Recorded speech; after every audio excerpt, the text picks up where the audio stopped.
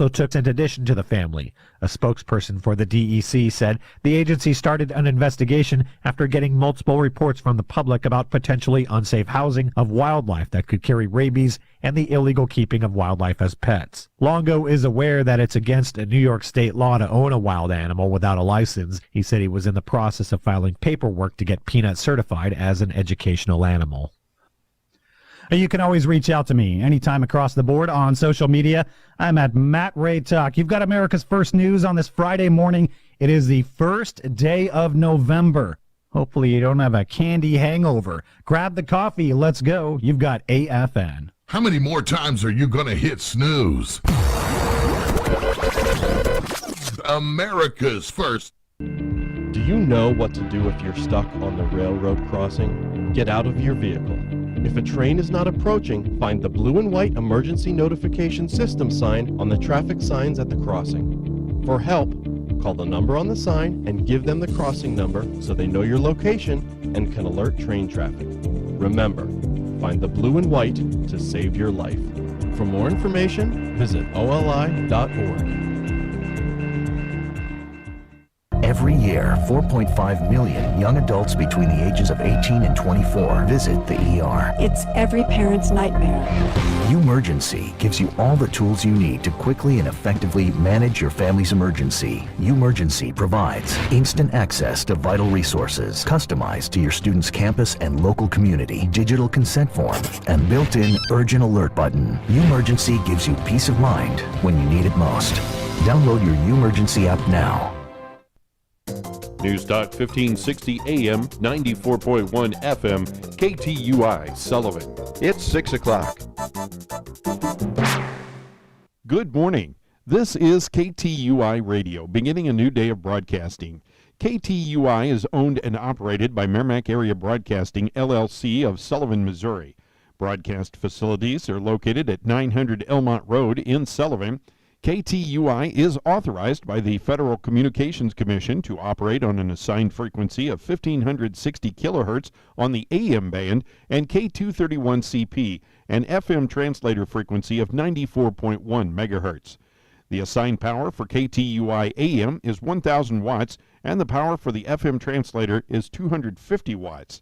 We invite you to tune in daily to AM 1560 or 94.1 FM for the latest news, weather, and information. And now, the President's own U.S. Marine Corps Band with our national anthem.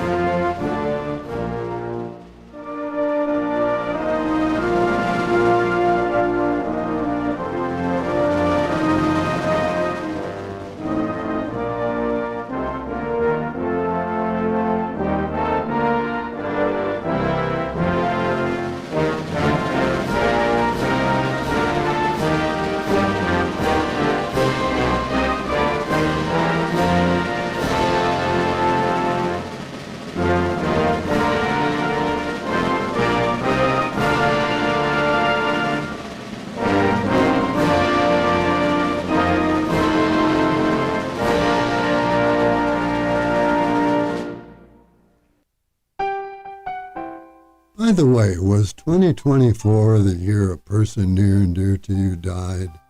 Today, November 1st, is All Saints' Day, a special observance remembered by many Christians.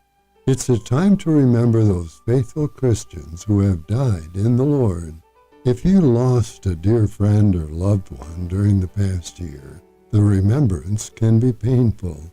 And that can be true for all those close to you who have gone before. But God would have you remember the blessings brought to you and others through those persons. And if they had faith in Jesus Christ, there's reason to be thankful and even joyful for the gift of eternal life they have now received.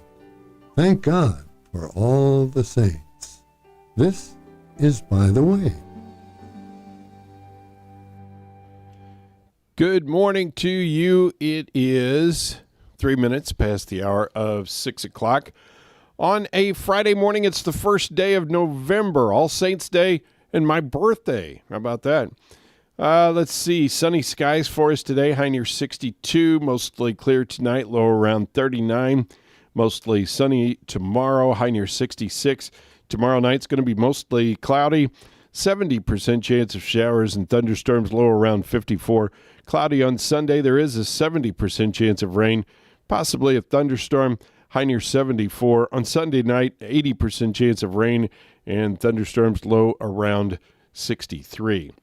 On Monday, there's an 80% chance of rain, possibly a thunderstorm, high near 71. And right now at the studios of KTUI, it says 41 degrees here. Out at Sullivan Regional Airport, they're saying 36 degrees. Sunrise on this first day of November is at 7:31 this morning. Sunset will be at 6:06 p.m., and the day length is 10 hours and 35 minutes. Now, don't forget that daylight savings times ends at 2 a.m. on Sunday, so be sure and set your clock back. You know, it's fall, so fall back an hour before you go to bed on Saturday night. Otherwise, you'll be late for church or early or something, whatever it is. Today in 1937, we had a record high of 86 degrees. On this date, 1951, our low high was 41.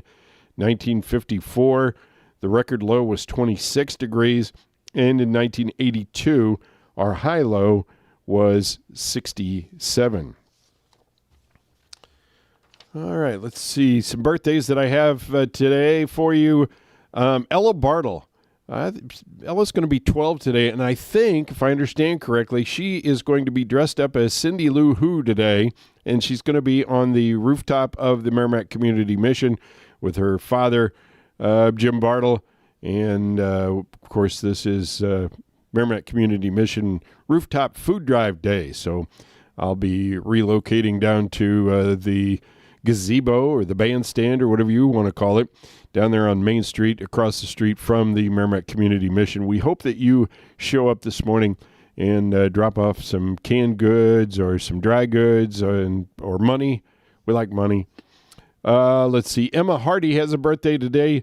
Zach Rennick, Joy Larson IV, Robbie Miller, Kate Clouser. I think Kate's 94 today. I saw her the other day at MKBBQ. Ryan Tomachek and me all have birthdays today. Tomorrow, Amber Kane and Marilyn Maupin. And then on Sunday, Brandy Center, Patty Carey, Mary Weiland, and Jarrett Hall. So happy birthday to all of those folks. All right, let's see. I think I forgot to bring up what we could celebrate today, and I think there was a lot of stuff for November 1st here. Of course, this is a Red Friday. Remember, everyone deployed. Wear something red today. This is All Saints Day. It's Diwali. Extra Mile Day. It's Fountain Pen Day. Give up your shoulds day. Give up your shoulds day. International Scented Candle Day. Love Your Lawyer Day. National Authors Day. It's National Balsamic Vinegar of Modena Day. National Biologic Coordinators Day. Okay. National Brush Day. National Calzone Day. National Cinnamon Day. National Deep Fried Clams Day. National Family Literacy Day, National Go Cook for Your Pets Day, National Jersey Day. It's National Medical Science Liaison Awareness and Appreciation Day, National, what is that, Pate Day, okay. National Vinegar Day, Prime Meridian Day, and World Vegan Day. I will not be celebrating that. This is National Farm Toy Show Days, National Fig Week, National Patient Accessibility Week, and World Communication Week. All right, that's all the stuff that you can celebrate or observed today. 41 degrees here at the studios of KTUI, 36 out at Sullivan Regional Airport. And I've got news from Town Hall coming your way. Stay tuned. News this hour from townhall.com. I'm Rich Thomason. 4 days to Election Day. Today we'll find Donald Trump and Kamala Harris in a key battleground state, both on the stump in Wisconsin. Tomorrow it's on to North Carolina for the two-party standard bearers. Their surrogates will also be busy today in states where the race said to be just about as close as it gets. The Keystone State, the biggest prize among the 7 crucial swing states. Our White House correspondent Greg Clugston is there. He's touring the so-called Blue Wall states. Kamala Harris and Donald Trump have visited Pennsylvania far more often than other battlegrounds. The campaigns know the importance of this state, and so does this voter I spoke with. I say as goes Pennsylvania, so goes the country. You know, it's going to be Pennsylvania, I think, is the real linchpin. It's Trump country here in Bedford County, but statewide it's neck and neck between the former president and the vice president as they race to secure Pennsylvania's 19 electoral votes. On the Blue Wall States tour, Greg Clugston, Bedford, Pennsylvania. The winner of the presidential contest will have to deal with an increasingly belligerent and dangerous foe. This new weapon signals that North Korea has made progress in building a missile that can deliver nuclear weapons to the United States, sending a powerful message ahead of the election. Previous U.S. administrations have tried to get Kim Jong-un to abandon his nuclear program. But in recent years, Mr. Kim has made clear that he has no intention of doing so. The BBC's Gene McKenzie. There are reports of fatalities in a mass shooting during an early morning party in downtown Orlando, Florida, and a teen suspect is under arrest. Striking Boeing workers to vote next week on a new contract offer would give them a 38% pay hike over 4 years. A 35% raise was rejected last week. On Wall Street this morning, Dow futures 96 points higher, NASDAQ futures up 66. More on these stories at townhall.com. For anyone with everyday aches and pains, I've got a question. What are you missing out on? Probably a lot. So let me tell you about Relief Factor. Relief Factor is a drug-free daily supplement that helps your body fight pain naturally. It doesn't just mask pain, it helps reduce or even eliminate it. In about 3 weeks, you'll discover what it's like to feel better. Go to relieffactor.com or call 1-800-4RELIEF and save on your first order. That's 1-800-4RELIEF. Hey, it's Matt Walsh, podcaster, best-selling children's author, and world-renowned DEI consultant. My hit comedy and #1 grossing documentary of the decade, Am I Racist?, is now streaming exclusively on Daily Wire Plus. I went undercover into the world of DEI and got the elites of the establishment to say all the quiet parts out loud. The only way to watch Am I Racist is with a Daily Wire Plus membership. Head to dailywire.com/subscribe. Use code DEI for 35% off your new annual membership. Don't miss it. Am I Racist? Streaming now exclusively on Daily Wire Plus. University of Southern California researchers. Societal changes through the following decades, but those spending their first 1,000 days in the era of sugar rationing, and that includes time in the womb, were 35% less likely to have type 2 diabetes and 20% less likely to have high blood pressure. The BBC's James Gallagher. A motorcycle bomb has exploded near a vehicle carrying police officers in southwest Pakistan. 7 people killed, including 5 children nearby. News and analysis at townhall.com. A CNN contributor admits downplaying big tech censorship of the Hunter Biden laptop story in 2020. On Wednesday night, a CNN panel discussion put a spotlight on comments made by Republican vice presidential candidate Senator J.D. Vance, who suggested that President Biden's victory was illegitimate by pointing to how social media giants, quote, verifiably censored Americans from talking about things like the Hunter Biden laptop story. CNN contributor Kara Swisher reacted, quote, there is no proof that tech companies colluded to do this. This is nonsense and he knows it. Conservative CNN political analyst Scott Jennings pushed back, saying there was an institutional effort to support the New York Post's bombshell reporting on the laptop. Bernie Bennett reporting. The Dodgers' victory over the Yankees in Game 5 of the World Series averaged 18.5 million viewers, according to Nielsen. The most watched game in the Fall Classic since 2019. That's when Washington's Game 7 victory over Houston averaged 23 million viewers. More on these stories at townhall.com.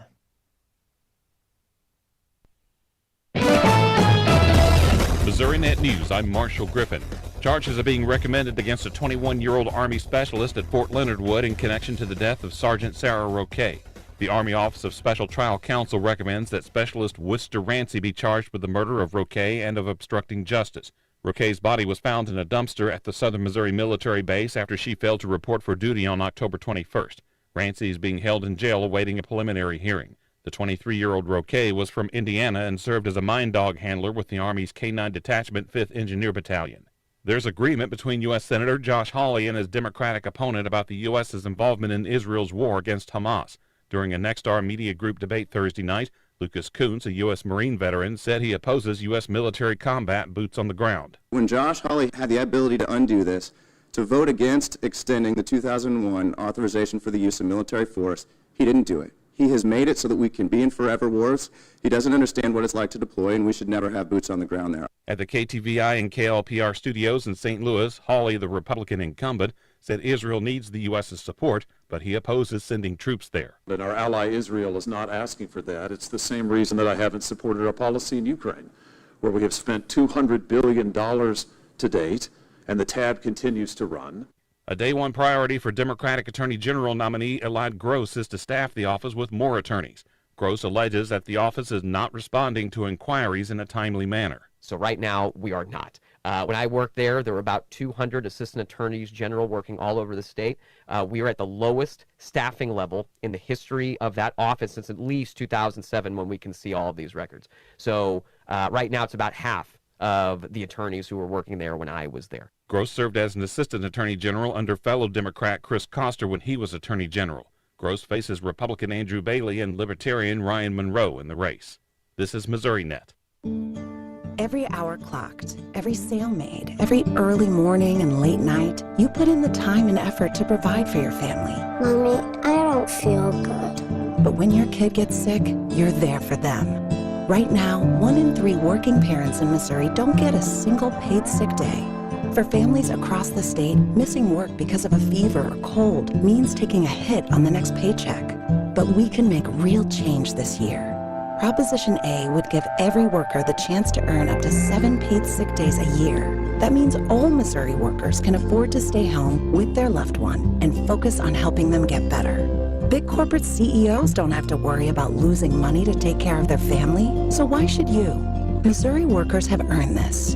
Vote yes on Proposition A and support paid sick days. Because every Missouri worker deserves to be there when their family needs them. Paid for by Missourians for Healthy Families and Fair Wages.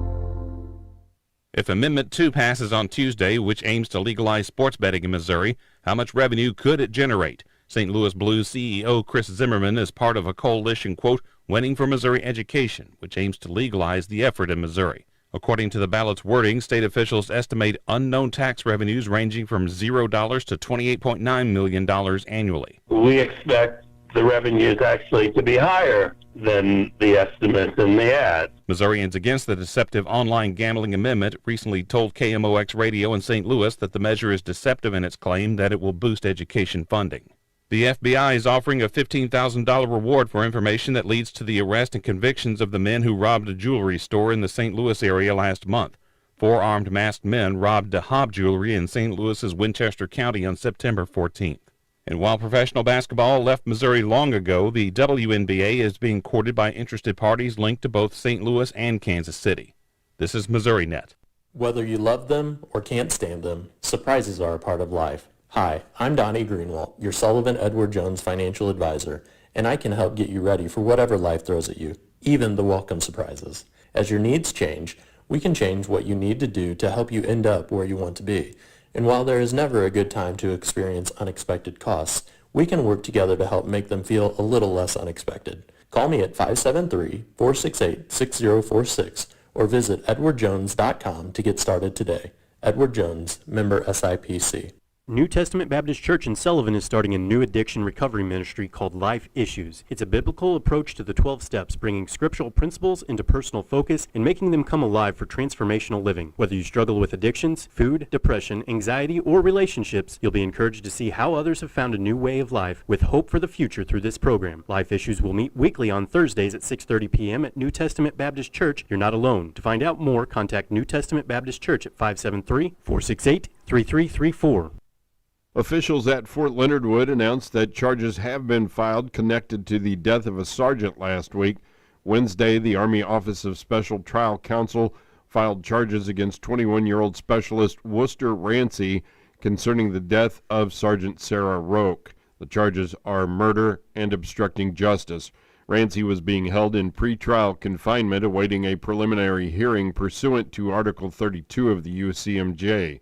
Sergeant Roque's body was found Tuesday, October 22nd in a dumpster on the base near the living quarters for single soldiers. Investigators took Rancy into custody Thursday, October 24th.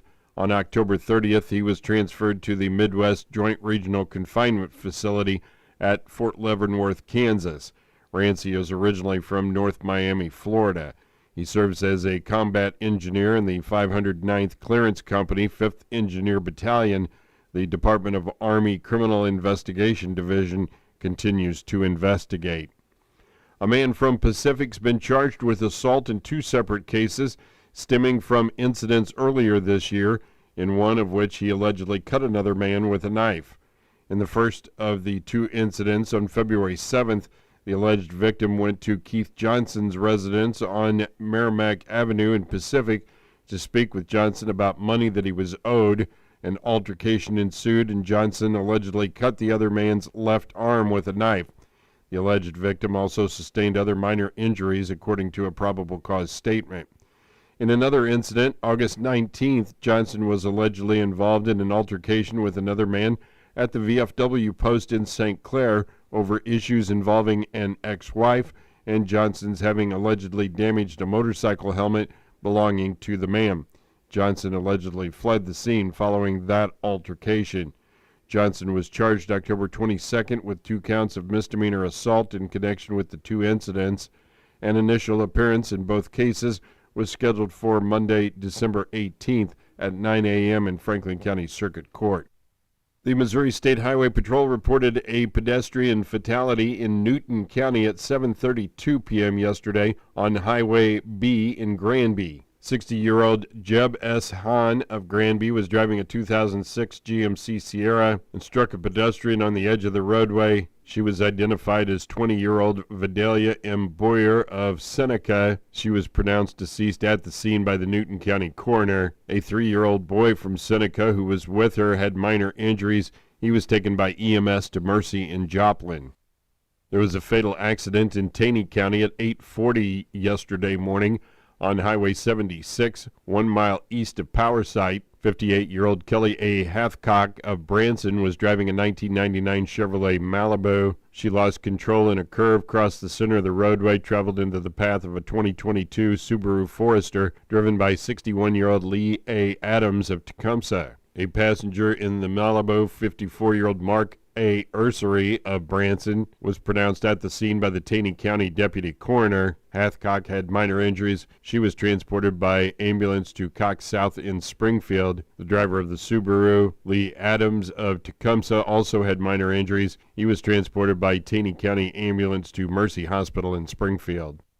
The Highway Patrol reported an accident in Crawford County at 10:04 yesterday morning on Highway H 4 miles south of Leesburg. 27-year-old Jalen D. Fletch of St. Louis was driving a 2023 Buick Envision, was involved in a pursuit, traveled off the right side of the roadway, struck a ditch, and overturned. The vehicle then traveled over the roadway on its top and came to rest off the left side of the roadway. Fletch had minor injuries. She was transported by Missouri Baptist Ambulance to Missouri Baptist Sullivan Hospital. An infant female who was a passenger also had minor injuries. She was transported by North Crawford Ambulance to Missouri Baptist Sullivan Hospital. A 4-year-old boy who was a passenger also had minor injuries. He was taken by North Crawford Ambulance to St. Louis Children's Hospital.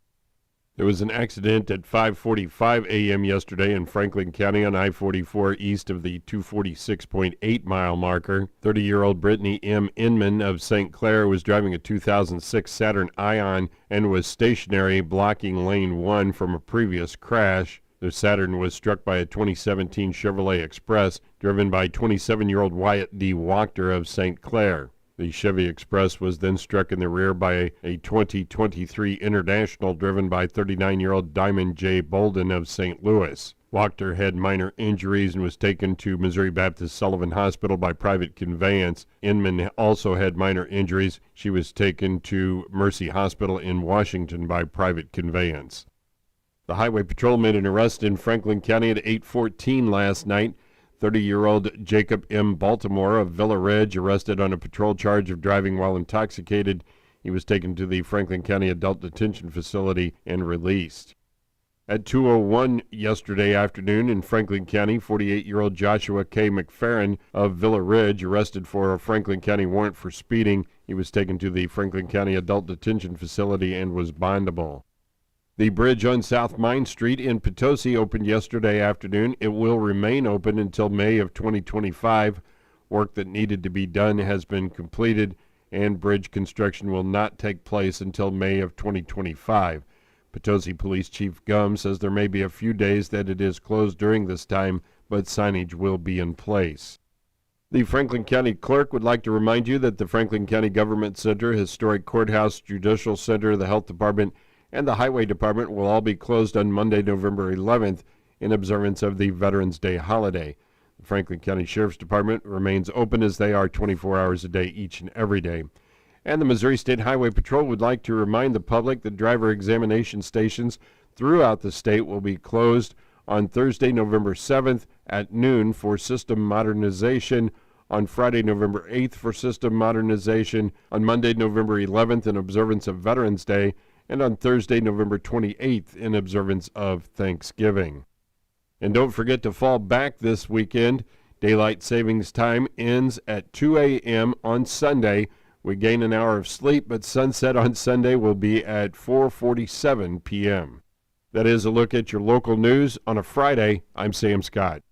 For the last couple years, my company, Level 9 Heating and Cooling, has been telling you that when it comes to your HVAC system, you've got a guy. I want you to know that in this area, I'm that guy. My name is Ben Pence, and I'm the Level 9 Sales Manager. Level 9 is committed to making sure your heating and cooling system runs at peak efficiency, both to save you money on your monthly bills and to extend the life of your system. I also want to let you know that we now offer plumbing services with a master plumber and a journeyman plumber licensed in St. Louis County, and the surrounding areas. I'm also excited to offer the preventive maintenance program for just $25 a month. We come and check your plumbing each year and your HVAC system in the spring and the fall. Preventative maintenance members also get discounts on parts and services. Level 9 Heating and Cooling is a proud premier Lennox dealer, but we service all brands. You can contact me at 636-239-3581. Remember that when it comes to heating, cooling, and now plumbing, I'm your guy.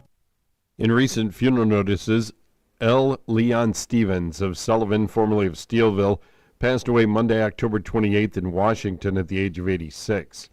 Visitation will be from 9:15 this morning until the time of services at 11 at the Hudson Funeral Home in Steelville. Burial will be in the Steelville Cemetery. Charles Edward Huffendick Jr. of St. Clair passed away Monday, October 28th at the age of 55.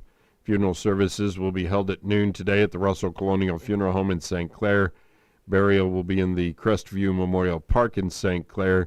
Visitation will be from 11 o'clock this morning until the time of services at noon at the Russell Colonial Funeral Home in St. Clair. Memorials may be made to the American Diabetes Association in the name of Charles Huffendick Jr. Longtime Sullivan Schools kindergarten teacher Sarah Beth Hendricks, also known as Mrs. Gilbert, passed away at her home in Springfield on Tuesday, September 3rd. She was 88. Visitation will be Saturday at 10 a.m. at the Green Lawn Funeral Home East in Springfield, followed by a celebration of life at 11:30. Charles Jr. Studdard of Sullivan passed away Wednesday, October 23rd at the age of 79. Funeral services will be Saturday at 11 a.m. at the Eaton Funeral Home in Sullivan. Visitation will be from 4 until 8 p.m. this evening at the Eaton Funeral Home in Sullivan. Leonard Berger, the grill cook at Clark Street Cafe and Bakery, passed away Wednesday, October 16th at the age of 56. Services will be held at the House of Hope on Clark Street in Sullivan Saturday, with fellowship at 10, the service at 11, Everyone is welcome to come celebrate Leonard's life. There will be lunch following the service. Wanda Faye Beauchamp of Viburnum passed away Wednesday, October 23rd at the age of 62. Funeral services will be Saturday at noon at the Russell Colonial Funeral Home in St. Clair. Burial will be in the Oak Grove Cemetery in Londell. Visitation will be from 11 a.m. until the time of services at noon on Saturday at the Russell Colonial Funeral Home in St. Clair. Memorials may be made to the family of Wanda Beauchamp. Linda Sue Lake, née Brack of Georgia, passed away Saturday, October 26th at the age of 74. Graveside services will be held Saturday at 2 p.m. at the Moutre Cemetery in Steelville. Visitation will be from noon until 2 p.m. on Saturday at the Britton Bennett Funeral Home in Steelville. Diane M. Ward of Bowling Green, formerly of Sullivan, passed away Thursday, October 10th at the age of 72. She was the former secretary for the Merrimack Community Fair Board. She served the fair for many years, chairing multiple events and donating hours of time. She also ran the Golden Rule after-school program at Grace United Methodist Church. In recent years, she had moved from the Sullivan area to be with family. A celebration of life will be held Saturday at the Keeley Center in Louisiana, Missouri, from 3 until 6 p.m. All arrangements are under the direction of the McCoy Blossom Funeral Homes and Crematory in Bowling Green. Billy Joe Delcor, known to most as BJ of Hoffman, Illinois, passed away Tuesday, October 29th at the age of 87. Funeral services will be Monday at 11 a.m. at the Russell Colonial Funeral Home in St. Clair. Burial will be in the Mount Zion Cemetery of St. Clair. Visitation will be from 9 to 11 a.m. Monday at the Russell Colonial Funeral Home in St. Clair. Memorials may be made to Moose Hart in the name of B.J. Delcor. The complete funeral announcements with all the survivors will air with our 8 o'clock expanded edition of KTUI News this morning. If you or a loved one are a Medicaid or MoHealthNet participant, don't wait for the care that you need. Whether you need to see a primary care doctor, dentist, or mental health professional, Compass Health Network is here to serve you. We specialize in making sure that our clients get the expert care they deserve as quickly as possible. Don't put your health on hold any longer. Call 844-853-8937 to schedule an appointment today. Compass Health Network, because you matter. At Sullivan Bank, we are committed to being a step up in service. We support our customers through every chapter of life. This includes your business endeavors, which is why we offer our Sullivan Bank Business app, where you can deposit your business checks, make transfers, and receive real-time alerts. Stop by Sullivan Bank today to experience a step up in service for yourself.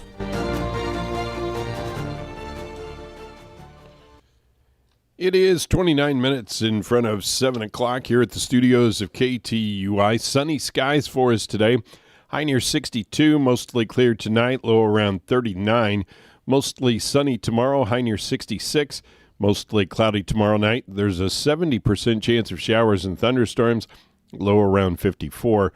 Cloudy on Sunday, 70% chance of rain, possibly a thunderstorm, high near 74. There's an 80% chance of rain and thunderstorms on Sunday night, low around 63.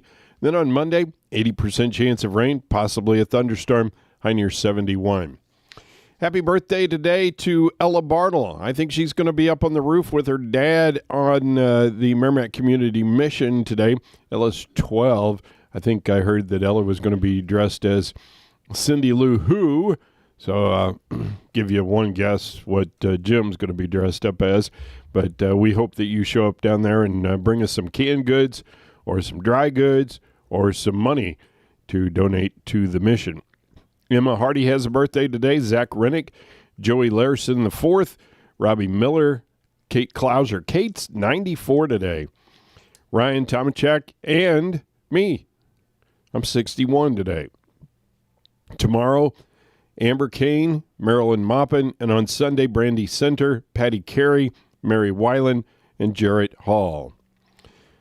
All right, we have, 41 degrees here at the studios of KTUI at the Sullivan Regional Airport, 36 degrees. Bobby D's got some sports for you here on KTUI. Stay tuned. Looking at sports on this Friday from the Sullivan Bank studios of KTUI Radio, this is Bobby D. Bobby Brink scored the go-ahead goal at 16:59 in the third period for the Philadelphia Flyers in a 2-1 win over the Blues at Wells Fargo Center last night. The play that led to the go-ahead goal started when Blues forward Jordan Kyrou turned the puck over at center ice.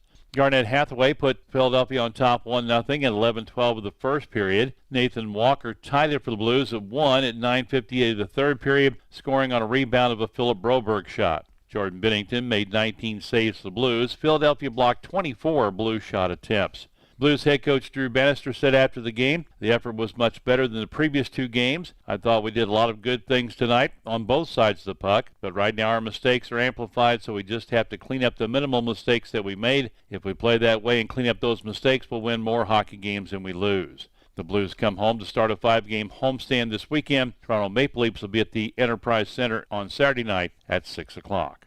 In the first signs, the Cardinals following through on their stated off-season plans of trimming payroll and creating more opportunities for younger players. The club informed veteran pitchers Lance Lynn, Kyle Gibson, and Kenyon Middleton that it would be declining their contract options for next season. President of Baseball Operations John Mozeliak said on Thursday, the day after the Dodgers rallied past the Yankees to win the World Series, that the Cardinals would not be picking up the $12 million option on Gibson, the $11 million option for Lynn, or the $6 million option for Middleton for the 2025 season. The Cardinals had 5 days after the conclusion of the World Series to decide on the options, but they made their intentions known to the players on Thursday. Per their contracts, Gibson, Lynn, and Middleton will be owed $1 million each after the team declined their options. Those net financial savings of approximately $26 million should open up some potential starting pitching opportunities for Andre Palante, Michael McGreevy, and others. Mozeliak, who is planning to retire following the 2025 season to allow advisor Chaim Bloom to take over as president of baseball operations, has had preliminary talks with veteran players Nolan Arenado, Wilson Contreras, Sonny Gray, and Miles Michaelis to judge their willingness to continue to be part of a rebuilding franchise. All four have full no-trade clauses in their contracts and would have to agree to any trades if the Cardinals choose to deal them to further trim the payroll.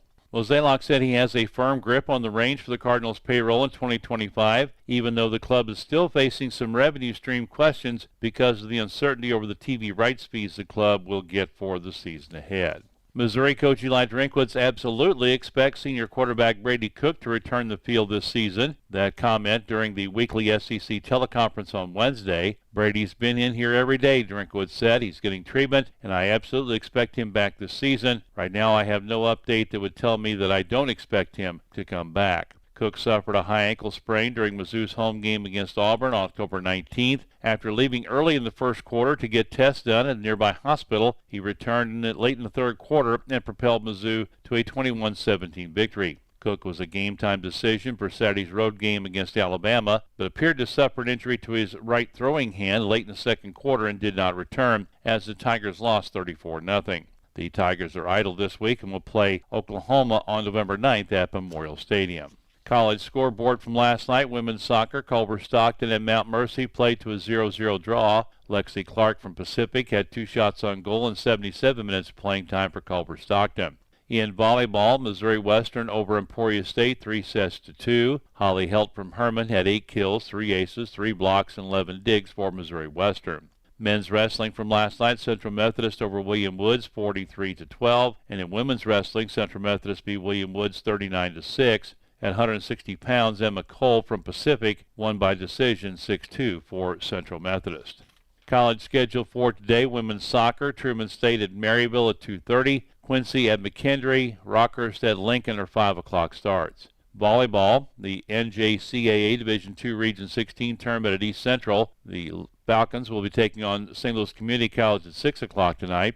At the Division I Region 16 tournament at Park Hills, Jefferson College playing Mineral Area at 7. Central Missouri will be at Central Oklahoma at 6 tonight. Maryville at Indianapolis at 5. Missouri S&T in a tri-meet at Lewis University today. They'll take on Flagler at 1 o'clock and Lewis at 6 p.m. Men's basketball, Neosho County Community College at Redlands Community College at 7. Women's basketball, Viterbo at Culver Stockton at 6. Mission University at Evangel at 5:30. William Woods against Mid-American Nazarene at Park University at 1 o'clock today. In men's wrestling, Maryville will be at Wisconsin Lacrosse at 7. Ohio University at Wisconsin also at 7 o'clock tonight.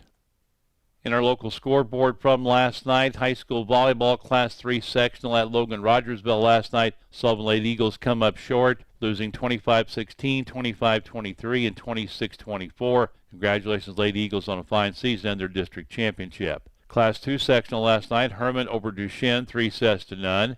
Herman will play a quarterfinal game on the road at Licking on Saturday at 3 o'clock. High school softball from the Class 4 and 5 Final Four in Springfield. Class 4 semifinals, Belton over Koryesu 12-3, Father Tolton down Westminster 7-1. For third place, Westminster beat Koryesu 10-3.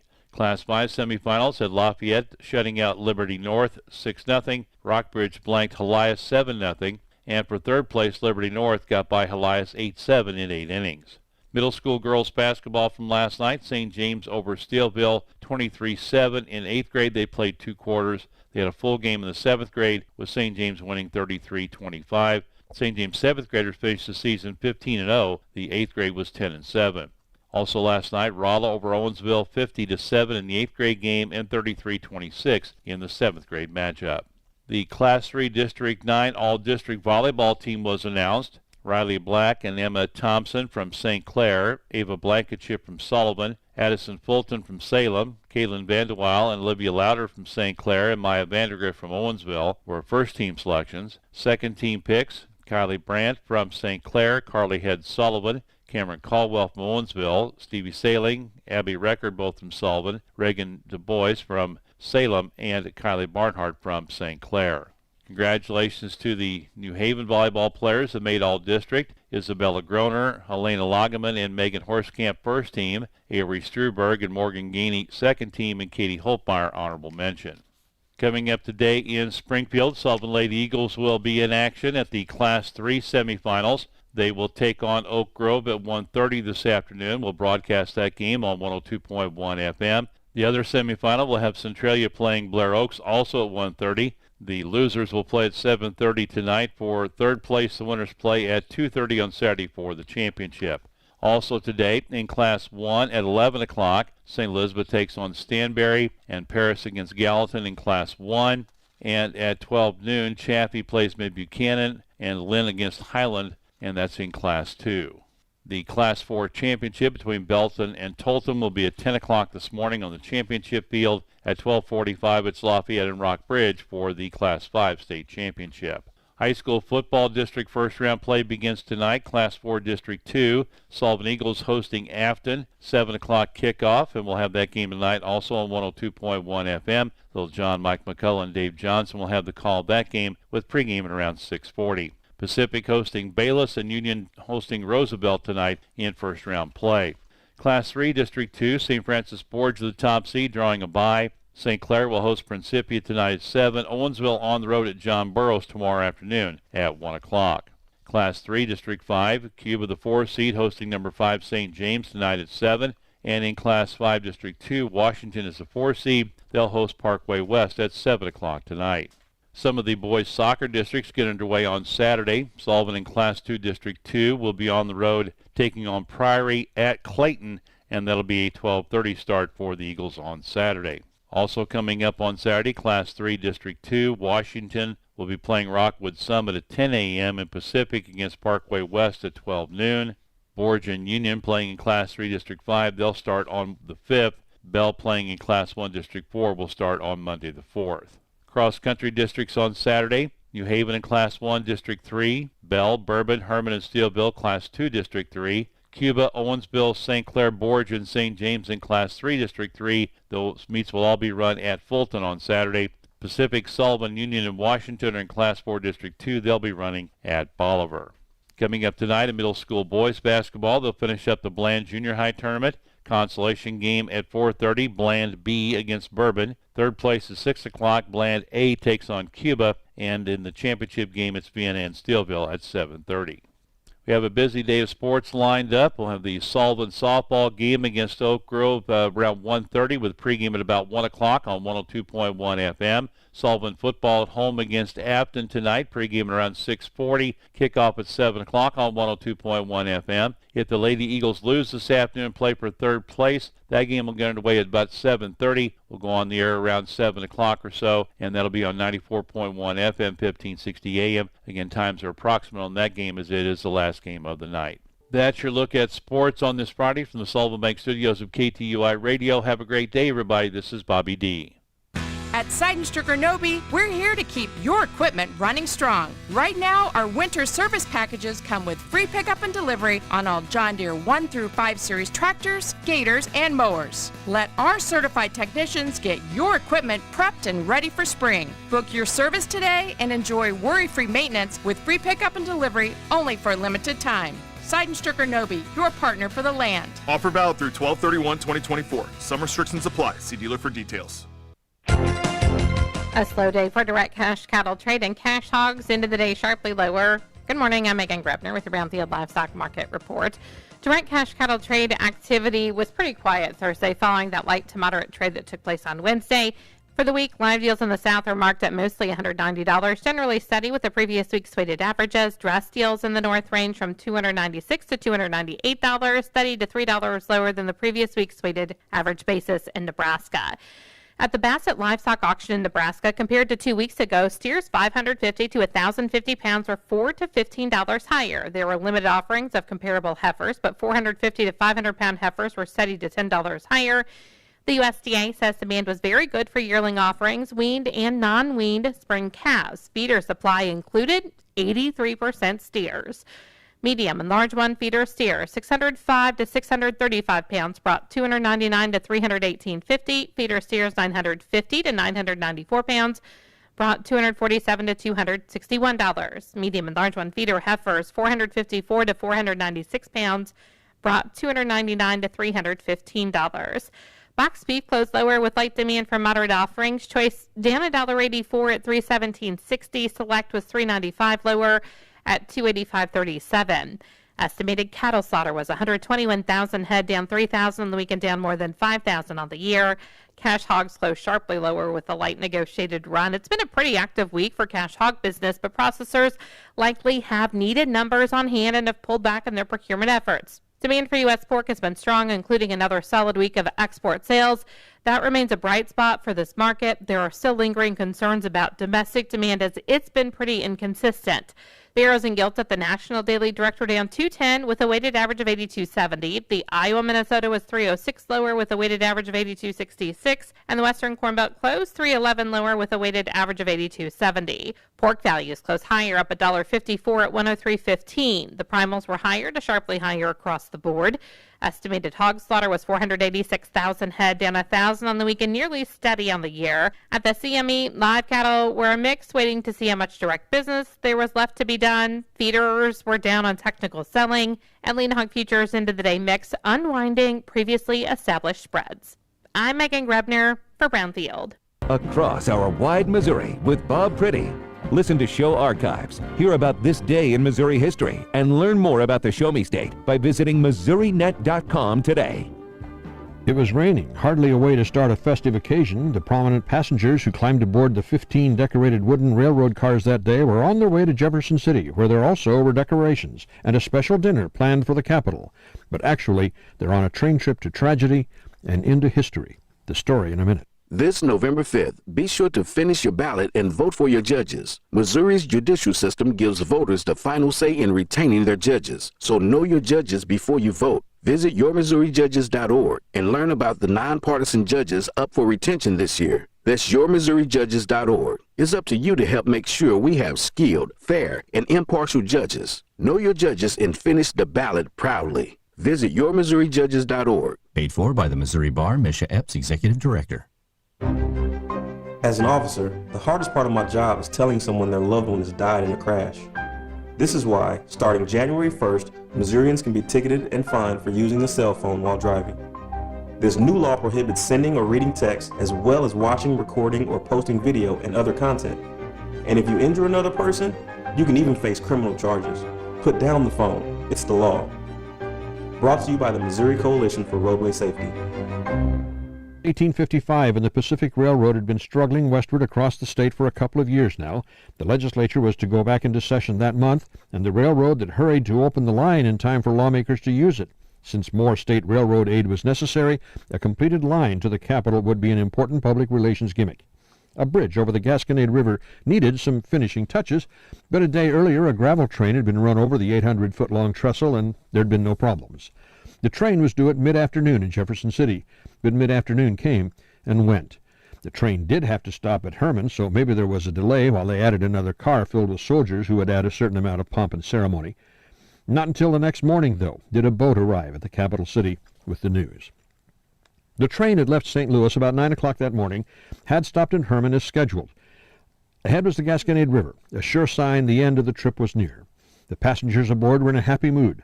There was laughter, there were smiles, and suddenly the passengers felt their cars lurch, and they heard the crack of a wooden bridge timber. The locomotive had made it most of the way across before the bridge gave way. 9 of the 15 cars packed with people crashed and tumbled. 30 was seriously hurt. The president of the St. Louis City Council, E.B. Blackburn, was dead. So was Henry Choteau, a member of the prominent St. Louis family and descendant of one of the founders. The chief engineer of the Pacific Railroad, Thomas O. Sullivan, was dead. One of the founders of the first horse trolley lines west of the Mississippi, Calvin Case, had been killed. Listed as critically injured was the president of the Pacific Railroad, a man with the ironic name of H.E. Bridge. St. Louis businesses were closed for several days while funerals were held for many of the dead, and care was given to the injured. A special committee investigated the accident. They found the bridge had been unsafe for general use, although its strength might have been enough if the train had not been traveling any faster than 5 miles an hour. The gravel train had proved that it could take a load, the heavy weight of a train going across it. But this train, this passenger train, was under power and was traveling 15 to 25 miles an hour. The speed of the train and the stress that speed put on the bridge when the train hit it was enough to cause the bridge to collapse. The railroad was not back in operation between St. Louis and Jefferson City until the next spring. When the first passenger train finally did arrive in Jefferson City, there was not a celebration. A great day for Missouri had instead become a great tragedy on that rainy November day in 1855. The final total showed 34 persons had been killed and 100 more had been injured that day when the first passenger train was supposed to make the run from St. Louis to Jefferson City and got only as far as the Gasconade River Bridge on this date, the 1st of November in 1855. That was Across Our Wide Missouri with Bob Pretty. To listen to show archives, hear about this day in Missouri history, and learn more about the Show Me State, visit MissouriNet.com. The heyday of passenger rail travel was about a century ago. But don't tell that to the folks in southern Indiana, for they are riding the historic rails of this town as they did in times of old. The story is this edition of the American Countryside. What's the first thing you do in the morning? For many farmers and ranchers, it's checking weather and market updates. Make AgWeb Daily Newsletter part of your morning routine. Not only bringing you essential news and weather updates, but also covering topics such as smart farming and agriculture's next generation. And each weekday, stay informed and stay ahead with AgWeb Market Weekly. Whether you're at home or in the field, AgWeb Market Weekly keeps you connected and competitive. Delivered straight to your inbox. Subscribe to both today at agweb.com/newsletters and never miss a beat. I'm Tyne Morgan, host of U.S. Farm Report, the only weekend television show that features some of agriculture's biggest names. From custom commentary from John Phipps to the stories of antique iron with Machinery Pete to a list of more than 30 marketing analysts, our weekly program focuses on the topics that matter most to you. We invite you to join us each weekend for U.S. Farm Report, timely, trusted tradition. In the 1920s and 30s, 13 daily passenger trains came to French Lick, Indiana. Over 100 private rail cars came here during the Kentucky Derby week alone. But as Rick Olson explains, times changed and the rail industry died. In the 50s, pretty much passenger service ended. There were a few special trains out of the French Lick area in the 60s for the Kentucky Derby. That dried up as well. Freight ended in the 60s. And then everything kind of became mothballed. But the rails came back to life, and people are once again flocking to this old train station. Well, we operate as the French Lick Scenic Railway today. mainly focused on scenic excursions and special events. Our normal rides are about an 18-mile round trip to our station at Gradman. There we stop for a few moments, let you stretch your legs and come back. Every once in a while there'll be a train robbery there where cowboys rob the train and hold you up. Just for show, of course. As you take your ride, you'll be looking out the windows. You'll see all kind of different scenery. You'll see an 1850s log cabin.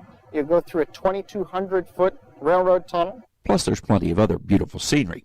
In Arkansas today, when getting to French Lick was part of the experience one relished. You'll see the rolling hills of southern Indiana and basically just get to sit back, relax, and enjoy travel the way it used to be. Travel was part of the vacation, not just the destination. It's an important piece of the past that can still be lived today. Traveling the countryside in French Lick, Indiana. I'm Andrew McCrae.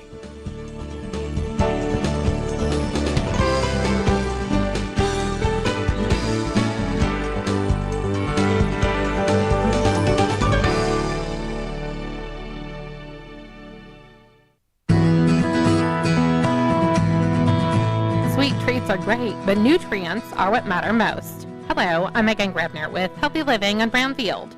A registered dietitian says when having conversations with kids about balanced diets, it's important that no foods are demonized. Kim Gallia says it's all about balance. You know, there are 5 nutrient-rich food groups. Pull out that old myplate.gov and let them look at that food plate diagram that has those 5 nutrient-rich food groups. And you say, you know, you want to grow muscles, you want to be strong, you want to do, you know, your soccer, your baseball, your softball, your basketball, your football, whatever. You got to eat the right foods to give you the fuel. So these are the ones you focus on. Now, you can also have the fun treat foods, but you have to have that in addition to all of these foods, and these are going to be the base. And you see, it's a very positive way of presenting it. And she says you should still incorporate the sweets. Have a treat every day. It's a very healthy way to approach eating, and I think it just pays dividends in the long run with a positive attitude for kids and teenagers to be able to go into adulthood. Because, I mean, frankly, what do we all want? We want to be healthy. That is going to give us the healthiness if we have a good attitude and we eat the nutrient-rich foods and enjoy some fun foods. I'm Megan Grebner with Healthy Living on Brownfield. I'm Kara Hart with Ag News on Brownfield. Once you plant Pioneer brand Z-Series soybeans in your field, harvest will never be the same. Enter a new era of performance at pioneer.com/new era. Farmer leaders with the United Soybean Board have been meeting with global partners on food security challenges. Brownfield's Brent Barnett reports from the 2024 Borlaug Dialogue in Des Moines, Iowa. North Central Iowa farmer April Himmis tells Brownfield some developing countries have been seeking suggestions on ag production practices. We take so much for granted on how we sustainably raise our crops and what we do, and it really comes to light how needed that is across the world. Eastern Iowa farmer Robbie Walt says there's been a big focus on sustainability. They just want to make sure their food's safe. They want to make sure we can grow food, and also sustainability practices and soil health has come up at a few conversations that I've been in. Ewald says one of his messages has been healthier soils means more productive soils. I'm Brent Barnett, Brownfield. Thanks, Brent. Farmers made and paid less in September than August. USDA says the index of prices received fell 5.6% with losses in cattle, hogs, market eggs, and lettuce against gains in corn, broilers, turkeys, and milk. The index of prices paid was down fractionally with decreased costs for feeder cattle, hay and forages, diesel, and LP gas barely canceling out increases in feed grains, feeder pigs, potash, and phosphate, and other services. For the year to date, the index of prices received is 0.9% lower, and the index of prices paid is 1.6% lower, reflecting the ongoing red ink for many farmers, even if input costs have moderated. A Purdue University ag safety specialist says a new study shows a significant decline in grain entrapments. Ed Sheldon says entrapments are the leading cause of fatalities in the United States, but have declined 34% since 2022. We accounted for 27 grain entrapments. Over time has probably been a decrease in incidents, but any is too many. He tells Brownfield the frequency and severity of cases continue to be a concern. Sheldon says safety around storage facilities facilities should be a top priority for farmers. USDA is reporting a solid week for soybean and pork export sales. Soybeans saw a modest week-to-week improvement thanks to solid demand from China and unknown destinations, while pork sales were sharply higher, led by Mexico and China. Soybean meal and cotton were also up on the week, and while corn sales dipped, they were still above average. Rice sales fell to a marketing year low. A University of Illinois Extension educator says it was a good growing season for the nation's top pumpkin-producing state. Nathan Johanning tells Brownfield. You open a can of pumpkin this fall, there's a good chance that it was grown and processed in Illinois. He says pumpkin production is up this year. I'm Kara Hart for Brownfield. With the Wall Street Business Report, I'm Bill Alexander. With inflation now. When's the last time you were down at Merrimack Caverns? Well, if you haven't been in a while, why don't you go back? The entire cave is now open, and they're waiting to serve you at Merrimack Caverns. So take the family down. If the family hasn't been, if you got people coming from out of town, it's a great place to visit. Merrimack Caverns in Stanton, Missouri. Don't forget they've got the zip line, boat rides, camping. It's all there at the cave. Merrimack Caverns, Stanton, Missouri. Be sure to head that way soon.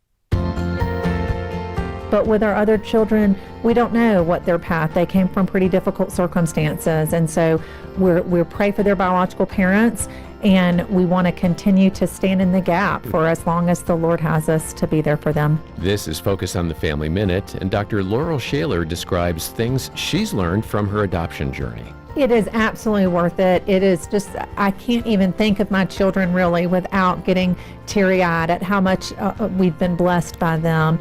They're a wonderful addition to our family, and while we know that God's intention is not for families to ever be broken, that no biological family should be broken, but that this is a redemption story, and adoption is a place where joy and sorrow meet. But I definitely encourage folks, if the Lord calls you to it, He will sustain you and He will provide what you need to get through.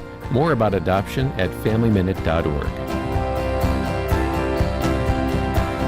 AM 1560 KTUI Sullivan. Time for the news. This hour from townhall.com. I'm Rasmussen. Vice President Harris and former President Trump will hold dueling rallies within 7 miles of each other tonight in a fevered final drive for votes in swing state Wisconsin's largest city, Milwaukee. In Pennsylvania, one of several states that flipped the 2020 presidential election, White House correspondent Greg Clugston touring the Blue Wall states this morning. We find him just outside of Pittsburgh. In 2016, Donald Trump narrowly won the state before losing to Joe Biden 4 years ago by about 1 percentage point. The latest polling averages give a slight edge to Trump, but he's in a statistical tie with Kamala Harris. Allegheny County here in western PA is solidly Democratic, but all of the surrounding counties are Republican. Both campaigns have been furiously courting voters in hopes of winning the biggest battleground prize next week. On the Blue Wall States tour, Greg Clugston, Allegheny County, Pennsylvania. A 17-year-old is under arrest in an early morning shooting in downtown Orlando, Florida. 2 people were killed, 6 others injured. Boeing sweetens its contract offer to strikers, hoping to woo them back to work. The International Association of Machinists and Aerospace Workers says that its members will vote Monday on the latest proposal from Boeing. The union says Boeing is now offering general wage increases of 38% over 4 years, up from 35% in an offer that was rejected last week. Correspondent Lisa Dwyer. If you hold ExxonMobil stock, good for you. The oil giant reports third quarter profits surged, and ExxonMobil's board approving a 4% dividend boost. On Wall Street this morning, stock futures pointing to a higher open later on. The Dow futures up 168 points. NASDAQ futures ahead 88 points. More on these stories at townhall.com.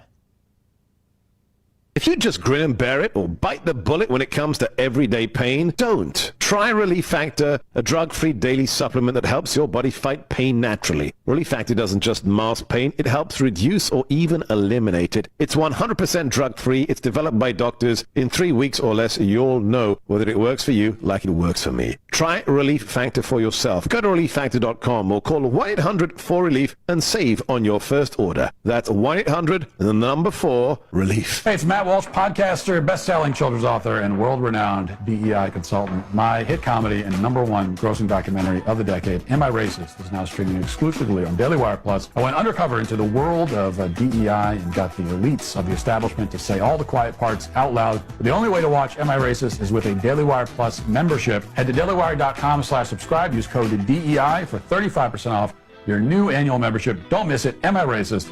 Streaming now exclusively on Daily Wire Plus. Israel continues going after terrorist targets in Lebanon as a terrorist shelter among civilians. Israel's Air Force has pounded Beirut's southern suburb of Dahir overnight, though casualty numbers are not yet known. Lebanon's state-run national news agency says the attack early Friday morning destroyed dozens of buildings in several neighborhoods. Recently, Israel has intensified its airstrikes on the northern city of Baalbek and nearby villages, as well as different parts of southern Lebanon. International mediators are ramping up efforts to halt the wars in Lebanon and the Gaza Strip, circulating new proposals to wind down the regional conflict. I'm Charles Dillard-Hasman. A court in Vladivostok, Russia, has convicted a former U.S. consulate worker charged with cooperating a foreign state and has sentenced him to 4 years and 10 months in prison. Robert Shonov, a Russian citizen, was arrested back in May of 2023. News and analysis, townhall.com. House Speaker Mike Johnson pledged massive reform of the Affordable Care Act if Donald Trump is elected president, reopening a politically sensitive policy issue for Republicans a week before Election Day. Speaker Johnson, who appeared at a campaign event Monday for a Republican House candidate in Pennsylvania, told attendees that GOP leaders are again weighing how to overhaul the 14-year-old law, which provides health coverage to tens of millions of Americans and has been a frequent target of Republican repeal efforts. An attendee asked the Speaker, "No Obamacare?" invoking the term popularized by Republicans to describe the health law. Johnson responded, "The ACA is so deeply ingrained, we need massive reform to make this work, and we got a lot of ideas on how to do that." Bernie Bennett reporting. New York City Mayor Eric Adams set to return to court as he seeks to fend off federal corruption charges while battling for his political future. The Democrat expected to appear at the hearing this afternoon, his lawyer urging a judge to toss out the bribery charge. More on these stories, townhall.com.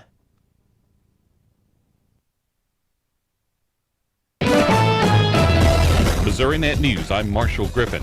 There's agreement between U.S. Senator Josh Hawley and his Democratic opponent about the U.S.'s involvement in Israel's war against Hamas. During a Nexstar Media Group debate Thursday night, Lucas Kuntz, a U.S. Marine veteran, said he opposes U.S. military combat boots on the ground. When Josh Hawley had the ability to undo this, to vote against extending the 2001 authorization for the use of military force, he didn't do it. He has made it so that we can be in forever wars. He doesn't understand what it's like to deploy, and we should never have boots on the ground there. At the KTUI and KLPR studios in St. Louis, Hawley, the Republican incumbent, said Israel needs the U.S.'s support, but he opposes sending troops there. But our ally Israel is not asking for that. It's the same reason that I haven't supported our policy in Ukraine, where we have spent $200 billion to date, and the tab continues to run. The Green Party's Nathan Klein, the Better Party's Jared Young, and Libertarian W.C. Young are also running to unseat Hawley. A candidate for Missouri Attorney General is looking to unseat Republican incumbent Andrew Bailey this upcoming Tuesday. Democratic nominee Elad Gross is a St. Louis-based attorney who says he's running to sue scammers, including those in government. Gross also says he prioritizes bipartisanship to get work done. Heck, I sue Republicans and Democrats for violating the law all the time, unfortunately. So I certainly plan to work a lot with the legislature. Gross served as an assistant AG under fellow Democrat Chris Koster during his stint as Attorney General. Charges are being recommended against a 21-year-old Army specialist at Fort Leonard Wood in connection to the death of Sergeant Sarah Roquet. The Army Office of Special Trial Counsel recommends that Specialist Worcester Rancy be charged with the murder of Roquet and of obstructing justice. Roquet's body was found in a dumpster at the Southern Missouri military base after she failed to report for duty on October 21st. Rancy is being held in jail awaiting a preliminary hearing. The 23-year-old Roquet was from Indiana and served as a mine dog handler with the Army's K-9 Detachment 5th Engineer Battalion. The investigation continues. This is Missouri Net. Every hour clocked, every sale made, every early morning and late night, you put in the time and effort to provide for your family. Mommy, I don't feel good. But when your kid gets sick, you're there for them. Right now, 1 in 3 working parents in Missouri don't get a single paid sick day. For families across the state, missing work because of a fever or cold means taking a hit on the next paycheck. But we can make real change this year. Proposition A would give every worker the chance to earn up to 7 paid sick days a year. That means all Missouri workers can afford to stay home with their loved one and focus on helping them get better. Big corporate CEOs don't have to worry about losing money to take care of their family, so why should you? Missouri workers have earned this. Vote yes on Proposition A and support paid sick days. Because every Missouri worker deserves to be there when their family needs them. Paid for by Missourians for Healthy Families and Fair Wages. If Amendment 2 passes on Tuesday, which aims to legalize sports betting in Missouri, how much revenue could it generate? St. Louis Blues CEO Chris Zimmerman is part of a coalition, quote, Winning for Missouri Education, which aims to legalize the effort in Missouri.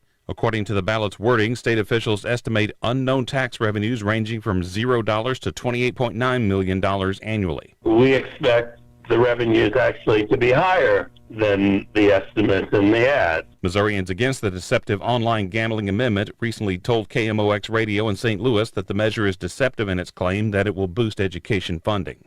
The FBI is offering a $15,000 reward for information that leads to the arrest and convictions of the men who robbed a jewelry store in the St. Louis area last month.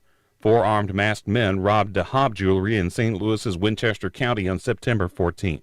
And while professional basketball left Missouri long ago, the WNBA is being courted by interested parties linked to both St. Louis and Kansas City. This is Missouri Net. If you or a loved one are a Medicaid or MoHealthNet participant, don't wait for the care that you need. Whether you need to see a primary care doctor, dentist, or mental health professional, Compass Health Network is here to serve you. We specialize in making sure that our clients get the expert care they deserve as quickly as possible. Don't put your health on hold any longer. Call 844-853-8937 to schedule an appointment today. Compass Health Network, because you matter. At Seidenstricker Nobe, we're here to keep your equipment running strong. Right now, our winter service packages come with free pickup and delivery on all John Deere 1 through 5 series tractors, gators, and mowers. Let our certified technicians get your equipment prepped and ready for spring. Book your service today and enjoy worry-free maintenance with free pickup and delivery only for a limited time. Seidenstricker Nobe, your partner for the land. Offer valid through 12/31/2024. Some restrictions apply. See dealer for details. Officials at Fort Leonard Wood announced that charges have been filed connected to the death of a sergeant last week. Wednesday, the Army Office of Special Trial Counsel filed charges against 21-year-old Specialist Worcester Rancy concerning the death of Sergeant Sarah Roque. The charges are murder and obstructing justice. Rancy was being held in pretrial confinement awaiting a preliminary hearing pursuant to Article 32 of the UCMJ.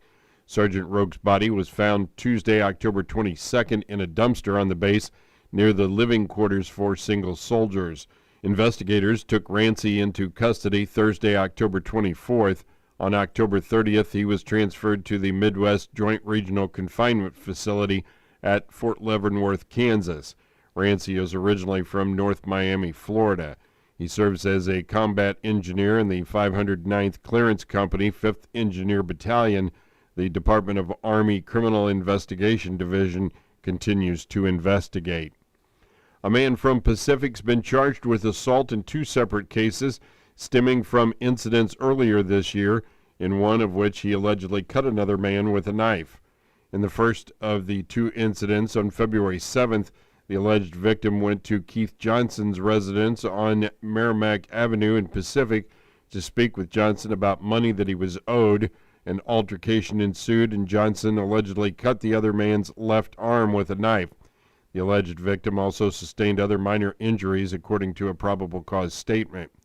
In another incident, August 19th, Johnson was allegedly involved in an altercation with another man at the VFW post in St. Clair over issues involving an ex-wife and Johnson's having allegedly damaged a motorcycle helmet belonging to the man.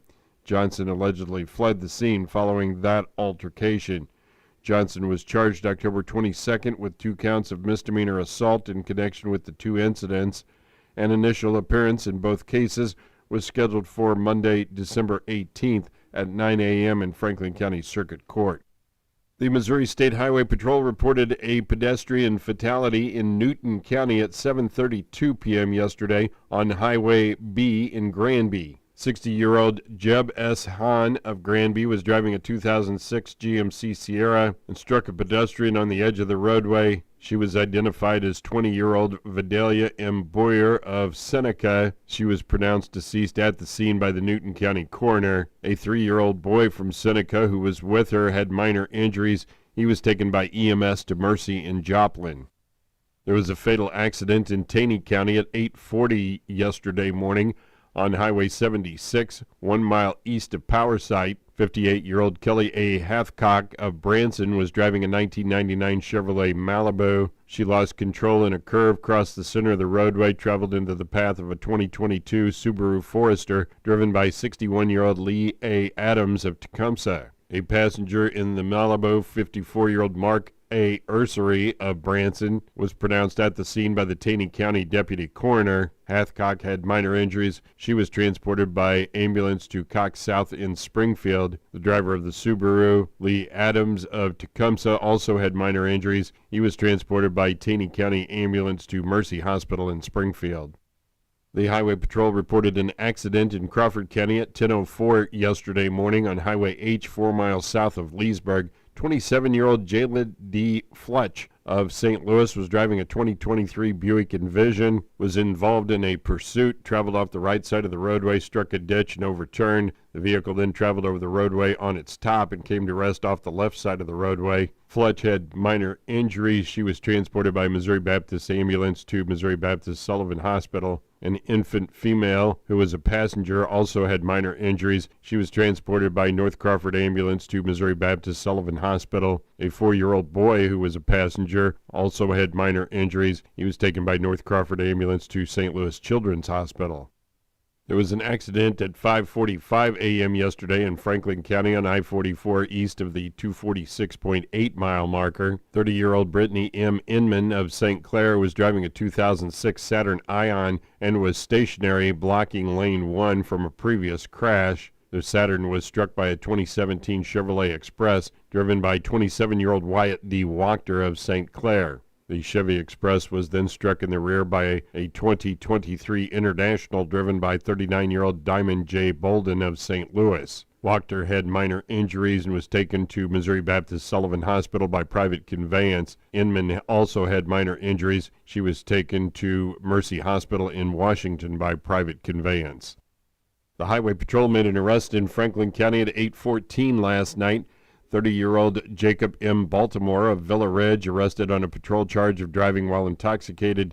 He was taken to the Franklin County Adult Detention Facility and released. At 2:01 yesterday afternoon in Franklin County, 48-year-old Joshua K. McFerrin of Villa Ridge arrested for a Franklin County warrant for speeding. He was taken to the Franklin County Adult Detention Facility and was bondable. The bridge on South Main Street in Potosi opened yesterday afternoon. It will remain open until May of 2025.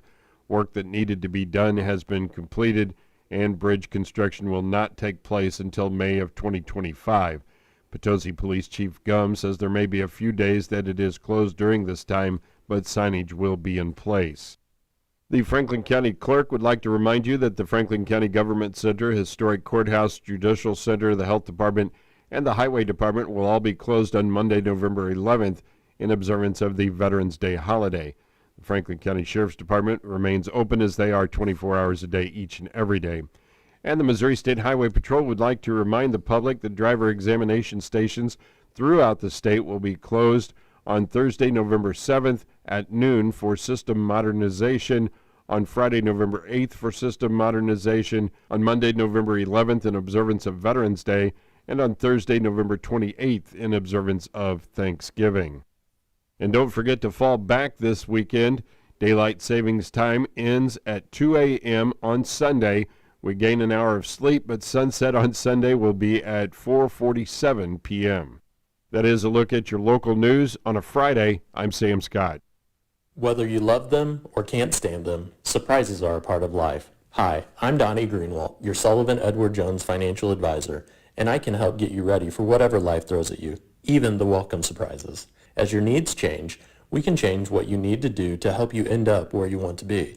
And while there is never a good time to experience unexpected costs, we can work together to help make them feel a little less unexpected. Call me at 573-468-6046 or visit edwardjones.com to get started today. Edward Jones, member SIPC. For the last couple years, my company, Level 9 Heating and Cooling, has been telling you that when it comes to your HVAC system, you've got a guy. I want you to know that in this area, I'm that guy. My name is Ben Pence, and I'm the Level 9 Sales Manager. Level 9 is committed to making sure your heating and cooling system runs at peak efficiency, both to save you money on your monthly bills and to extend the life of your system. I also want to let you know that we now offer plumbing services with a master plumber and a journeyman plumber licensed in St. Louis County, and the surrounding areas. I'm also excited to offer the preventive maintenance program for just $25 a month. We come and check your plumbing each year and your HVAC system in the spring and the fall. Preventative maintenance members also get discounts on parts and services. Level 9 Heating and Cooling is a proud premier Lennox dealer, but we service all brands. You can contact me at 636-239-3581. Remember that when it comes to heating, cooling, and now plumbing, I'm your guy. In recent funeral notices, L. Leon Stevens of Sullivan, formerly of Steelville, passed away Monday, October 28th in Washington at the age of 86. Visitation will be from 9:15 this morning until the time of services at 11 at the Hudson Funeral Home in Steelville. Burial will be in the Steelville Cemetery. Charles Edward Huffendick Jr. of St. Clair passed away Monday, October 28th at the age of 55. Funeral services will be held at noon today at the Russell Colonial Funeral Home in St. Clair. Burial will be in the Crestview Memorial Park in St. Clair. Visitation will be from 11 o'clock this morning until the time of services at noon at the Russell Colonial Funeral Home in St. Clair. Memorials may be made to the American Diabetes Association in the name of Charles Huffendick Jr. Longtime Sullivan Schools kindergarten teacher Sarah Beth Hendricks, also known as Mrs. Gilbert, passed away at her home in Springfield on Tuesday, September 3rd. She was 88. Visitation will be Saturday at 10 a.m. at the Green Lawn Funeral Home East in Springfield, followed by a celebration of life at 11:30. Charles Jr. Studdard of Sullivan passed away Wednesday, October 23rd at the age of 79. Funeral services will be Saturday at 11 a.m. at the Eaton Funeral Home in Sullivan. Visitation will be from 4 until 8 p.m. this evening at the Eaton Funeral Home in Sullivan. Leonard Berger, the grill cook at Clark Street Cafe and Bakery, passed away Wednesday, October 16th at the age of 56. Services will be held at the House of Hope on Clark Street in Sullivan Saturday, with fellowship at 10, the service at 11. Everyone is welcome to come celebrate Leonard's life. There will be lunch following the service. Wanda Faye Beauchamp of Viburnum passed away Wednesday, October 23rd at the age of 62. Funeral services will be Saturday at noon at the Russell Colonial Funeral Home in St. Clair. Burial will be in the Oak Grove Cemetery in Londell. Visitation will be from 11 a.m. until the time of services at noon on Saturday at the Russell Colonial Funeral Home in St. Clair. Memorials may be made to the family of Wanda Beauchamp. Linda Sue Lake, née Brack of Georgia, passed away Saturday, October 26th at the age of 74. Graveside services will be held Saturday at 2 p.m. at the Moutre Cemetery in Steelville. Visitation will be from noon until 2 p.m. on Saturday at the Britton Bennett Funeral Home in Steelville.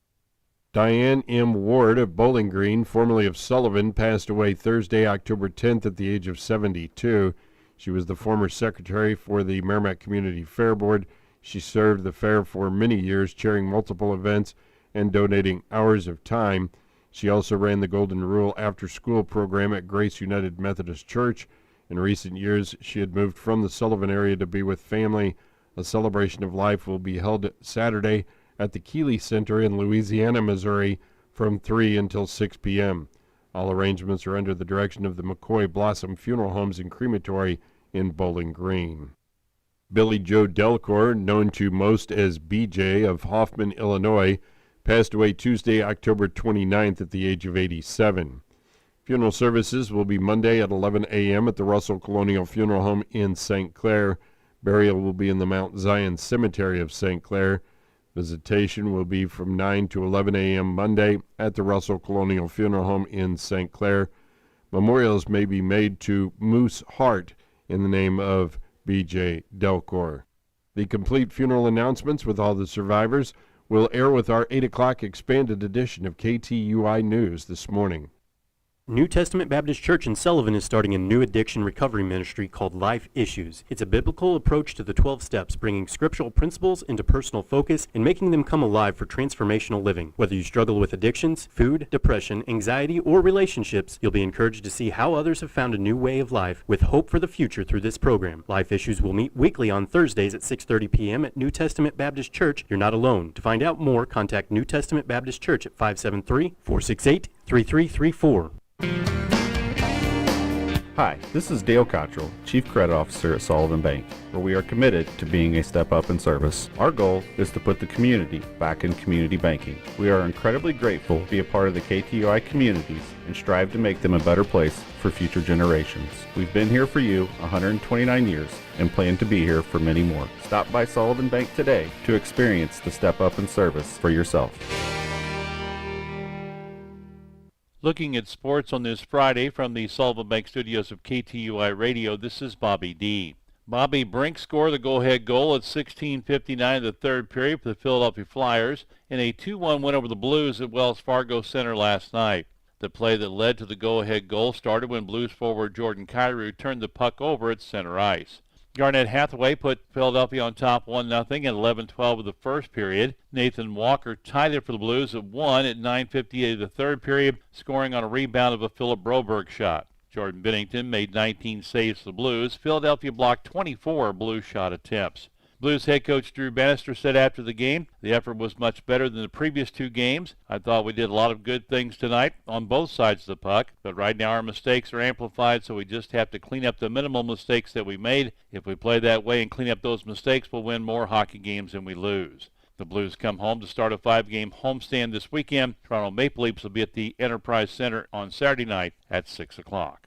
In the first signs, the Cardinals following through on their stated off-season plans of trimming payroll and creating more opportunities for younger players. The club informed veteran pitchers Lance Lynn, Kyle Gibson, and Kenyon Middleton that it would be declining their contract options for next season. President of Baseball Operations John Mozeliak said on Thursday, the day after the Dodgers rallied past the Yankees to win the World Series, that the Cardinals would not be picking up the $12 million option on Gibson, the $11 million option for Lynn, or the $6 million option for Middleton for the 2025 season.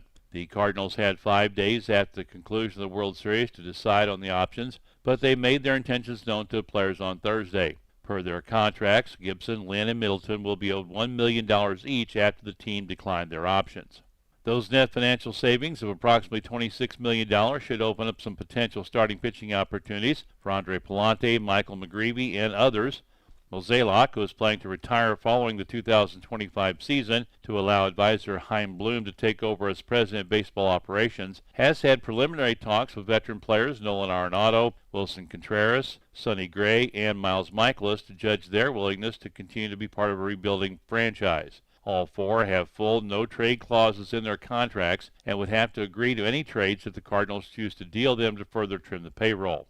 Mozeliak said he has a firm grip on the range for the Cardinals' payroll in 2025, even though the club is still facing some revenue stream questions because of the uncertainty over the TV rights fees the club will get for the season ahead.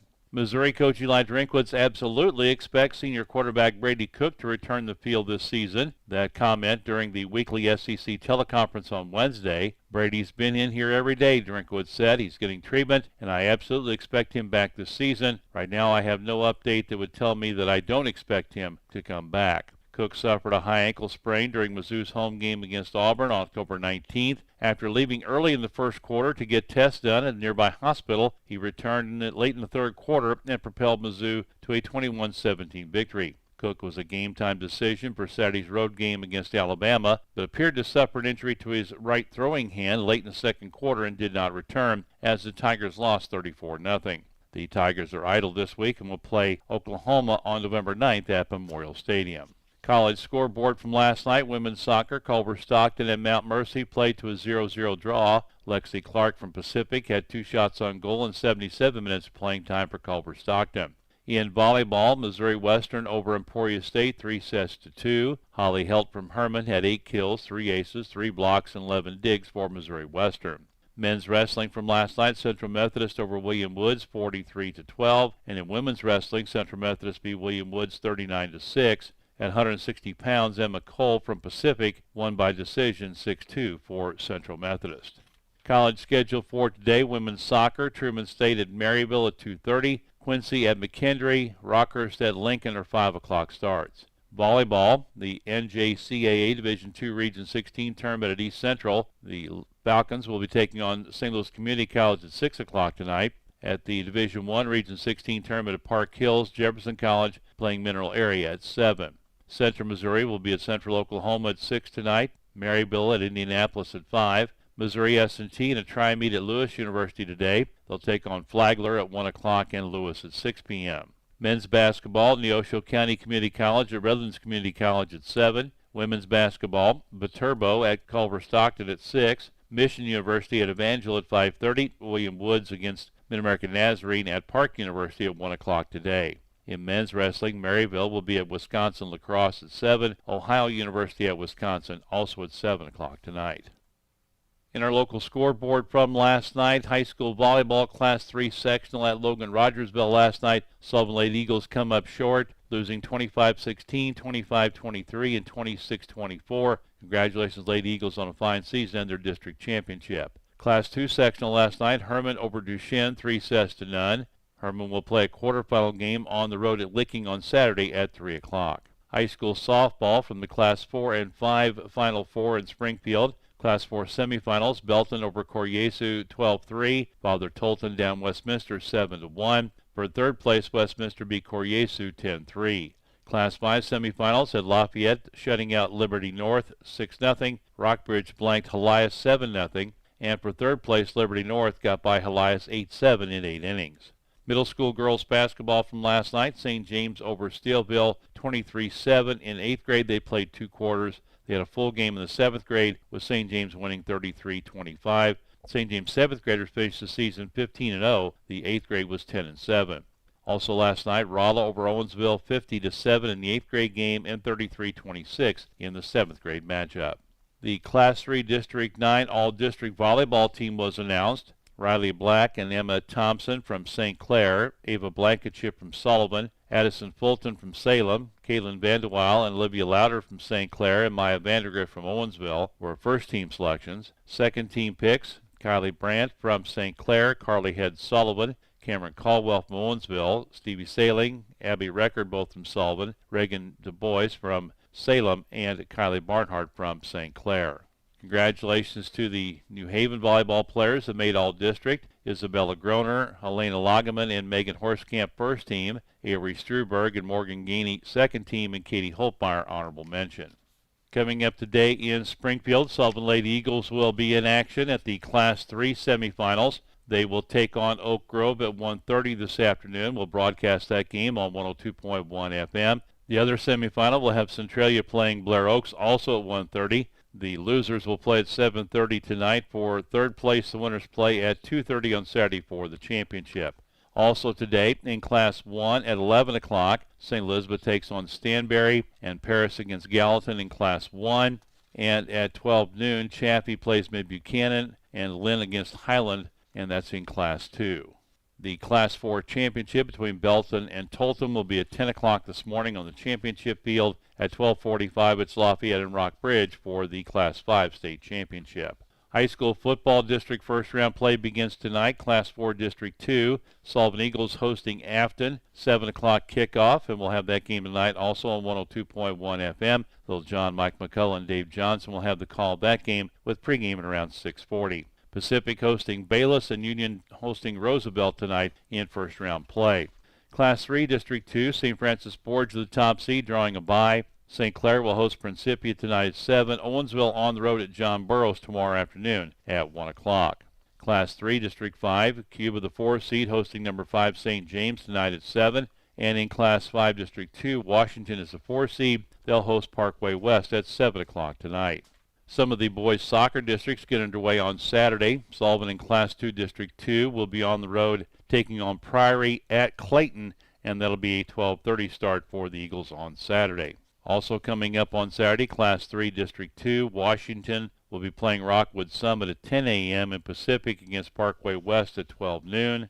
Borge and Union playing in Class 3 District 5. They'll start on the 5th. Bell playing in Class 1 District 4 will start on Monday the 4th. Cross-country districts on Saturday. New Haven in Class 1 District 3. Bell, Bourbon, Herman, and Steelville Class 2 District 3. Cuba, Owensville, St. Clair, Borge, and St. James in Class 3 District 3. Those meets will all be run at Fulton on Saturday. Pacific, Sullivan, Union, and Washington are in Class 4 District 2. They'll be running at Bolivar. Coming up tonight in middle school boys basketball, they'll finish up the Bland Junior High Tournament. Consolation game at 4:30, Bland B against Bourbon. Third place is 6 o'clock, Bland A takes on Cuba. And in the championship game, it's Vienna and Steelville at 7:30.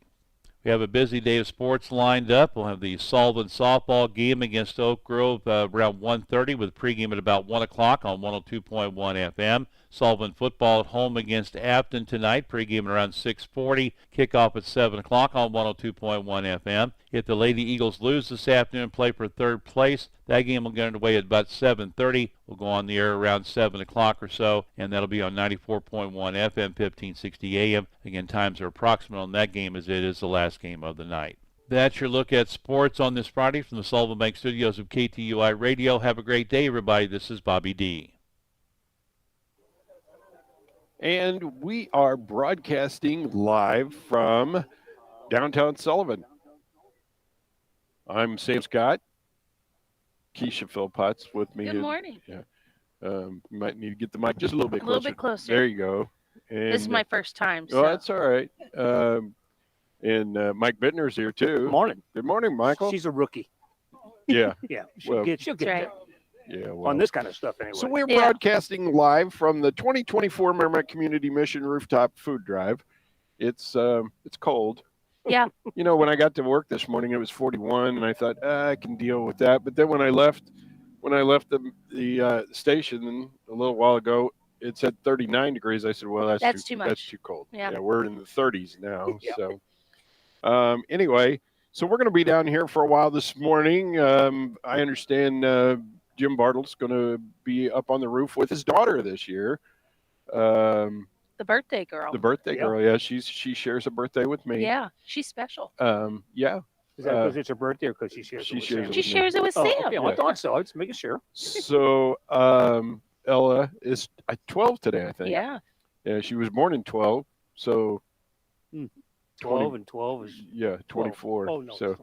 So anyway, so I understand that she was going to be dressed as Cindy Lou Who. Oh, I hadn't heard Oh, yet. you hadn't heard that? So so that gives you one guess what Jim's going to be. Okay. Yeah. So anyway, but Jim's supposed to be bringing the trailer down here this morning. I haven't seen him yet, but you can, yeah. Jim usually gets the sun before any of the rest of us, because he's up there on top of the mission. And Chris, before I think.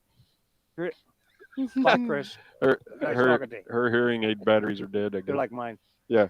Well, anyway, I was going to talk to her a little bit. But anyway, so, we started this, I don't remember how many years 28 ago. years 28 years. Wow. I'm not that old, am I? But, no. You're 28 today. Yeah. You're only, what, 3? Something like that. Anyway, so. What are you trying to get a raise? What's going on with you? So 28 years ago, we started this. We started out on top of the building over there, the 3-story building over there. And it was alternately raining and sleeting sideways. I heard about that. Oh, it was terrible. And anyway, we had a tarp around it. We had blankets. We had a tarp. We had a umbrella, that we pointed sideways to keep the hail from hitting us and stuff. And anyway, so so it's gotten a lot better. I mean, we've been on top of the Bobber Cafe. Yeah. I think we were on top of were we on top of Jerry's, or was there a trailer or something today? But, was there ever a year that it was warm enough that you could wear shorts? Well, there was probably some days.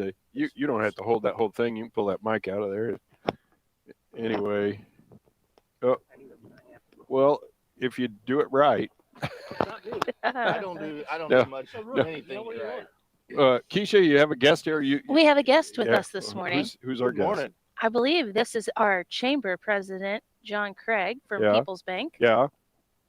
Absolutely. Go ahead. Morning, guys. Morning. Happy to be here. How's it going? You know, at least I'm not wrapped up like an Eskimo. I know, I am. I know Yes. you are, but it could be worse. Yeah.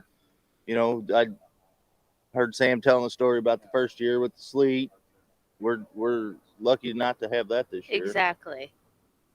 So, you know, but we're looking forward to a good day.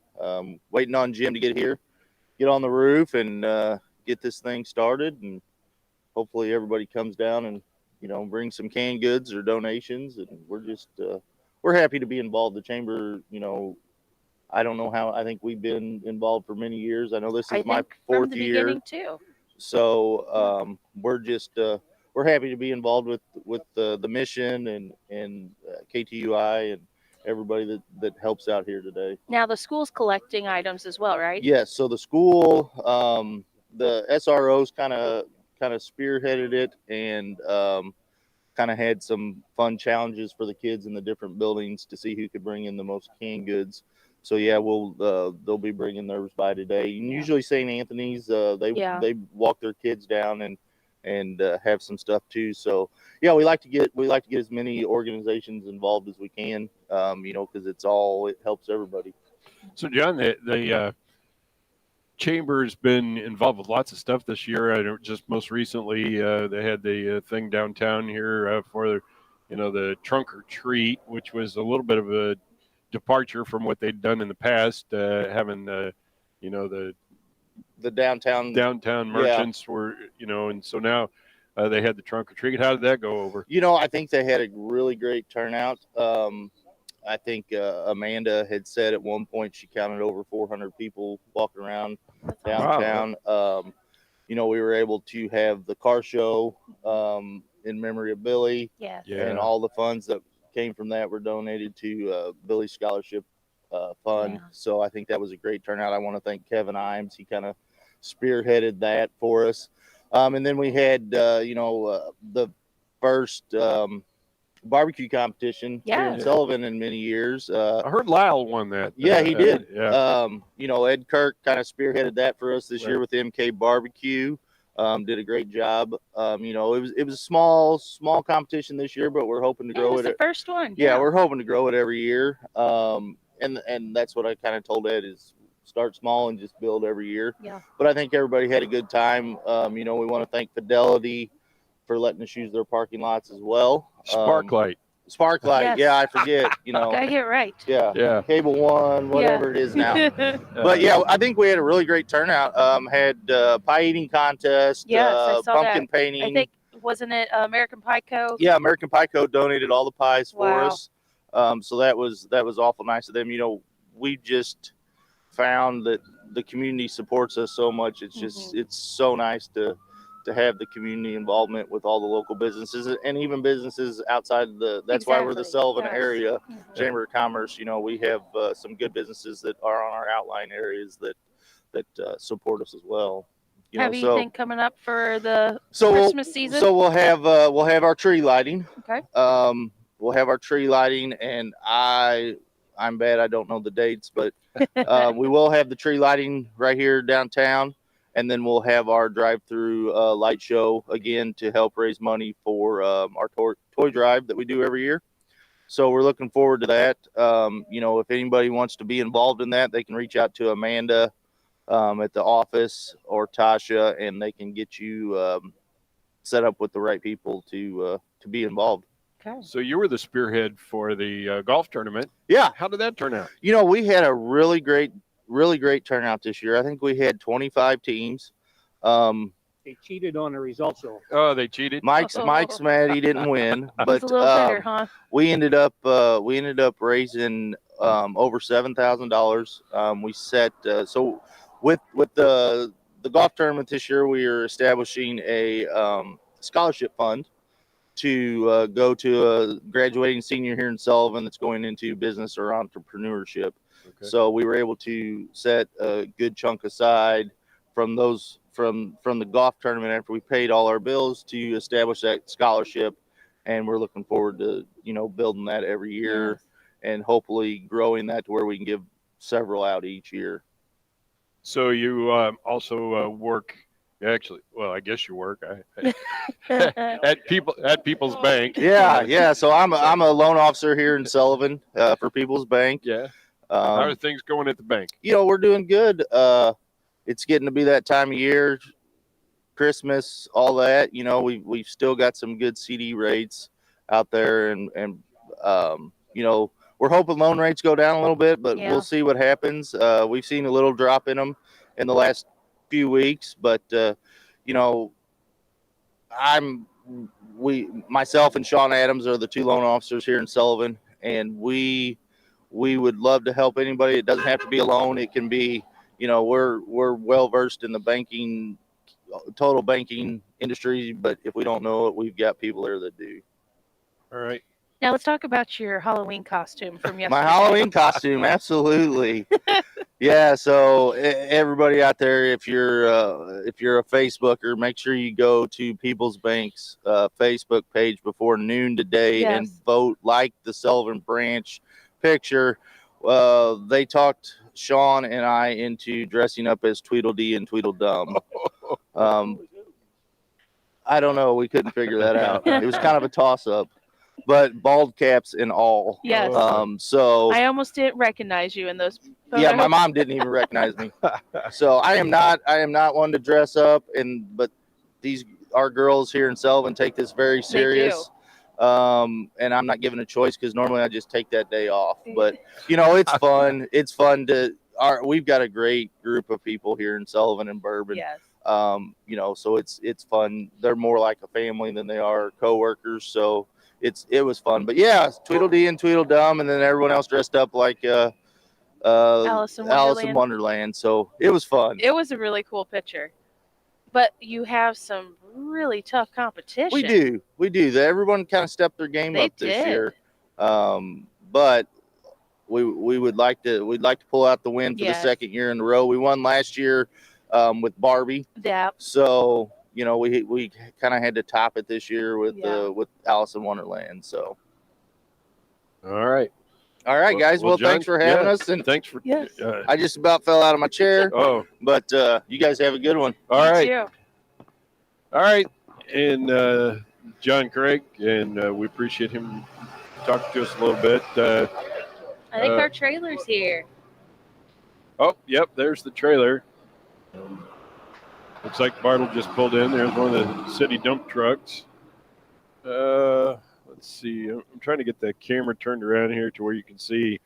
If you're watching on YouTube or Facebook this morning, there's the mission, and Jim's going to be getting up there on top of the mission there with his daughter Ella, I believe, and so that'll be the fire department there. I don't know. I'm kind of waving the. I got a little. It's just a webcam, so I'm just waving it around here, and you're the steadiest of the three of us, so it's probably working better with you.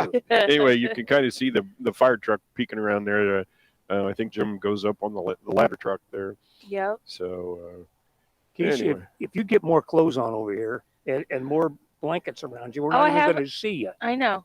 Let's see if I can turn. I'm all bundled. She's got the blanket on and your coat and your and I have a blanket sweatshirt behind me too. Yeah. Parka. So yeah. Looks like Nanook of the North. It's been a while since it's been this cold. Okay. Well, just asking. Last year it was warm. Yeah, it's only been a few months. And the temperatures dropped. Last year was warm? Yeah. No, the beginning of this week was warm. Yeah. I had shorts on Monday, and now I'm bundled up on Friday. Our trailer has arrived. Yes. Yeah, I saw that. Trying to get the. Is he the Grinch again this year? Yeah. I believe so. Didn't you? I didn't. He didn't Yeah, take he the did- clue. he didn't get the clue. I didn't hear it. What was it? I said that Ella was dressing up as Cindy Lou Who. Oh, okay. Yeah. Well, I don't that's even know who from- that is. That's from The Grinch. Oh, okay. I didn't know who that was. Let me get him in here. Well, yeah.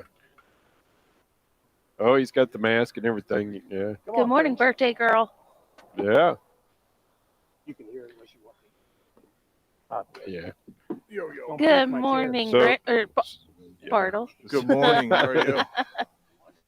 Jim Bartle's with us here, and as you can, if you're watching this on YouTube or Facebook, you can see he's dressed as the Yeah, Grinch. you can really tell the Grinch is here. Yeah, he's green. I'm green. Yeah. I don't have the rest of the goods on yet, but Okay. we'll get ready. You may need him because it's probably cold up there. It's a little crisp, but this you morning. usually get the sun before we do. Yeah, and I'm used to running around in shorts in this weather, so Yeah. Exactly. it's not that big a deal.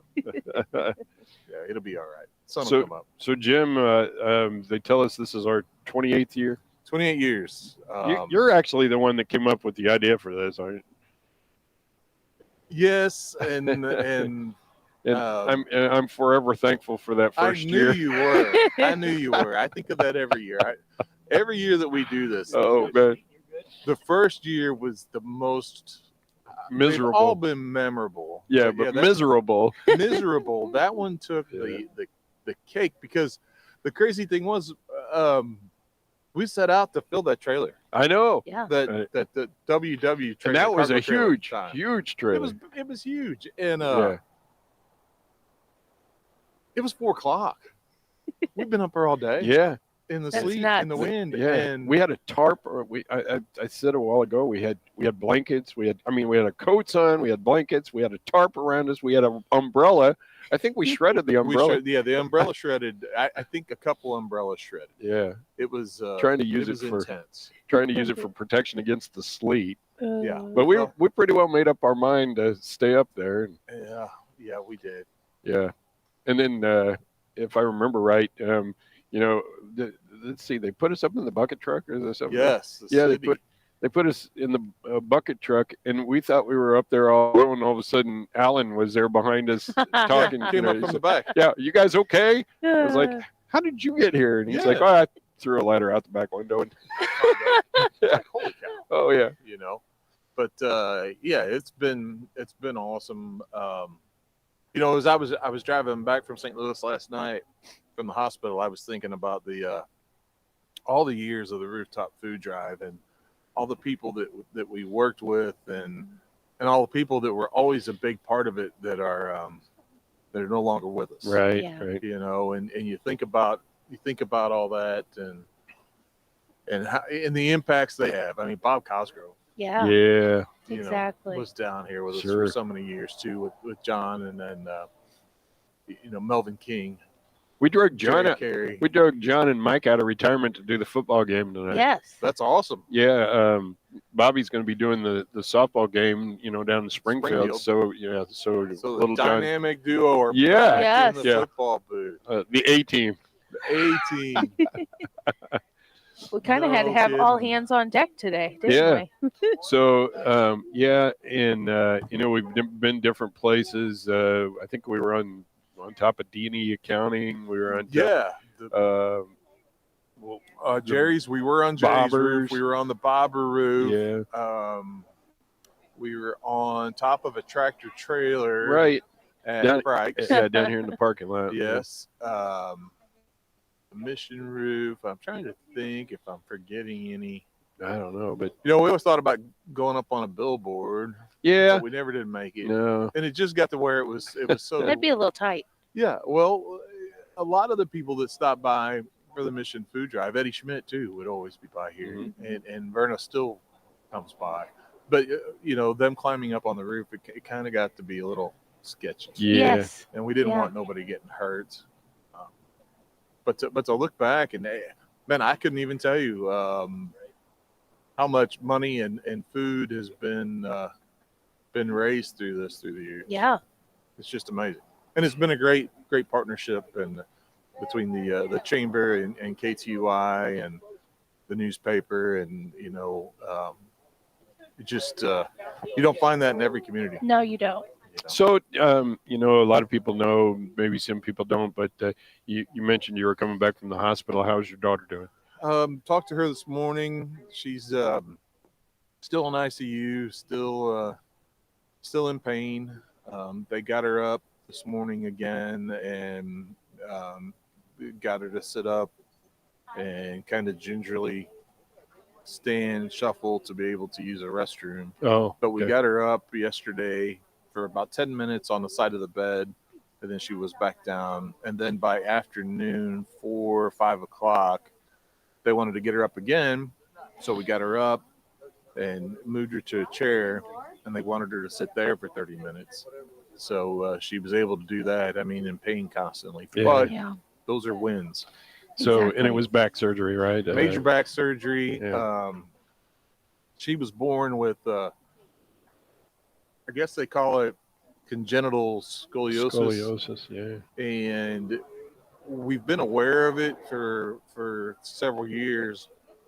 And the doctor was hoping that, maybe she would not have to have surgery, but the curve had gotten to between 68 and 70 degrees. Mm-hmm. And as she was getting older, the pain every day was getting more than what she could bear. Yeah.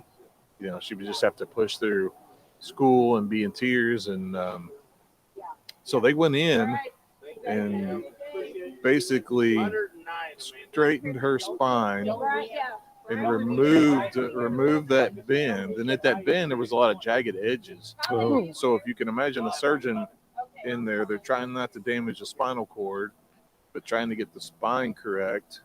And so they put rods and screws in and put the spine back together, fused it, and that's where we're at. Goodness. Well, this is getting to be a kind of a regular thing. The fire department got called out. Yeah. And before they get to put you on the roof. Sounds like an EMS assist. Oh, is that what it is? Well, so I'm glad that your daughter's doing well. I think you've got a lot of people in the community praying for her. Oh my gosh. And It's been amazing. yeah, and then of course your other daughter with you this morning, and it's a special day for her. May's birthday. Yeah. Yep. Special because she was born on my birthday. That's right. Yeah. And this is 12. 12, yeah. She was born in 12, and she's 12 today, 12. right? Yeah. Well, congratulations. Hi. She's not the shy type. No. Yeah. I was going to say, we know you're not shy.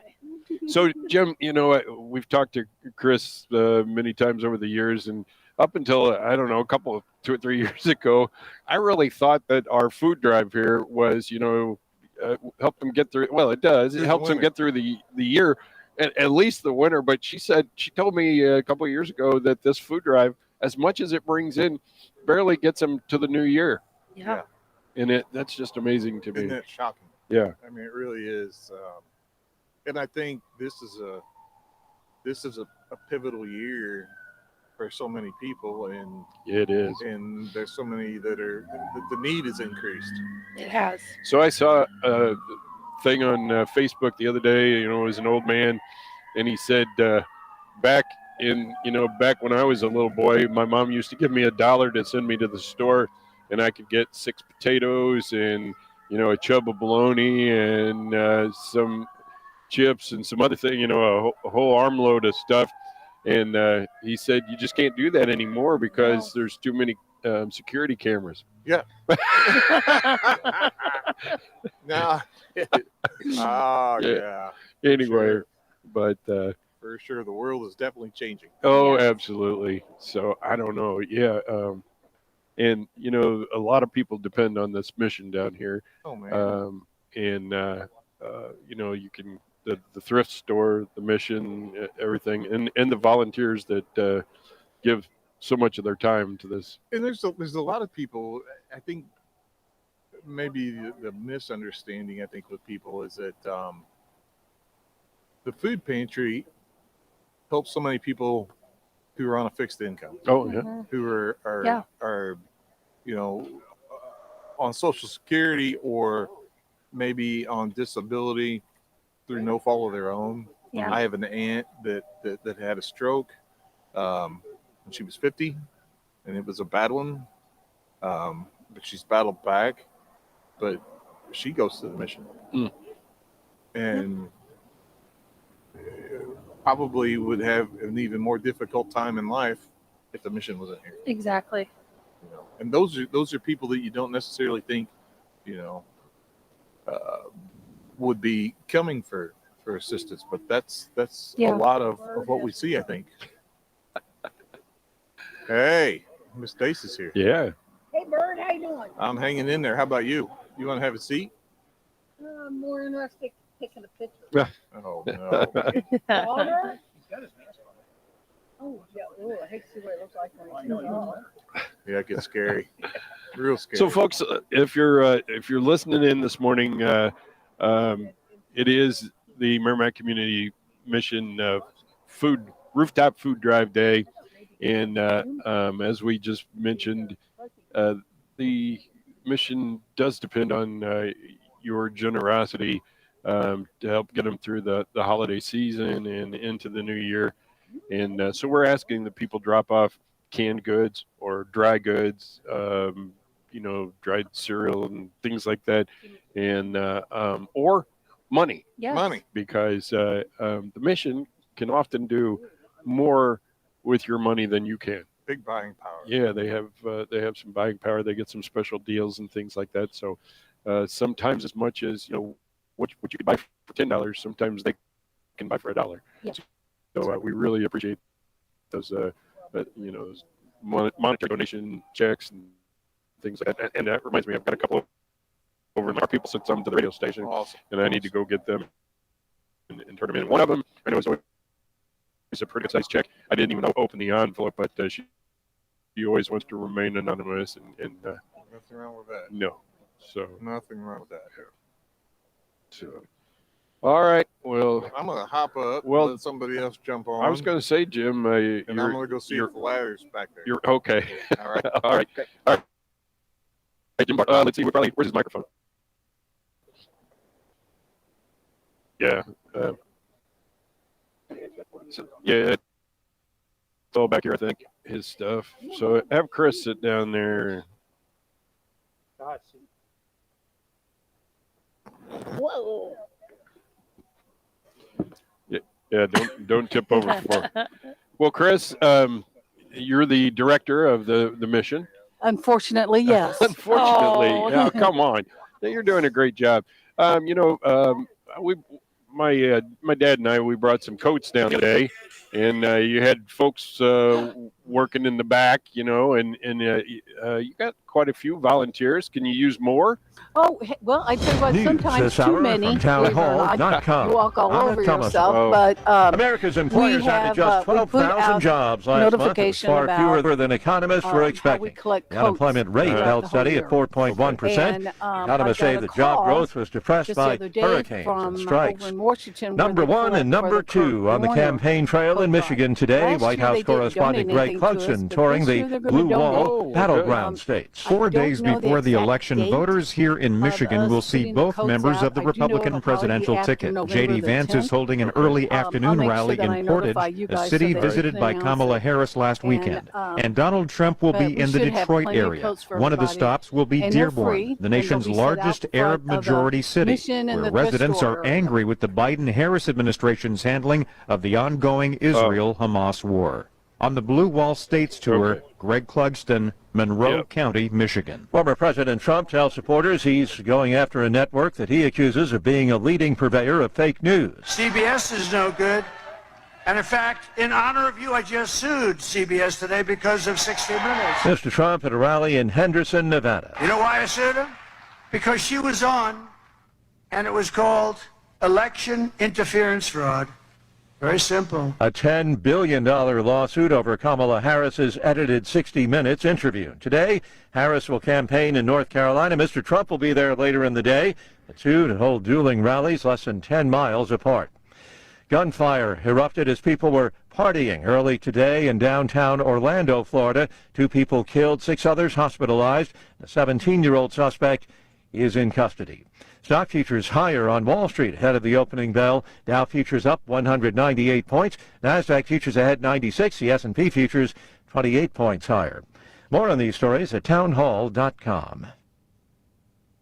So understand the impact this election may have on their retirement savings. Our entire economy could face a monumental shift that could destroy a huge amount of value many Americans have stored in their 401ks or IRAs. In times like these, the most trusted store of wealth in human history stands out: physical gold and silver. Many Americans have looked to True Gold Republic for help. They specialize in helping those with a 401k, IRA, or other retirement accounts convert their stocks and bonds into physical gold and silver to protect their hard-earned savings. True Gold is offering listeners a free copy of their Election Gold Protection Kit today. To claim yours, call 800-300-GOLD. This information is free and might very well save your comfortable retirement. By acting before the election, you can still make a tax and penalty-free conversion with the help of True Gold's award-winning team. Call 800-300-GOLD. That's 800-300-GOLD. True Gold Republic is not a financial advisor. Consult with your tax advisor before investing. Call 800-300-4653. Los Angeles County taking on a couple of software giants over, soft drink giants over the issue of plastic pollution. In a lawsuit filed this week, the county alleged Pepsi and Coca-Cola have misled the public about the recyclability of their plastic bottles and downplay the negative impacts of plastic disposal. Coca-Cola and Pepsi own brands like Dasani, Sprite, Gatorade, Mountain Dew, and more.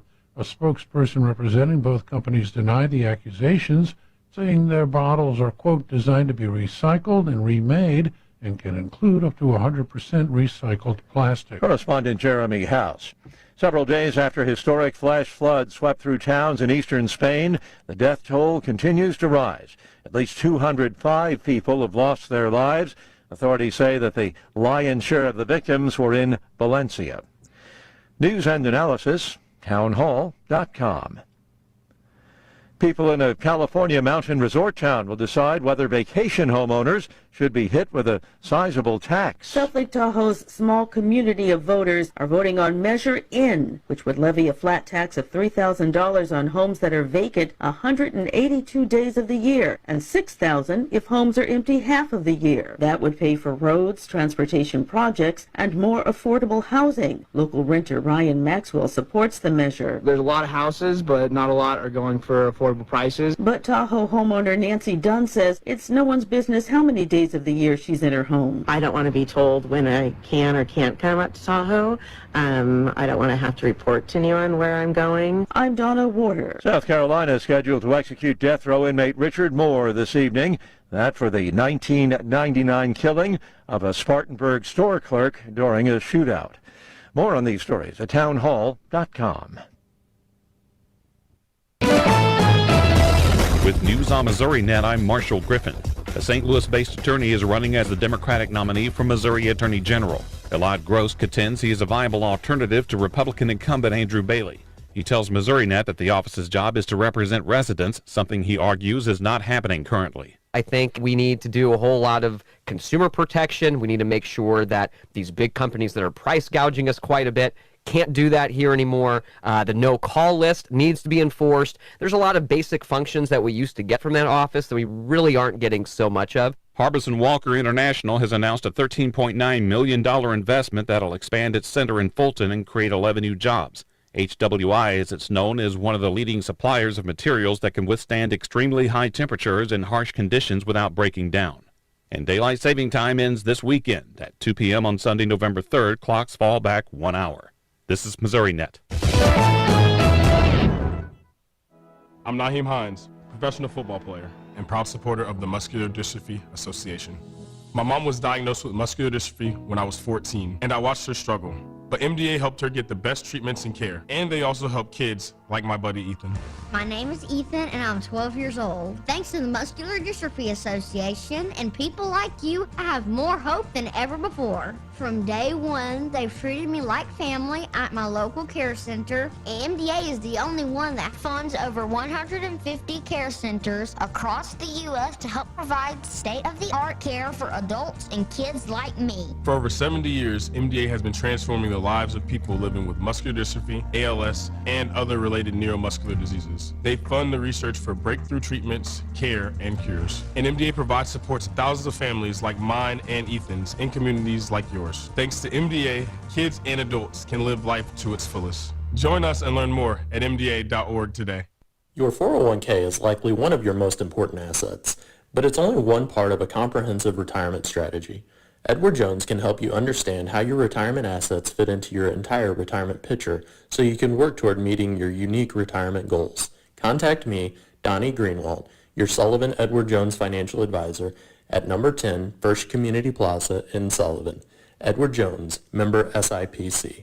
New Testament Baptist Church in Sullivan is starting a new addiction recovery ministry called Life Issues. It's a biblical approach to the 12 steps, bringing scriptural principles into personal focus and making them come alive for transformational living. Whether you struggle with addictions, food, depression, anxiety, or relationships, you'll be encouraged to see how others have found a new way of life with hope for the future through this program. Life Issues will meet weekly on Thursdays at 6:30 p.m. at New Testament Baptist Church. You're not alone. To find out more, contact New Testament Baptist Church at 573-468-3334. Officials at Fort Leonard Wood announced that charges have been filed connected to the death of a sergeant last week. Wednesday, the Army Office of Special Trial Counsel filed charges against 21-year-old Specialist Worcester Rancy concerning the death of Sergeant Sarah Roque. The charges are murder and obstructing justice. Rancy was being held in pretrial confinement awaiting a preliminary hearing pursuant to Article 32 of the UCMJ. Sergeant Roque's body was found Tuesday, October 22nd in a dumpster on the base near the living quarters for single soldiers. Investigators took Rancy into custody Thursday, October 24th. On October 30th, he was transferred to the Midwest Joint Regional Confinement Facility at Fort Leavenworth, Kansas. Rancy is originally from North Miami, Florida. He serves as a combat engineer in the 509th Clearance Company, 5th Engineer Battalion. The Department of Army Criminal Investigation Division continues to investigate. A man from Pacific's been charged with assault in two separate cases stemming from incidents earlier this year, in one of which he allegedly cut another man with a knife. In the first of the two incidents on February 7th, the alleged victim went to Keith Johnson's residence on Merrimack Avenue in Pacific to speak with Johnson about money that he was owed. An altercation ensued, and Johnson allegedly cut the other man's left arm with a knife.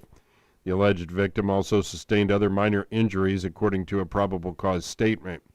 In another incident, August 19th, Johnson was allegedly involved in an altercation with another man at the VFW post in St. Clair over issues involving an ex-wife, and Johnson's having allegedly damaged a motorcycle helmet belonging to the man.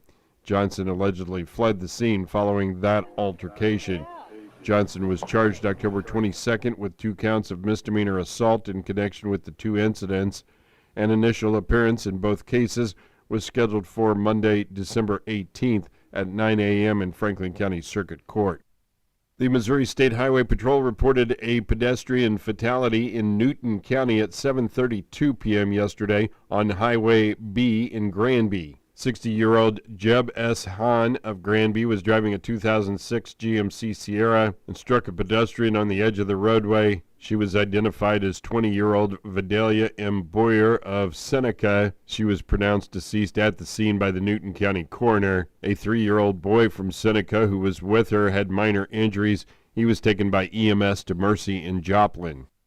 There was a fatal accident in Taney County at 8:40 yesterday morning on Highway 76, 1 mile east of Power Site. 58-year-old Kelly A. Hathcock of Branson was driving a 1999 Chevrolet Malibu. She lost control in a curve, crossed the center of the roadway, traveled into the path of a 2022 Subaru Forester driven by 61-year-old Lee A. Adams of Tecumseh. A passenger in the Malibu, 54-year-old Mark A. Ursery of Branson, was pronounced at the scene by the Taney County Deputy Coroner. Hathcock had minor injuries. She was transported by ambulance to Cox South in Springfield. The driver of the Subaru, Lee Adams of Tecumseh, also had minor injuries. He was transported by Taney County ambulance to Mercy Hospital in Springfield. The Highway Patrol reported an accident in Crawford County at 10:04 yesterday morning on Highway H, 4 miles south of Leesburg. 27-year-old Jalen D. Fletch of St. Louis was driving a 2023 Buick Envision, was involved in a pursuit, traveled off the right side of the roadway, struck a ditch, and overturned. The vehicle then traveled over the roadway on its top and came to rest off the left side of the roadway. Fletch had minor injuries. She was transported by Missouri Baptist Ambulance to Missouri Baptist Sullivan Hospital. An infant female who was a passenger also had minor injuries. She was transported by North Crawford Ambulance to Missouri Baptist Sullivan Hospital. A 4-year-old boy who was a passenger also had minor injuries. He was taken by North Crawford Ambulance to St. Louis Children's Hospital. There was an accident at 5:45 a.m. yesterday in Franklin County on I-44 east of the 246.8-mile marker. 30-year-old Brittany M. Inman of St. Clair was driving a 2006 Saturn Ion and was stationary, blocking lane 1 from a previous crash. The Saturn was struck by a 2017 Chevrolet Express driven by 27-year-old Wyatt D. Wachter of St. Clair. The Chevy Express was then struck in the rear by a 2023 International driven by 39-year-old Diamond J. Bolden of St. Louis. Wachter had minor injuries and was taken to Missouri Baptist Sullivan Hospital by private conveyance. Inman also had minor injuries. She was taken to Mercy Hospital in Washington by private conveyance. The Highway Patrol made an arrest in Franklin County at 8:14 last night. 30-year-old Jacob M. Baltimore of Villa Ridge arrested on a patrol charge of driving while intoxicated. He was taken to the Franklin County Adult Detention Facility and released. At 2:01 yesterday afternoon in Franklin County, 48-year-old Joshua K. McFerrin of Villa Ridge arrested for a Franklin County warrant for speeding. He was taken to the Franklin County Adult Detention Facility and was bondable. The bridge on South Main Street in Potosi opened yesterday afternoon. It will remain open until May of 2025. Work that needed to be done has been completed, and bridge construction will not take place until May of 2025. Potosi Police Chief Gum says there may be a few days that it is closed during this time, but signage will be in place. The Franklin County Clerk would like to remind you that the Franklin County Government Center, Historic Courthouse, Judicial Center, the Health Department, and the Highway Department will all be closed on Monday, November 11th in observance of the Veterans Day holiday. The Franklin County Sheriff's Department remains open as they are 24 hours a day each and every day. And the Missouri State Highway Patrol would like to remind the public that driver examination stations throughout the state will be closed on Thursday, November 7th at noon for system modernization, on Friday, November 8th for system modernization, on Monday, November 11th in observance of Veterans Day, and on Thursday, November 28th in observance of Thanksgiving. And don't forget to fall back this weekend. Daylight savings time ends at 2 a.m. on Sunday. We gain an hour of sleep, but sunset on Sunday will be at 4:47 p.m. That is a look at your local news on a Friday. I'm Sam Scott. For the last couple years, my company, Level 9 Heating and Cooling, has been telling you that when it comes to your HVAC system, you've got a guy. I want you to know that in this area, I'm that guy.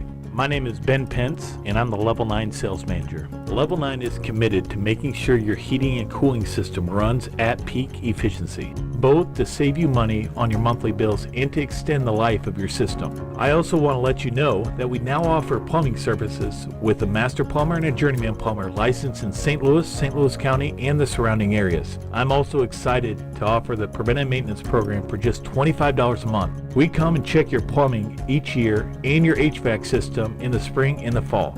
Preventative maintenance members also get discounts on parts and services. Level 9 Heating and Cooling is a proud premier Lennox dealer, but we service all brands. You can contact me at 636-239-3581. Remember that when it comes to heating, cooling, and now plumbing, I'm your guy. In recent funeral notices, L. Leon Stevens of Sullivan, formerly of Steelville, passed away Monday, October 28th in Washington at the age of 86. Survived by 2 children, Mark and wife Gina Stevens of Aurora, Colorado, and Marcia Stevens of St. Louis, 2 sisters, Loretta Veasley of Bradley, Illinois, and Barbara Bayer of Leander, Texas, 1 grandchild, nieces, nephews, cousins, other relatives, many friends. Visitation will be from 9:15 this morning until the time of services at 11 at the Hudson Funeral Home in Steelville. Burial will be in the Steelville Cemetery. Charles Edward Huffendick Jr. of St. Clair passed away Monday, October 28th at the age of 55, survived by his wife, Lois, his father, Charles Huffendick Sr. of Potosi, 2 children, Charles Chucky Huffendick III of Cuba, and Brittany Boda, and husband Chris of Newburgh. His stepchildren, Sean Stanley of St. Louis, Zachary Stanley and wife Leah of St. Louis, and Jack Stanley of St. Clair. A brother, 6 sisters, 2 grandchildren, other relatives, and many friends. Funeral services will be held at noon today at the Russell Colonial Funeral Home in St. Clair. Burial will be in the Crestview Memorial Park in St. Clair. Visitation will be from 11 o'clock this morning until the time of services at noon at the Russell Colonial Funeral Home in St. Clair.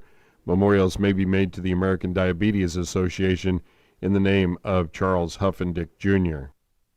Longtime Sullivan Schools kindergarten teacher Sarah Beth Hendricks, also known as Mrs. Gilbert, passed away at her home in Springfield on Tuesday, September 3rd. She was 88. She's survived by 2 daughters, Beth and husband Greg Medlin of Green City, and Jill and husband Matt Selmeyer of Springfield. 2 grandsons, many family members, friends, and neighbors. Visitation will be held Saturday at 10 a.m. at the Green Lawn Funeral Home East in Springfield, followed by a celebration of life at 11:30. Charles Jr. Studdard of Sullivan passed away Wednesday, October 23rd at the age of 79. Survived by 5 children, Benjamin Studdard and wife Christina, Christy Holmick and husband Jamie, Wesley Studdard and wife Wendy, Suzanne Harmon and Brian Studdard and wife Amanda. His brother Ray Studdard and his sister Jeannie Crow of Sullivan, 14 grandchildren, numerous other relatives, and many friends.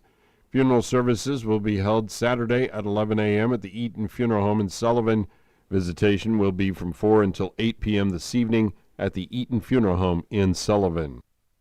Leonard Berger, the grill cook at Clark Street Cafe and Bakery, passed away Wednesday, October 16th at the age of 56. Services will be held at the House of Hope on Clark Street in Sullivan Saturday with fellowship at 10. The service will be at 11. Everyone is welcome to come celebrate Leonard's life. There will be lunch following the service. Wanda Faye Beauchamp of Viburnum passed away Wednesday, October 23rd at the age of 62. Survived by her mother, Eunice Halfling, a Hatfield of Viburnum, 2 brothers, 4 sisters, many friends. Funeral services will be Saturday at noon at the Russell Colonial Funeral Home in St. Clair. Burial will be in the Oak Grove Cemetery in Londell. Visitation will be from 11 a.m. until the time of services at noon on Saturday at the Russell Colonial Funeral Home in St. Clair. Memorials may be made to the family of Wanda Beauchamp. Linda Sue Lake, née Brack of Georgia, passed away Saturday, October 26th at the age of 74. Survived by her husband Bruce, 2 daughters, Bree and Erin, a brother, John, and wife Beverly Brack of Wentzville, her sister Lucy Beecher Budd of Flagler Beach, Florida, 7 nephews, 3 nieces, other relatives, many friends. Graveside services will be held Saturday at 2 p.m. at the Moutre Cemetery in Steelville. Visitation will be from noon until the time of services at 2 at the Britton Bennett Funeral Home in Steelville. Diane M. Ward of Bowling Green, formerly of Sullivan, passed away Thursday, October 10th at the age of 72. She was the former secretary for the Merrimack Community Fair Board. She served the fair for many years, chairing multiple events and donating hours of time to the fair. She also ran the Golden Rule after-school program at Grace United Methodist Church. In recent years, she moved from the Sullivan area to be with family. A celebration of life will be held Saturday at the Keeley Center in Louisiana, Missouri, from 3 p.m. till 6 p.m. All arrangements are under the direction of the McCoy Blossom Funeral Homes and Crematory in Bowling Green. Billy Joe Delcourt, known to most as BJ of Hoffman, Illinois, passed away Tuesday, October 29th at the age of 87. Survived by his wife Jane, a son Johnny Delcourt and wife Christine, a daughter K.D. Potts, 2 great-grandchildren, other relatives, and many friends. Funeral services will be held Monday at 11 a.m. at the Russell Colonial Funeral Home in St. Clair. Burial will be in the Mount Zion Cemetery in St. Clair. Visitation will be from 9 to 11 a.m. Monday at the Russell Colonial Funeral Home in St. Clair. Memorials may be made to Moose Hart in the name of B.J. Delcourt. If you or a loved one are a Medicaid or MoHealthNet participant, don't wait for the care that you need. Whether you need to see a primary care doctor, dentist, or mental health professional, Compass Health Network is here to serve you. We specialize in making sure that our clients get the expert care they deserve as quickly as possible. Don't put your health on hold any longer. Call 844-853-8937 to schedule an appointment today. Compass Health Network, because you matter. At Sullivan Bank, we are committed to being a step up in service. We support our customers through every chapter of life. This includes your business endeavors, which is why we offer our Sullivan Bank Business app, where you can deposit your business checks, make transfers, and receive real-time alerts. Stop by Sullivan Bank today to experience a step up in service for yourself. Looking at sports on this Friday from the Sullivan Bank studios of KTUI Radio, this is Bobby D. Bobby Brink scored the go-ahead goal at 16:59 of the third period for the Philadelphia Flyers in a 2-1 win over the Blues at Wells Fargo Center last night. The play that led to the go-ahead goal started when Blues forward Jordan Kyrou turned the puck over at center ice. Garnett Hathaway put Philadelphia on top 1-0 at 11:12 of the first period. Nathan Walker tied it for the Blues at 1 at 9:58 of the third period, scoring on a rebound of a Philip Broberg shot. Jordan Binnington made 19 saves for the Blues. Philadelphia blocked 24 Blues shot attempts. Blues head coach Drew Bannister said after the game, the effort was much better than the previous two games. I thought we did a lot of good things tonight on both sides of the puck, but right now our mistakes are amplified, so we just have to clean up the minimal mistakes that we made. If we play that way and clean up those mistakes, we'll win more hockey games than we lose. The Blues come home to start a 5-game homestand this weekend. Toronto Maple Leafs will be at the Enterprise Center on Saturday night at 6 o'clock. In the first signs of the Cardinals following through on their stated off-season plans of trimming payroll and creating more opportunities for younger players, the club informed veteran pitchers Lance Lynn, Kyle Gibson, and Kenyon Middleton that it would be declining their contract options for next season. President of Baseball Operations John Mozeliak said on Thursday, the day after the Dodgers rallied past the Yankees to win the World Series, that the Cardinals would not be picking up the $12 million option on Gibson, the $11 million option for Lynn, or the $6 million option for Middleton for the 2025 season. The Cardinals had 5 days after the conclusion of the World Series to decide on the options, but they made their intentions known to players on Thursday. Per their contracts, Gibson, Lynn, and Middleton will be owed $1 million each after the team declined their options. Those net financial savings of approximately $26 million should open up some potential starting pitching opportunities for Andre Palante, Michael McGreevy, and others.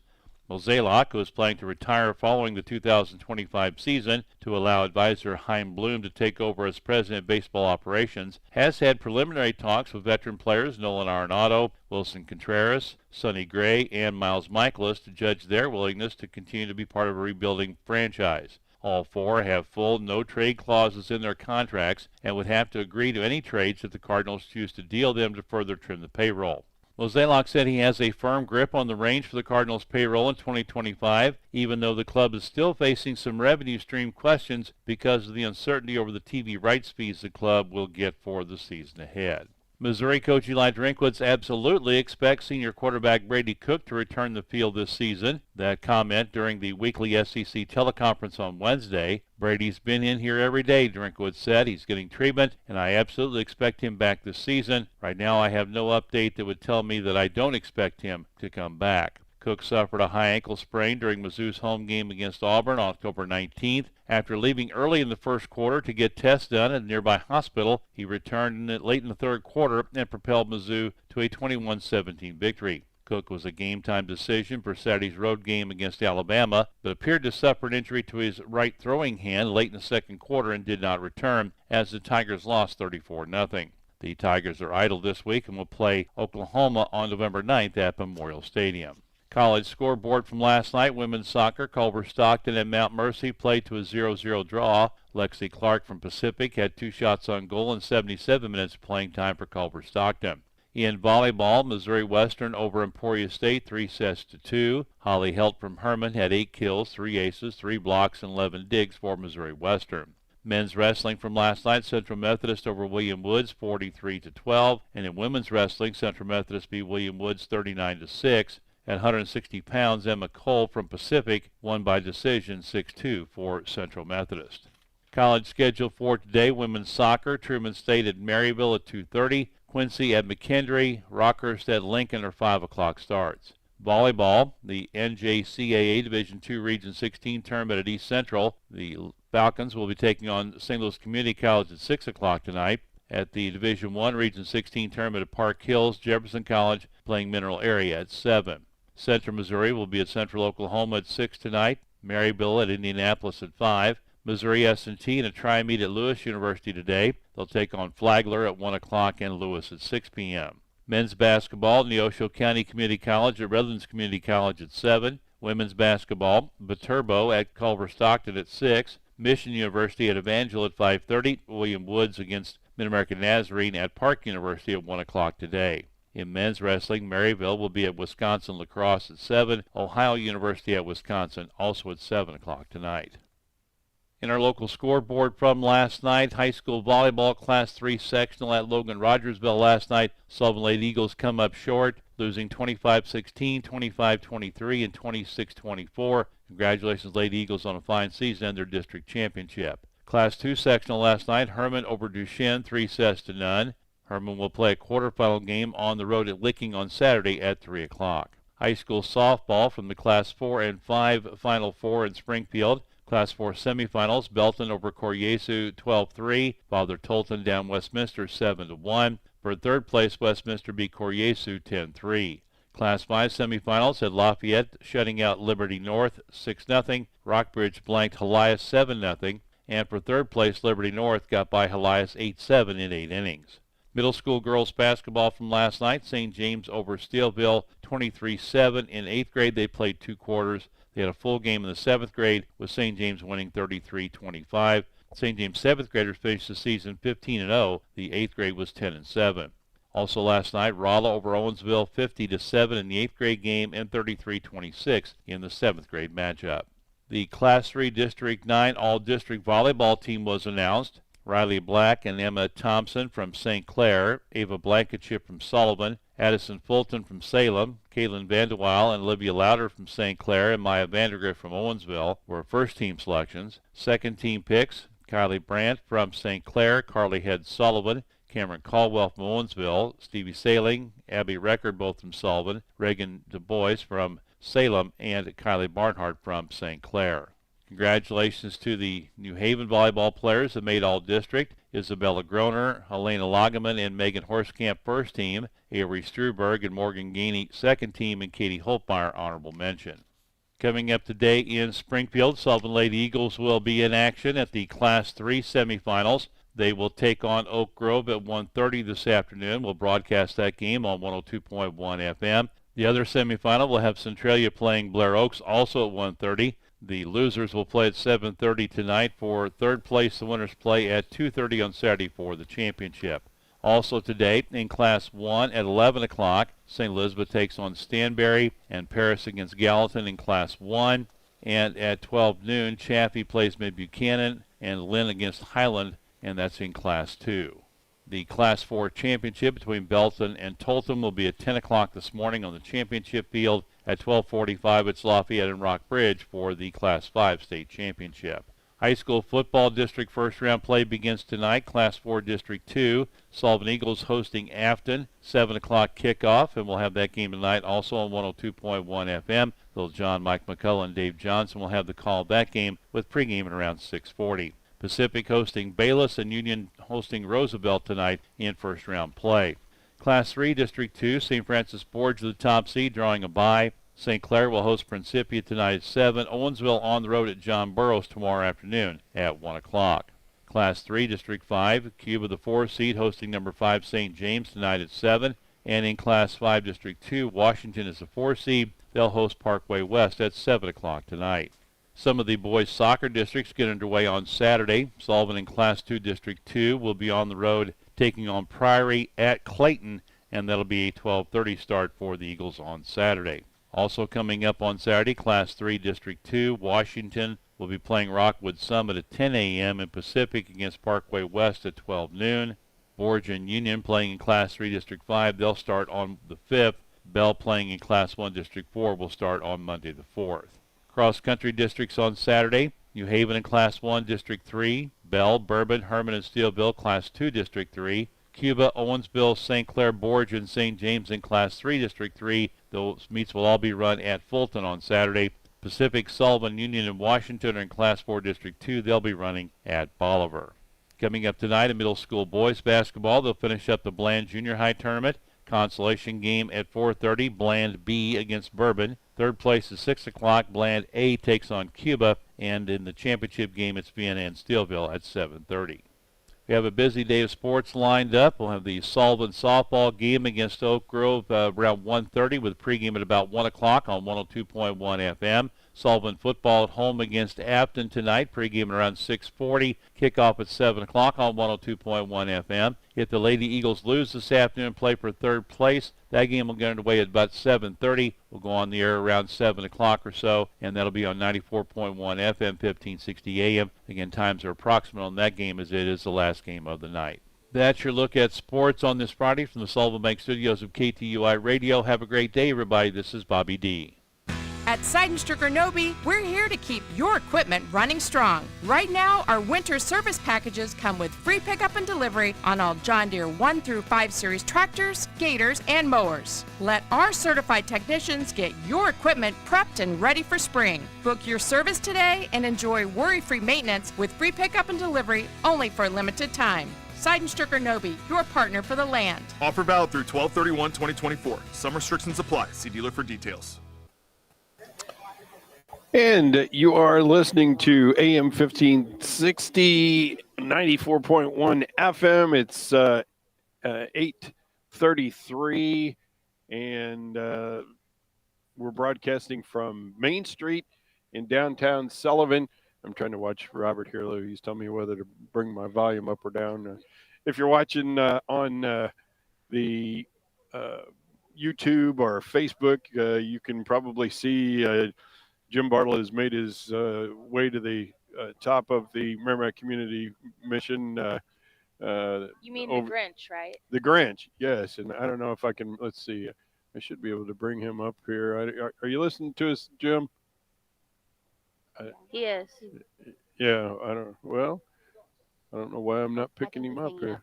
Huh? He was on the phone. Oh, he was on the phone. Okay. All He's right. getting there. All right. That's okay. Oh, he's been a busy guy. Yeah. So, yeah, he's putting his headphones on now. I don't know. Can you hear us, Jim? I don't know where he. Not picking him up here. Have to make sure. But anyway, Amanda's with us. I'll work on that. Amanda from the Chamber of Commerce. She's the executive director. And how's things going?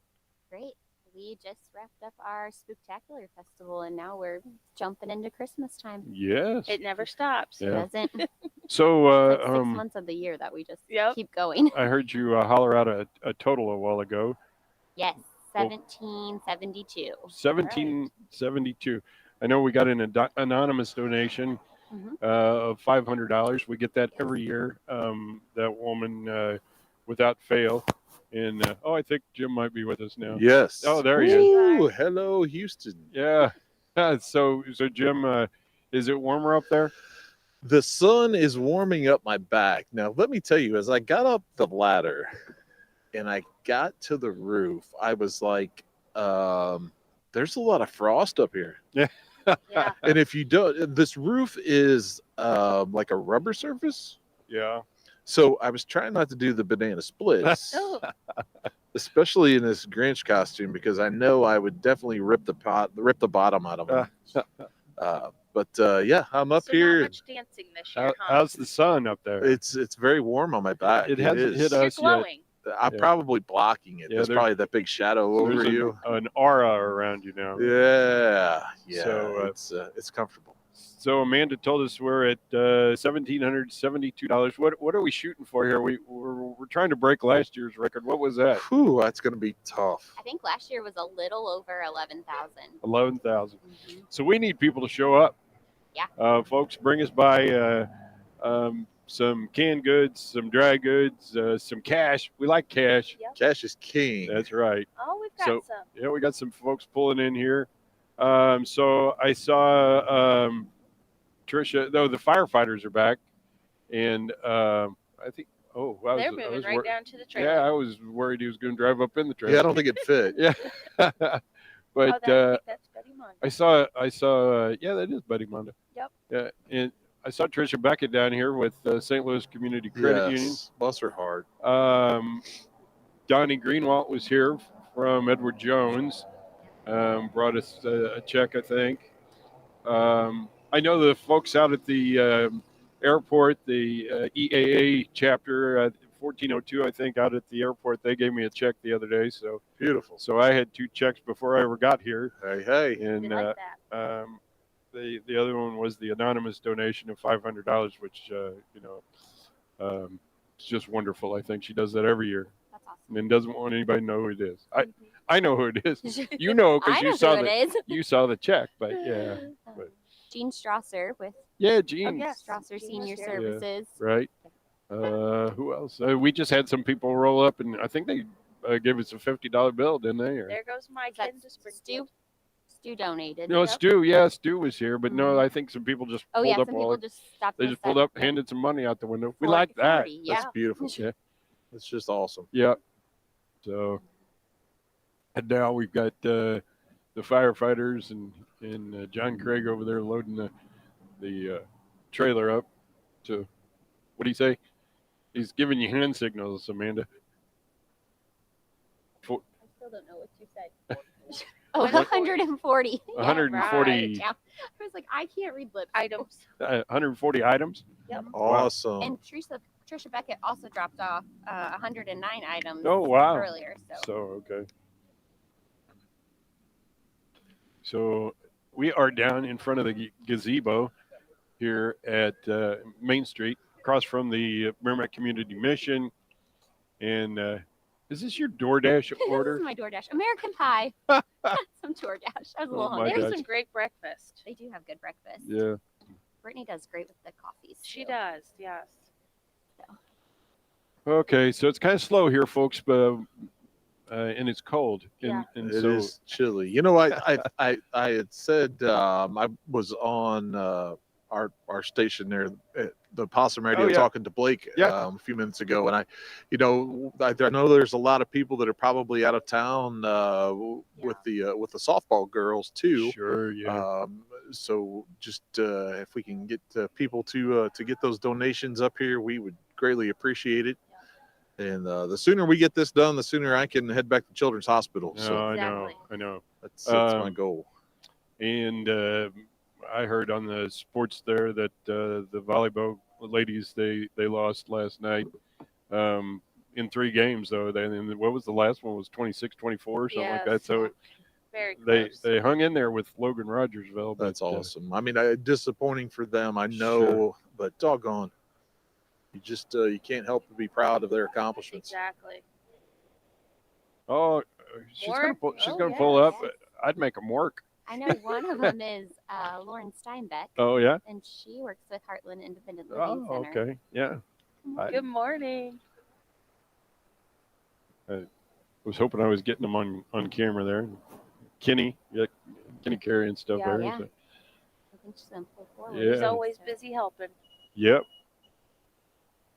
What a beautiful morning! It's a beautiful view up here with the trees and everything. Just amazing. I can't see that, but you know what? When you showed up this morning, Jim, you had your daughter with you, the birthday girl. What happened to her? Well, her and Christina pulled up. Uh-huh. Christina Lambing and asked Ella if she wanted to go with her to pick up some food. And of course, Ella was all giddy about that. Yeah. And as we were driving home yesterday, when I picked her up, she mentioned that she's scared of heights.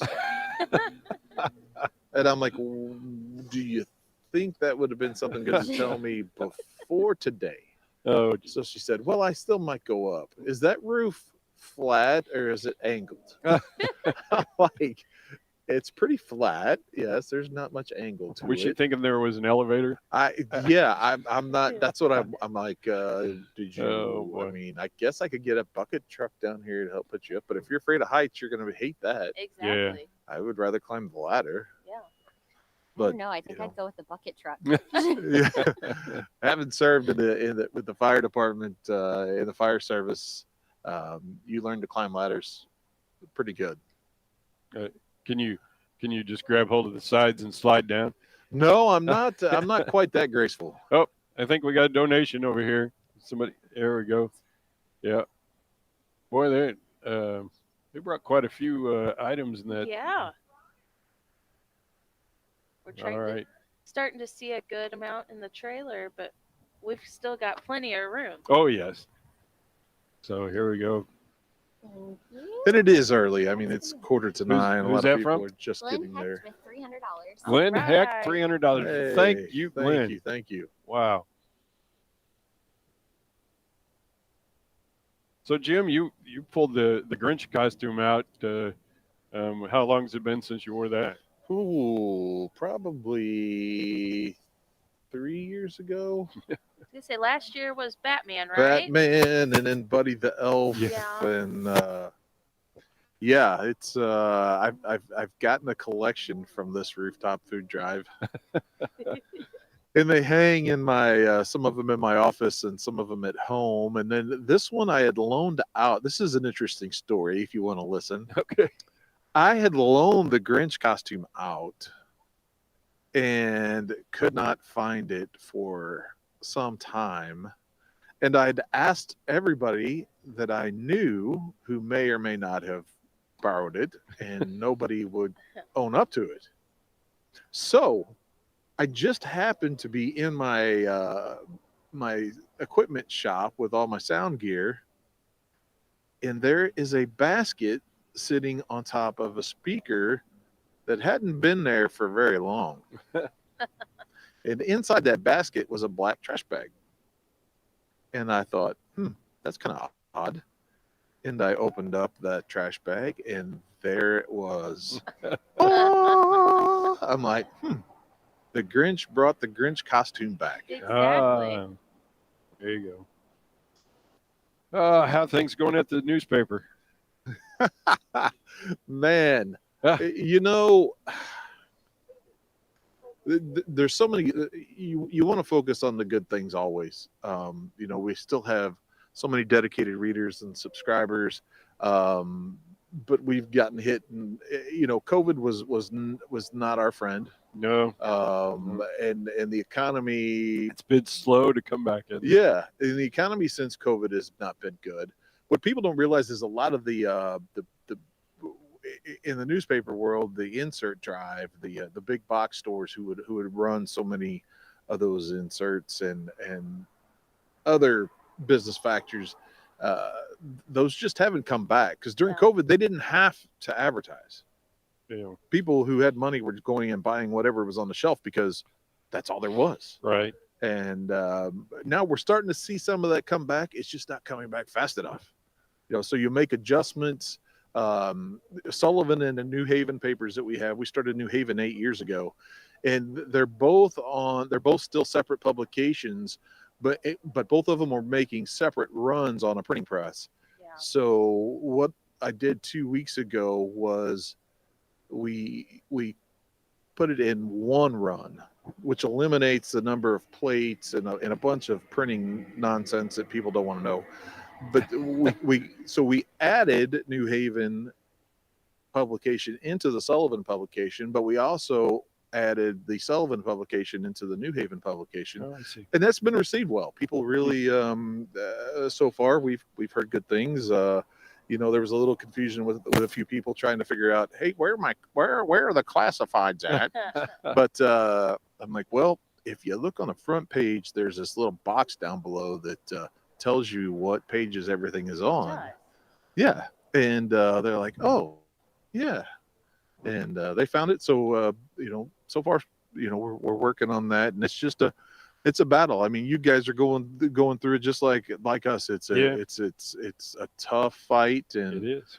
I think, and I still say this today, people get one track minded on advertising since COVID. Also, it's digital, it's social media, it's this, is that. That's fine and dandy, but you have to understand the perspective of there are so many people that aren't necessarily on that. I mean, Facebook viewership in 2023 was down 23.7% or 27.3% compared to the previous year, which tells me that, okay, so they're taking a hit. So people have got to realize that there's still the other platforms on the pie. You split that pie up and try to touch on everything, and I think you'll be successful. But just getting some of the national media to bite into that.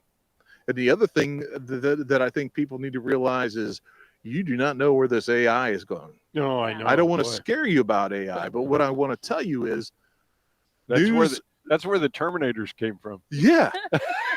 I mean, news sources like KTUI that are home based, that are here in a community, and like ours, you don't know what picture you're going to see. You don't know what video you're going to see. Right. Is it authentic? Is it AI created? Is it AI generated?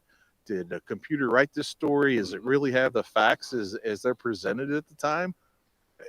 Who knows? But you better hope that there is a KTUI, that there is a Sullivan Independent News, that you do have these things, because we're headed into some different worlds. I'm not saying that AI is going to be the ruination of everything. I'm just saying with the technology that's out there, true journalists and true news media outlets are going to be extremely valuable. You said something one time in a presentation that really stuck with me, and it was, where else in local news are you going to find your kids' sports and stuff being broadcasted or in a newspaper and things like that? And I think we take that for granted because there's a lot that our local radio and newspaper puts in that our kids wouldn't get to have that anywhere else. No, that was the big thing when we started the New Haven publication 8 years ago. That community came to us, and they had lost their newspaper. A conglomerate had bought out the local newspaper, and within 3 years had closed it. And so they had went several years without a paper, and the kids were so excited that, hey, my pictures are going to be in print again, because grandma cuts those out and puts them on the refrigerator, and it's just like with KTUI, where you listen to those games and those games are recorded and they're, people can have those in the future.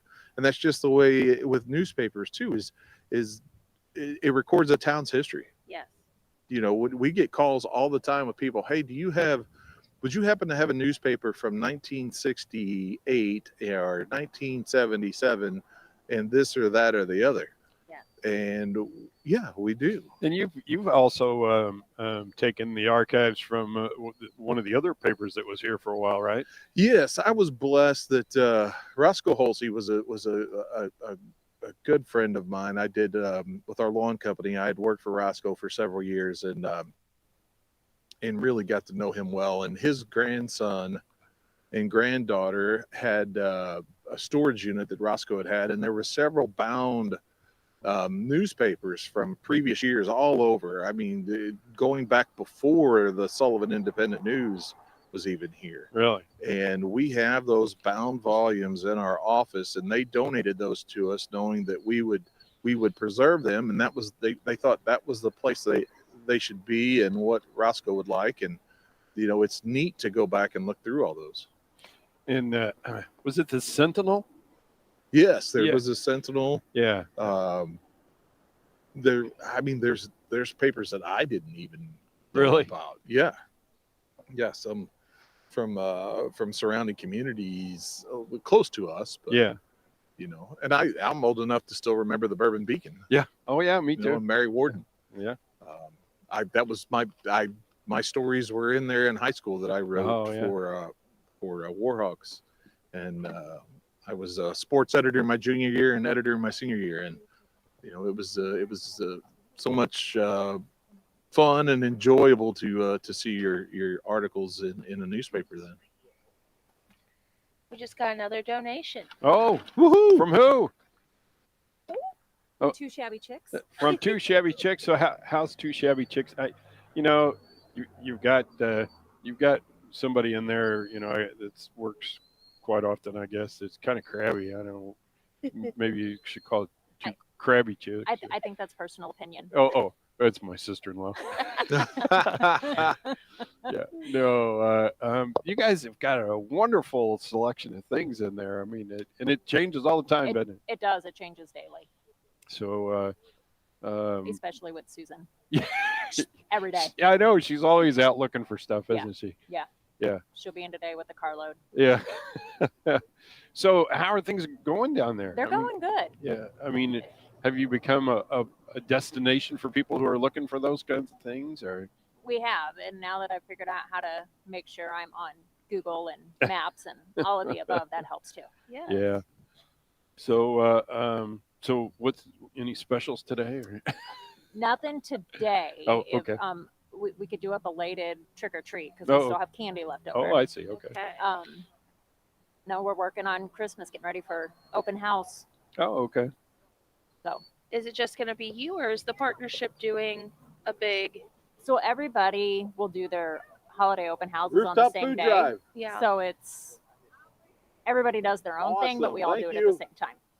So the next event that we have coming up Thank is you. the I cookie walk. appreciate that. All right. So, what's your address down there? 12 West Main. 12 West Main, right across the street from the Gray Wall. Yep. And right, if you can see the fire station, you can see your place, right? Yeah. Pretty Yeah. much, yeah. Yep. Yep. Fire station number 1. Anyway, Yes, if you're looking Don't at go fire to the station other number one. 5, Yeah. you probably can't see it. But yeah, You're there to take a walk. yeah, that's right. So I hear it's a holiday. Yeah, sort of. Yeah, it's my birthday. Happy birthday. Yeah, I have a niece who shares my birthday, which is Susan. My sister-in-law's. She She didn't didn't tell you that? No, she Yeah. told me it was your birthday. It is my birthday, but her daughter was born. I was trying to remember when I was. What was I? 21 or something like that. I can't remember. Something like that. It's my brother's birthday, and then my grandma's Oh. birthday would have been today too. So I was born on my great-grandmother's 60th birthday. yeah, So lots of It's birthdays. a popular It day. is. it is. Well, so All that Halloween walking, really. Jim's daughter Ella, she's 12 today. Holy cow. Yeah. Emma Hardy has a birthday today. Zach Rennick, Joey Larson the fourth, Robbie Miller, Kate Clouser. Kate is 94 today. Ryan Tomachek has a birthday, and then of course me. Tomorrow, Amber Kane and Marilyn Maupin, and then on Sunday, Brandy Center, Patty Carey, Mary Weiland, and Jarrett Hall all have birthdays. So a lot of birthdays Yeah, this a weekend. lot of birthdays. My November's full of them. So Yes. Ours is usually October into November. So we have September and November is our big birthdays. Yeah. But Lori's here, so I'm gonna scoot on out of here. All and right. Get open. All right. All right. Well, thank you. Thank you. Yeah. Thanks again for your donation. You're welcome. All right. Well, she's talking to the. Yeah. We'll get her over here. Yeah. So. Oh. Good morning. Here Go she ahead and comes. put on your headphones here. Oh, this is Yeah. That way. Yeah. Well, that way, hear if us. Jim. Well, I think he's on the phone right now. But if he decides to talk to you, you'll be able to hear him. So. If he decides to talk to Yeah. me. Yeah. So, Laurie, you've kind of changed your business model up a little bit, and you're Yes. located inside the Gray Wall now, right? Yep. Downsized the secret kitchen a little bit. I still have a lot, but yeah, downsized it to a location where I'm in a co-op of other shops with other people, so that it takes a little bit of the labor-intensive piece out of it for me at this season of my life. Yeah. Well, you can still find all of your great things that you had at the secret kitchen. I Yes. noticed that when we were in. Oh, good. Yeah, still have all the dip mixes, all my Yes. sauces, jellies, Sweet Grace. Sweet Grace. That's Candle important. line, and kitchen linens and kitchen gadgets. I basically downsized the home decor part of Yeah. it because we have a lot of it downtown, We do. and I didn't need a whole store of it. So So, have you already made the? I don't know. I mean, if you go into the other stores, they were already doing Christmas stuff before Halloween. We haven't even got to Thanksgiving yet. So now, know. what have you got showing up? hey, out there? Christmas is dropping a little bit at the secret kitchen, a little Is at it? a time. Well, you they say have that. to when you're a store. Yeah. because yeah, it's not Thanksgiving yet, but people already bought all their Thanksgiving stuff. Yeah. So now they're getting ready to buy their Christmas stuff. So you got to have it in your store. Are you one that decorates before Thanksgiving for Christmas? Not at home, but at the shop. Yeah. Yeah. Yeah. Not at home. I'm not. I know. I try to squeeze all that decorating in like Thanksgiving weekend Yeah. and that first week of That's what I December. usually do, but Yeah. Chris is really pushing, hey, let's get the Christmas stuff out. And I'm a little shocked. That's because he's a Walmart manager. Yeah, but you think he would He's be... had it in the store since July. Exactly. 4th. But you think he would be like, ugh, Christmas. I don't want to see it at home, too. Yeah. Right. No, I do wait at home. And I honestly, here lately, I wait the last 5 years since I had my store. I wait at Yeah. home because it's such a big job It at the is. shop. Yeah. It's a very big job. So I just wait at home, get it Yeah. all done at the shop. But yeah, we've got some, like my Christmas coffees just came in. Oh. So that's exciting. Anything And, new with those, or? I believe they are the same Christmas flavors we had last year. Okay. So yeah, mistletoe mocha, you know. Do you still have your White turtles in a cup? Christmas, turtles in a cup. That's one of my favorites. Yes, that's one of my favorites too. And I have a turtle cheese ball that goes just really nicely with that. Oh. So it's great. I'll have to get that. So our You guys are Christmas making me cheese hungry. balls. I know. Sorry, Jim. Our Christmas cheese balls will drop here in probably about a week. So yeah, it's all starting. Now, to I know come in. Stephanie gets a lot of stuff from the Secret Kitchen. My girls love going down there. They love the Secret Kitchen and Lori and great stuff, man. I am still partial to my scent that I get down there and put in my truck. And Yep. Go for a ride with Jim Bartle, and the truck will smell like Sweet Grace, Sweet Grace, that is correct. and it smells good. Yes. Love it. I'm praying for everybody, Jim. Thank you so much. And like I said, I hope this truck, you guys get out here, fill this truck up fast, so Yes. Jim can get back to his family. And yeah, for sure. There's the birthday girl. You can ask her if she's still afraid of heights. Yeah. Are you still afraid of heights? I'm Ella? sorry. Happy Talk in the birthday. microphone there, so I couldn't hear. Want this? No, she just. Nope. We had just got 77 items from Christina Landing. Wow. And then $500 from Marvin Talmadge. Wow. Right. Thank you, Marvin. Awesome. That Yeah. is Big awesome. round of applause That's for great. that. So we could use some more people. We need, it's kind of slow today. There's no school, Yes. so Everyone's there's- sleeping in. yeah, there's no traffic down here on the Main Street area, but we've had that situation before. But anyway, They might be on a little bit of a candy high, too. you think so? Yeah. So Yeah. sleeping that off. Yeah. Candy hangover. Yeah. Finally, the sun's peeking out I over know. the roof. I had to put on my I was going to say I sunglasses. may have to go find my sunglasses. So. You guys, I got to go open the store. Okay. Okay. So you can find me in the Gray Wall today, handling the shop for Carter. And if you've never There's been there before, it's the old Farmers Exchange. Yes. Yes. Yeah, Yes. I mean Yeah. it's right Yeah. along the railroad tracks on Main Street, so Right. stop in, right? Yeah, I'm upstairs. Secret Kitchen is upstairs, but Gray Wall's having a big sale this weekend. So Oh, really? yeah, it doesn't happen that often, but come in and check us out, and all the other shops, all the other great shops. Oh, yeah. We got a great Main Street right now. We really do. So yeah, get down here and shop local people Yes. because we love you. Hope you love us as much as we love you. That's All right. Thank you, Laura. Thank you guys. Thank you, Lori. Thanks, Jim. All right, Ella, get the microphone there, Ella. She's eating breakfast. I know with me. she's eating breakfast, but her dad had a question for her. She's not afraid to get on a mic. I know she's not. She's like the world's biggest Taylor Swift fan too. Oh my gosh. Oh Lord. Her and my daughter. Yeah. So, Put those on so you can Yep. hear Dad. All right. yeah. So you. Oh, she's Gotta getting get her bundled. blanket. Yeah. Yep. So, your dad had a question for you.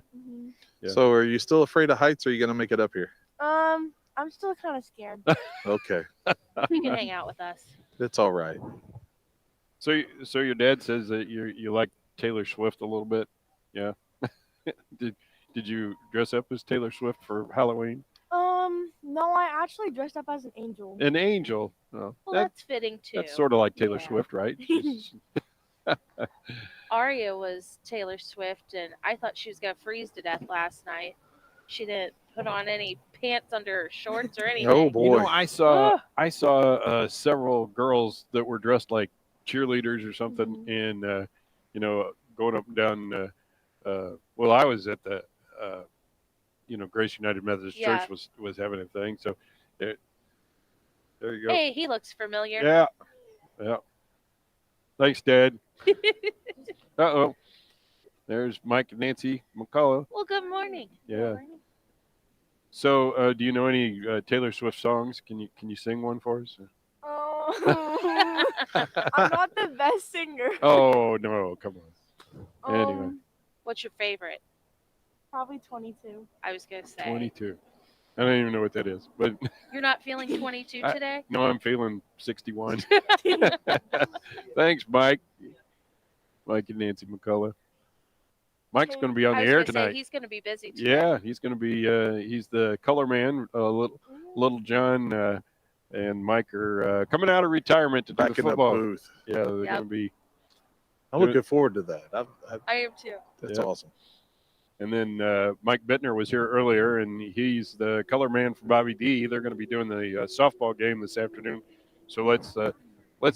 Well, here's the deal: is if they should happen to lose, they would play for third place later on this evening. At the same time, we're going to be doing the football game. So, boy. Fortunately, we have two stations, and we're going to do the football game on 102.1 tonight. So, if the girls have to play for third place, that'll be on 1560 AM and 94.1 FM. And otherwise, hopefully, they'll be playing for the championship tomorrow. We're really hoping for Yeah, that. that would be the best case scenario. Yes. So, It'd be the you know. best to win on my birthday. Yes. Be the Yeah. best. Yeah. So, do you follow softball? Do you play it all? I played for Town Bowl Mhm. in like June and May. Yeah. But I mean, is it something you think you might try out for in high school or I don't know. no? I'm kind of more of like a volleyball Oh, person. okay.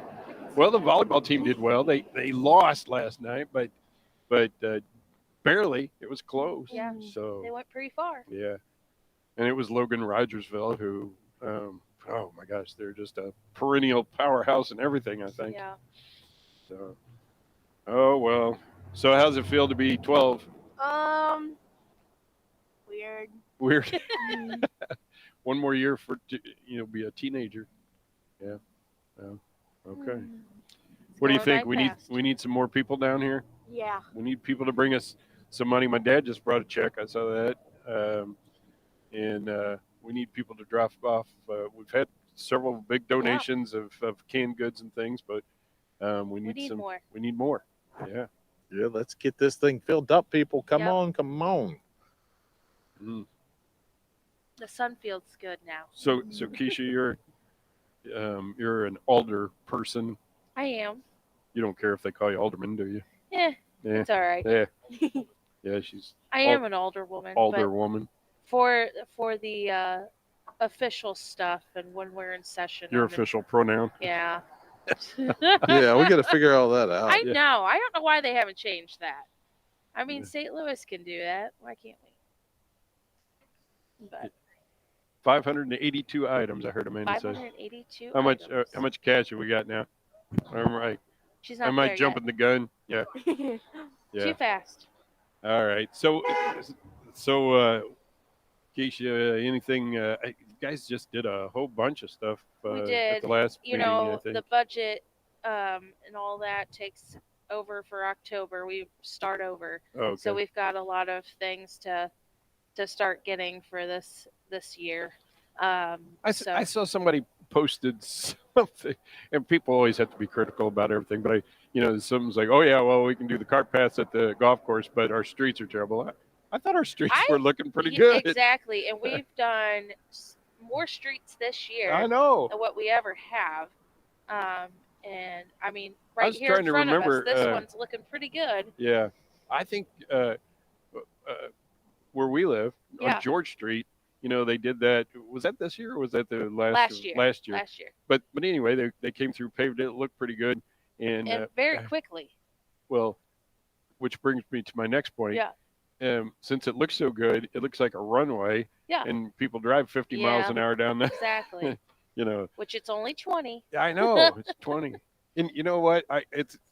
I'll be out like getting my mail out of the box or something. People be coming down the road, and I'll like put my hand, like slow down. I thought you were waving to me. Yes, that's everybody's like they grin real big and wave, and okay.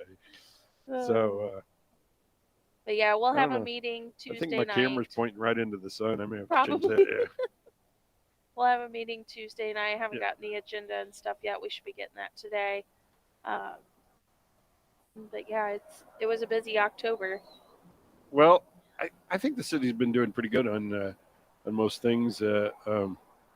So, how are we coming along on the parks plan and There's quite a bit in the works that we're working on. Of course, I know a lot of people are wondering about soccer and stuff like that. Yeah. Complex and things. So soccer, my grandson played soccer, Yeah. and that's huge. It is. I mean, there's so many people out there. Yes. And it's a big need. And so, Yeah.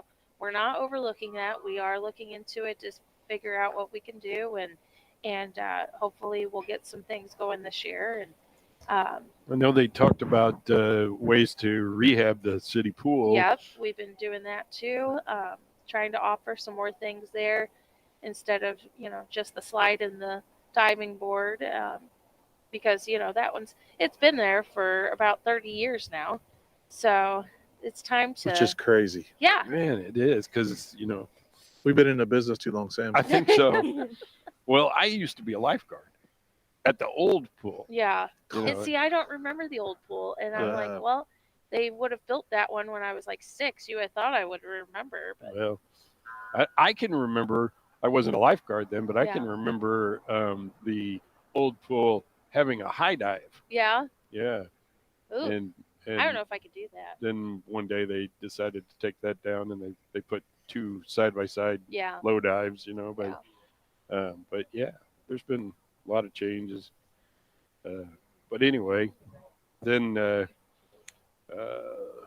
the skating rink, are we doing anything with that? Or I have not heard anything yet. I would like to see some things, but I don't know what's really in our budget for. I think for my this sister year. rented the skating rink Did she? for Thanksgiving. Really? Yeah, Are you gonna skate? I might. Yeah. I don't know. I've been trying to, so it's been, what's it been? I had my stroke on March 15th. Is it March? March 15th. So Yeah. it's been 7 months coming up Yeah. on something like, anyway.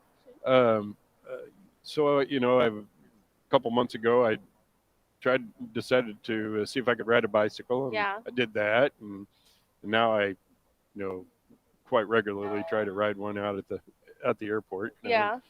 And You're not gonna go skydiving or anything, are you? no, because like somebody else at this table here, I'm kind of afraid of heights. So Me too. oh, you too. So all of us. Yeah. Ella, and you. And anyway, We like to stay on the ground here. So- yeah. you're not thinking you want to skydive, do you, Ella? No, no. So Even like going in planes scares me. oh now Oh yes. now see Yeah. But that's you fly. I don't I'm a- get it. I'm a pilot, so you get in and you shut the door, and you're not it's- Something below your feet, yeah, I there's- guess. So the floor there, No, that don't bother me at all. So I don't know, but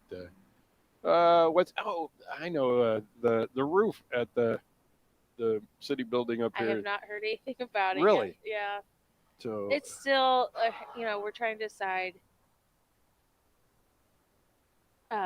where to put a new building Yeah. or things like that too. So could there's that roof? Has anybody talked about taking that roof off and putting a conventional roof on there? I think we did. Yeah. And just trying to figure out, is the cost of replacing that worth it or doing a new building? If I remember So- right, that used to be the fire station. It was, Yeah. yeah. Yeah. Long Time ago. So the fire station 1 down here at the end of Yeah. the road, up until I was a teenager, that was my dad had a garage there. It was Main Street Garage. Oh, really? Yeah. Huh. So they tore that down and built the fire station. Yeah. down there. So yeah. I don't know. Lots of changes. Yeah. We need people to come by and We donate. do. Mhm. Yeah. We really do. We need people to come by and either bring canned goods or dried goods, cereal Yeah. or box mixes and things, hamburger helper, whatever. But checks, we like checks and we like Yes. cash. So Yes. firefighters are standing around talking to each other. They're here to. Yeah, they're bored. They Yeah. are. We need, And I'll Get fall 'em asleep moving. up here if we don't get some action going on. Jim, is there anything Yeah. new with the school board? Oh man, there are so many projects going on. Projects that are wrapped up and projects that are going on. The middle school is, I think everything is wrapped up there. Just a couple of punch list items that they're working on, and then there's a lot of work getting ready to and maybe starting to take shape out at the high school. There's going to be a lot of improvements out there overall. And I think we'll have a groundbreaking on that next week, or maybe this week or next week. I have to look at my calendar. Oh, Yeah, some really, really good things happening. Good. And that's all because There's Henry. the community, approved the bond issue. Yes. And, safety See you, is Henry. the big concern. And, a number of safety improvements will be going into the high school. So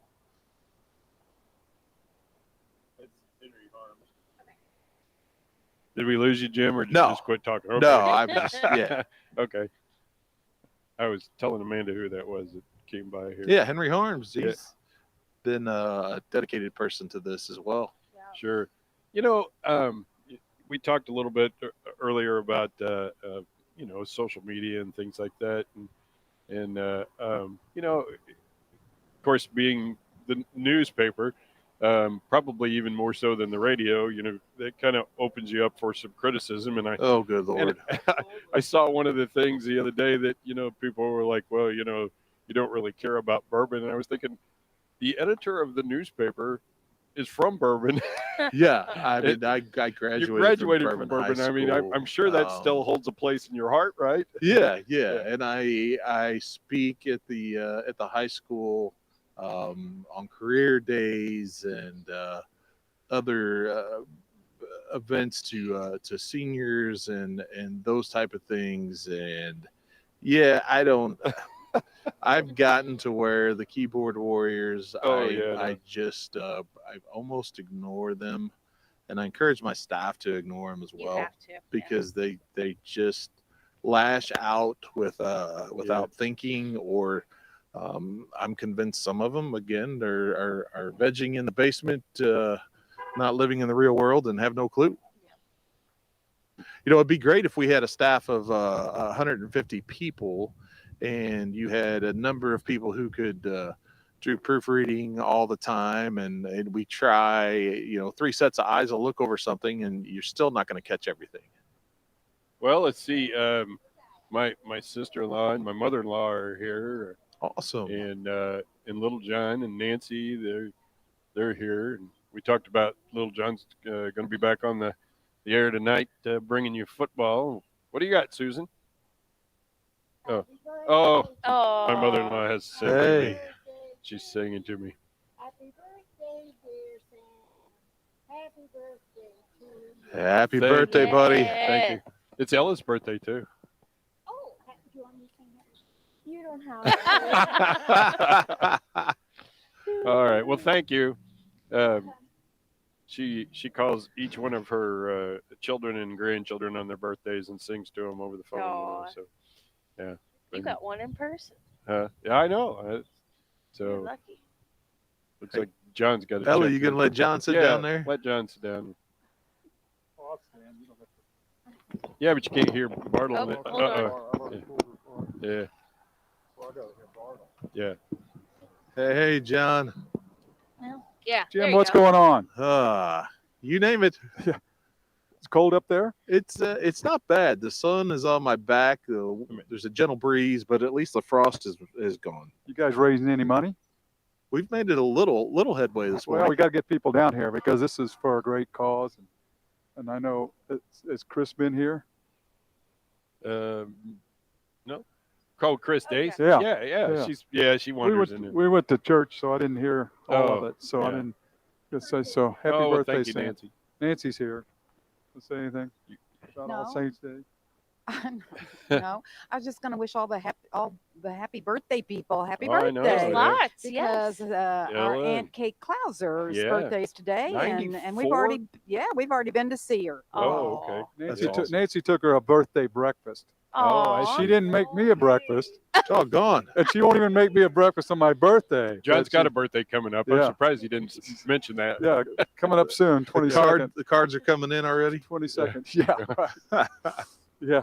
So big day today. What time the girls play? 1:30, I believe. Yep. And that's Yeah. on FM, right? Yeah, that's on KTUI 102, FM. 102. And then tonight, Mike and I bringing the A-team back Yes. for Yeah. night. Are you ready? Well, if I can remember, I haven't. My wife can tell you I haven't watched any football since I retired. Right? See, I think that may not be true. Who knew that there was football on TV every day of the week?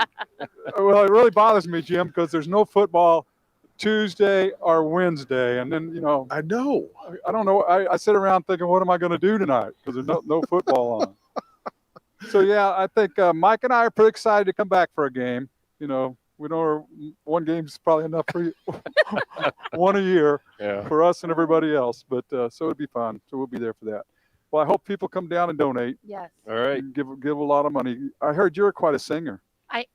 I guess. Well, my wife told me If you you were. like it. My wife told me you were quite a singer. Yeah. So if you'd sing, maybe people would come. Maybe. People would come and donate. Serenade us. Yeah, that's what she needs. I don't know. What do you want to hear?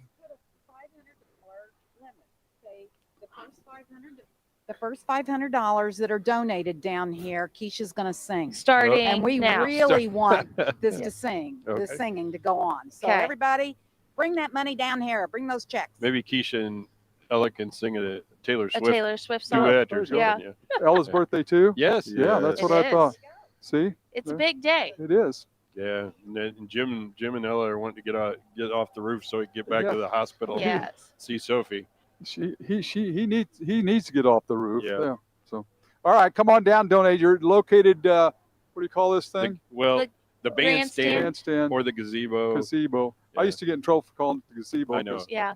Because Mr. Wilcox Wilcox, always wanted to call it the bandstand, Right. which he was right. The downtown concert pavilion. There Yes. you go. That's what it is, Jim. Yeah. All right. All right. Good seeing you guys. You too, John. Be careful. Take care of yourself, Jim. You too. Okay? Thank you. We'll see you. All right. All right, little John Rice. You know, I'm new to football this year. You're new. I'm- Oh yeah, I'm learning but you have a football. player, right? And I have a player this year. Yeah. What is he? A freshman? No, No, what is he? he kind of looks like it, doesn't He's he? big. He is big. He's is- only 11. He just turned 11. Hey, he's not as old as. Here goes Yep. the fire department. Yes, again. if you're traveling westbound I-44 around the 231 mile marker, that'll be near Stanton. There is a pickup truck that was pulling a 30-foot trailer that is jackknifed in the roadway. Whoa. Goodness. All right. Well, like John said, come on down, bring us some cans, bring us some cash, bring us $500 and Keisha will sing. Yeah. You just got to tell me what you want to hear. Don't cry me, Argentina. Oh, I don't know about that. I think Evita's coming back to the Muni this year. Hey. Yeah. I've seen Evita 3 times. Yeah? I saw. I have never seen I it. saw it once when I was in high school, and then a couple times since then. Yeah. Yeah. I could almost sing it for you. Yeah? Don't cry for me, Argentina. I was going to say, you've got a great That- voice, well, too. Yeah, but I don't sing Evita. Yeah. I don't either. I Yeah. will be singing this Sunday at church. Are you? though. Yeah. Oh. Yeah. All right. It's my month. Just Do they charge when you're? Do they charge to come in when No. you're? Oh, okay. No. Oh, we've got some more donations. All right. Okay. That looks like Connie Medlin.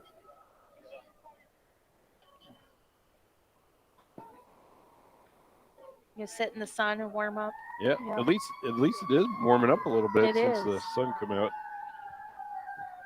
Yeah. Sounds like more going out. Yes, sir. Go ahead. All right. Got $50 from Pet Country House Call Veterinary Service. Right, All I saw. right. Connie. And some Connie canned Medley. goods too. Yeah. Yeah. Thank you all. Got Yeah. some more canned goods. She It's didn't. very She loud didn't up drive here. the big Oh, van or whatever the that thing is. yeah, the It's almost like a vet clinic motorhome. on Yeah. wheels. Yes. Yes. And I love that we have that in town. I think it's neat too. I unfortunately had to put an animal down that was sick, and we got to do all of that in the comfort of our home. And that was a neat experience on top of it being sad, but it was just nice to have that comfort being with the animal in its comfort spot too, so that was great that we have that service. Well, we're back in a lull. We need some I know folks we in need quiet folks time. to come down I know. here. Usually, there's school buses and I all kinds know. of stuff, but no school today. I'm telling you, everyone's tired from last night. Yeah. Did you do anything wild and crazy? We went and saw our grandkids. Yeah. And That was wild enough. took them some cotton candy. Yeah. And then we went over to Grace Methodist Church, Yeah. and did the trunk or treat thing there. Yeah. And then took the long drive back home. It was so long.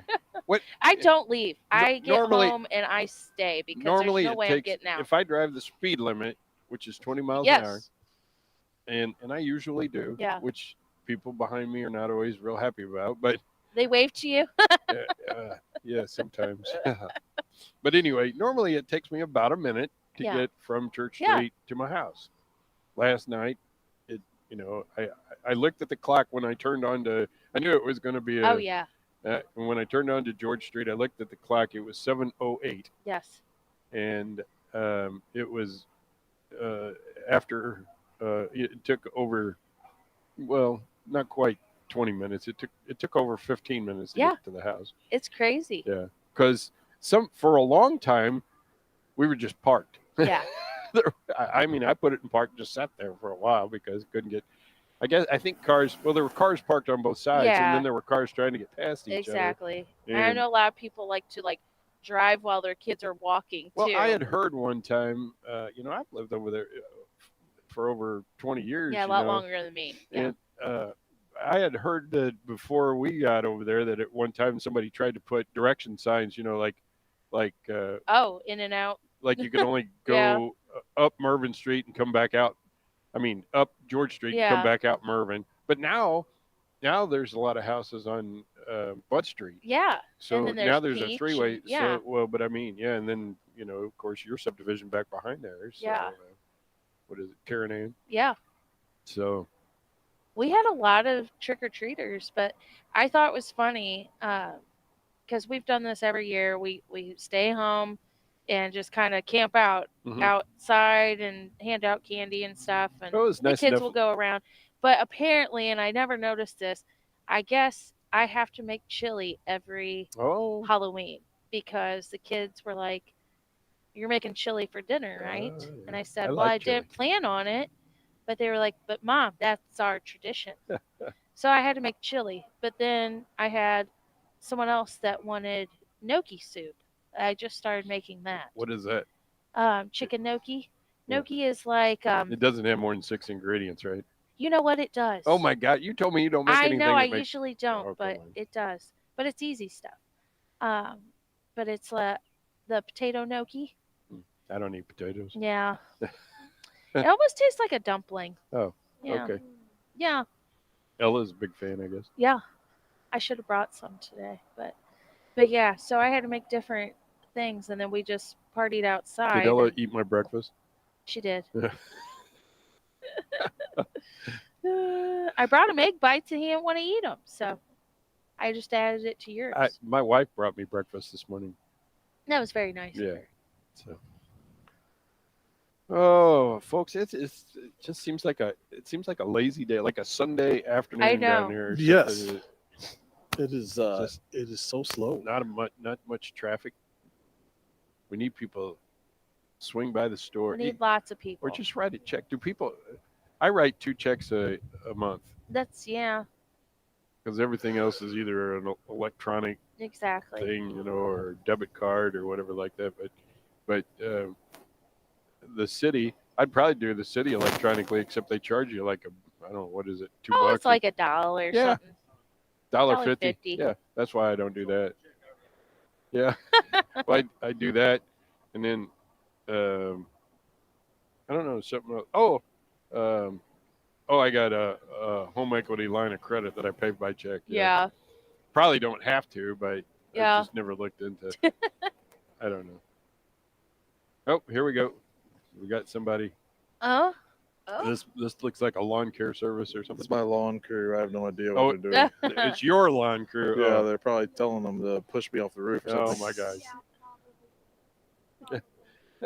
Ella's saying probably, but she's not. Where's Chris Dace at? Normally she's out here. I don't know. I think she's staying warm. Is she over there in the? Well, no, that's a line of people trying to get into the mission. I guess I don't know what time it opens, but so come on, folks, bring us some cans. Bring us a box of cereal. I like Captain Crunch. Yeah. Captain Crunch. I feel like it always cuts your mouth, though. Captain Crunch? Yes. Oh, come on. I like Captain Crunch, Fruity Pebbles. Fruity Pebbles are good. Lucky Charms. I actually, I like spoon-sized shredded wheat. Yeah. Yeah, I'm a frosted mini wheats kind of guy. I'm a frosted, yeah. Do you ever get like the strawberry or the blueberry one? Not very often. But here's the thing that aggravates me is, my father-in-law passed away before Christmas this year. But before that, we always would go somewhere and spend Thanksgiving with him and his wife. And so in each family, my sister's, my wife's sister, her family and everything, everybody would take a turn preparing meals all day. And so I would buy spoon-sized shredded wheat. Hi, Ralph. I would buy spoon-sized shredded wheat. Yeah. And then the kids would eat it all. All of their kiddie cereals, they would skip that, and they would eat my shredded wheat. Okay, Amanda, what's up? We got $100 from Mr. Ralph Hardy. Ralph? All right. Awesome. Thank you, Ralph. That Rachel? That is Rachel. There's Rachel. Yeah. Ella, let Rachel sit down and talk, Ella. Yeah. I know. You're a station hopper? Station hopper. Yeah. How's it going? Good. You put the headphones on there so you can hear Jim. You probably never heard him before. No, I don't. Jimmy. What's up? Hey. How's it going up there? No, just trying to stay awake, Chilling? hanging out, looking for people. Yeah. People, where's the people? People watching? Yeah. We I get need it. the people. I brought you some money. Hey. Cash is king. That's right. We like that. Checks. Is that from Coldwell Banker? Coldwell Banker Reeves. Yeah. All right. So tell us a little bit, with interest rates and things like that. I mean, has that changed anything in the market right now? Or? I don't exactly know what is going on, but I kind of it's heard so that. back and I heard that forth. on the professionals, the experts on the radio this morning. They were saying they don't really It's weird. It's just weird. Yeah. But the last 3 weeks, showings have went crazy. Oh, really? We've got several new listings just in the last couple weeks. That's good. And showings are picking up like crazy. So people are definitely getting out. They're moving around. They're putting their houses What on about sale. listings? They're still slow, but we've got several of them just all of a sudden. And that's kind of been unusual for the last few months. So things are starting to pick up. And I always think that like right before an election, things kind of stall out. I mean, I've seen that several times over my 16 years, but things kind of stall. People get a little unsure of, spending money and things kind of get quiet. But once the election's over, I think I honestly, whichever way it goes, I think either way you'll see things will start moving. So either way. So anyway, it's kind of exciting. I mean, this is kind of our slow time of the year going into the holidays and everything. I always say once people put their Christmas stuff up, They don't want Yeah, to they move. don't wanna move They don't want to after take it back down and move until after the first of the year. I think I would But- just leave it there. Exactly. The new people can deal with it. Yeah. You get the 9-foot tree. Yeah. It's all yours. So how are things at Harney Mansion? Oh my gosh, Harney Mansion was crazy yesterday. We did the trunk or treat. Mhm. We had, oh my gosh, a ton of people there. That's awesome. We had some spooks in the hallways scaring people. And Aw. it was a lot of fun. So. You know, I run into people who still don't know that you can rent the Harney Oh Mansion. yeah, it's very affordable. It's $100 for the first 4 hours, and then only $25 for every additional hour afterwards. And you can use the kitchen with yeah, that? the kitchen comes with Which it. is huge. Yeah, it's actually a pretty functional kitchen. Yeah. It's not bad. So. Nice bathrooms. And, Yes. I mean, it would probably be better if the meeting area was not divided. It would be, But but that's it's- just something we got to that's deal just with. it, Yeah, but yeah. I mean, you can put 50 people in there. Yeah. Yeah. You know, relatively comfortable. And then Nice bathrooms. We've done a lot of work out on the lawn to put Yeah. electric out there, and level some spots. And eventually, this is a Ken Reeves and Rachel plan. We'd like to put like a patio in the back. It was actually Ken's idea. Oh yeah. It's a great idea, I think, and have like maybe like a little wine bar area in the back, and have some lights strung up to where Yeah. when people wanted to have receptions back there. We've That got would the be great. stage back there now, so yeah, I mean the yard's it's a good space if you wanted to put tents up or have something that was more outdoors than indoors. I don't know if people know that basically you and Ken Reeves are kind of responsible for this downtown cleanup, you know, and I'm sure that kind of gets old, doesn't it? Well, so years ago, you know, he worked at Fidelity, and Uh-huh. they used to have a day where they would let them go outside and clean, and that's where it kind of started Yeah. from. And then when he left and came to Coldwell Banker, I just kind of decided that was something that I wanted to take on, and so I kind of started downtown, but then over the year he's taken it over, and so the Yeah. last couple of years I have not helped at all. I felt like kind of a slacker, but he's really taken it on and made it his baby, and I'm so proud of him for doing it because it looks so nice downtown. It and really he gets does. a lot of compliments, and I think it helps our city guys. It kind of frees yeah. them up, or our Parks Department guys.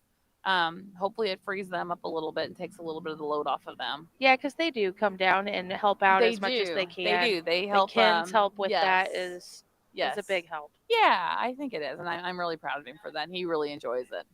So Yeah.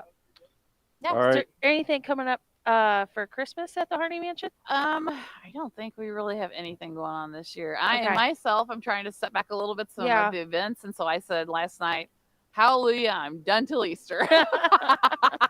I'm shocked. So yeah, right. So yeah, but personally, I think my boys are helping out. I believe it's with I'm trying to think which church it is that's doing the Thanksgiving lunch. Grace United. Maybe. I think Yeah. Grace Is that the is. one that Chris Stace was saying that they need help for Might Thanksgiving be. lunch? So no, I'm taking my boys there. Yeah. We're gonna help. I should know, but I. Is that your church? I was Yeah. gonna say I think your picture was maybe on the flyer. Uh-oh. So yeah. So Uh-oh. anyway, my Well, that boys ought and to I drive will be people away. there. We'll be there helping for Thanksgiving Day. But That's anyway, awesome. All yeah. right. So Well, Rachel, thank you for talking to us. thank you All guys right. for being here. All right. Take care. See ya. All right, let's see if we can get Natalie over here. Hey, how are you guys? Yeah. All right. Come on. Put those headphones on so you can hear Jim if he talks to you up there on the Hey, road. hey, what's happening? She can't hear you yet, Jim. Oh, hey, how are you? Okay, there. I can't believe you're up there with everything you got going on. Show's got to go on. That's right. Yeah. We'll get it done. So Natalie is the choir director at the high school, and you got the day off? Kind of. Kind of. We have a football game tonight. Well, so, that's true. Yeah. so we'll be there, but we're going to surprise the kids with now they're all going to know, but we're hopefully going to. They're probably still asleep. Okay, you're right. Yeah. So hoping we have some hot chocolate or something right after halftime for them. Yeah. I think it'll be a little chilly tonight, but So Natalie, I was in band and choir and show choir and all that stuff, and I always thought that we did pretty good, but I just have to say that since you and your husband and actually the other music teachers and stuff in Sullivan, I think the music programs in Sullivan have just grown by leaps and bounds, the quality and everything. I don't know, it's been a couple of years ago I saw the they don't call it junior high anymore. What is it? Middle school. Mhm. Middle school. I saw the middle school band perform for a Veterans Day thing, and I was thinking, hey, I know this song, and I was thinking I played this song when I was in high school, and cool. and I think they're doing it better. That's I just the music program at the school right now just blows me away. Well, I appreciate that. We have really great kids, and they live up to the high expectations, and so that's what helps them to reach those goals and to play and sing the more difficult stuff. And we have a group of parents that are hands down the best parents in the world, I think. But I think it extends to the theater program. Kim Wibbenmeyer. I mean, oh my gosh, it's just she puts on stuff that Yep. you could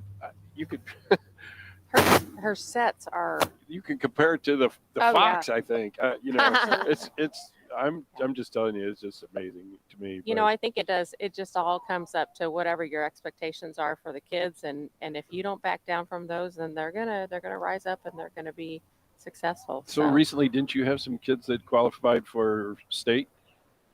Oh yeah. Yeah. So I have 5 students trying out for all-state choir on the 16th of November, and I kind of just got some really exciting news from an email, but they gave me the wrong name, and I was like, wait, but so Madeline Galoff. She was in the station the other day. Yeah, I know. We can't give her a swivel chair, by the way. And also, when I retire, I really want to be on the radio, so this is good practice. Well, every time you get a hold of me and say, well, I'd like to get some people on the radio, you send kids. I was like, well, but that's who. Sure. That's who's doing the performing. So, but anyway, so she came out of her sight reading room at districts, and she goes, I think I got a perfect score. Well, I got this email saying that Madeline, some other Madeline, is going to be competing in the state as a state finalist for the sight reading. And so I'm waiting to hear, because they gave me the wrong last name, but I know it's her, So if you're listening, Madeline, which you're not because you're sleeping, you're probably going to participate in the state sight singing bee, which probably means she's going to make the all-state choir, which would be and that's amazing. Awesome. Yeah, it really is. So and people don't realize how hard sight reading is. Oh, I know, girl. Truly a difficult task. yes, for sure. But they kind of buy into the process. Anyway, I don't want to talk about me. I want to talk about getting the veterans to the concert Thursday. Yes. Right. It's the choirs yesterday and the day before. I got my card day before yesterday. Well, it came in the mail. I expect you to see you there. Okay. Yeah, and if I don't, I'm going to cry. Yep. It's past my bedtime though. No, it's 7, and we're. That is my bedtime. I go to bed at 7. Yeah, but see, this week the clock's changed just so that you can be there. Oh, yeah. Okay. So there you go. It's going to be light later, I think. Is that how that works? Yeah. Yeah. I don't know. Okay. Well, you fall back. Yeah. It gets dark sooner. Well, that's why we have headlights, so Okay. that you can get to the. I wondered why we had headlights. So now I you know. can get to the concert. But no, they, when they were singing, oh my gosh, I just, sometimes my lip quivers. And there's this one song, Tell My Father, and it's about literally the soldiers passed away in war. And he has told another soldier, please go tell my father that I was strong and that and all these guys are singing, and you think guys can't be expressive, but it's like, oh, yeah, it's amazing. And so, it's really good this year. And I've got parents bringing goodies and making some lemonade or punch and stuff like that. So come on out, 7:00 Thursday night. Veterans can start coming at 6:15, and we've got parents who will escort you to the fax room. Okay, tell me what the fax room, because I saw that FACS. What is that? Family and Consumer Science. Okay. It has developed into, our fax program is phenomenal. So when I was in school, it was home ec. Yeah, okay. But they have a lot of other things that they sure. do, and I don't want to try to say what they all are, but they do housing design. Yeah. And it's incredible, and our teacher's incredible too, Whitney Hoffman. But it's just a room right off the theater, and we'll have parents take the veterans down there so they can sit and have a little treat and stuff before. And then I've got my seniors, Ava Norman and Ella Vandergriff, will be escorting them down to sit in the front at the concert so that they don't miss anything. And my mom will be there because she's there every year. Yeah. She was a Navy girl. So anyway, but if you guys are out and about, it's beautiful. And Poor Jim. He needs to get off that roof. Yeah, he does.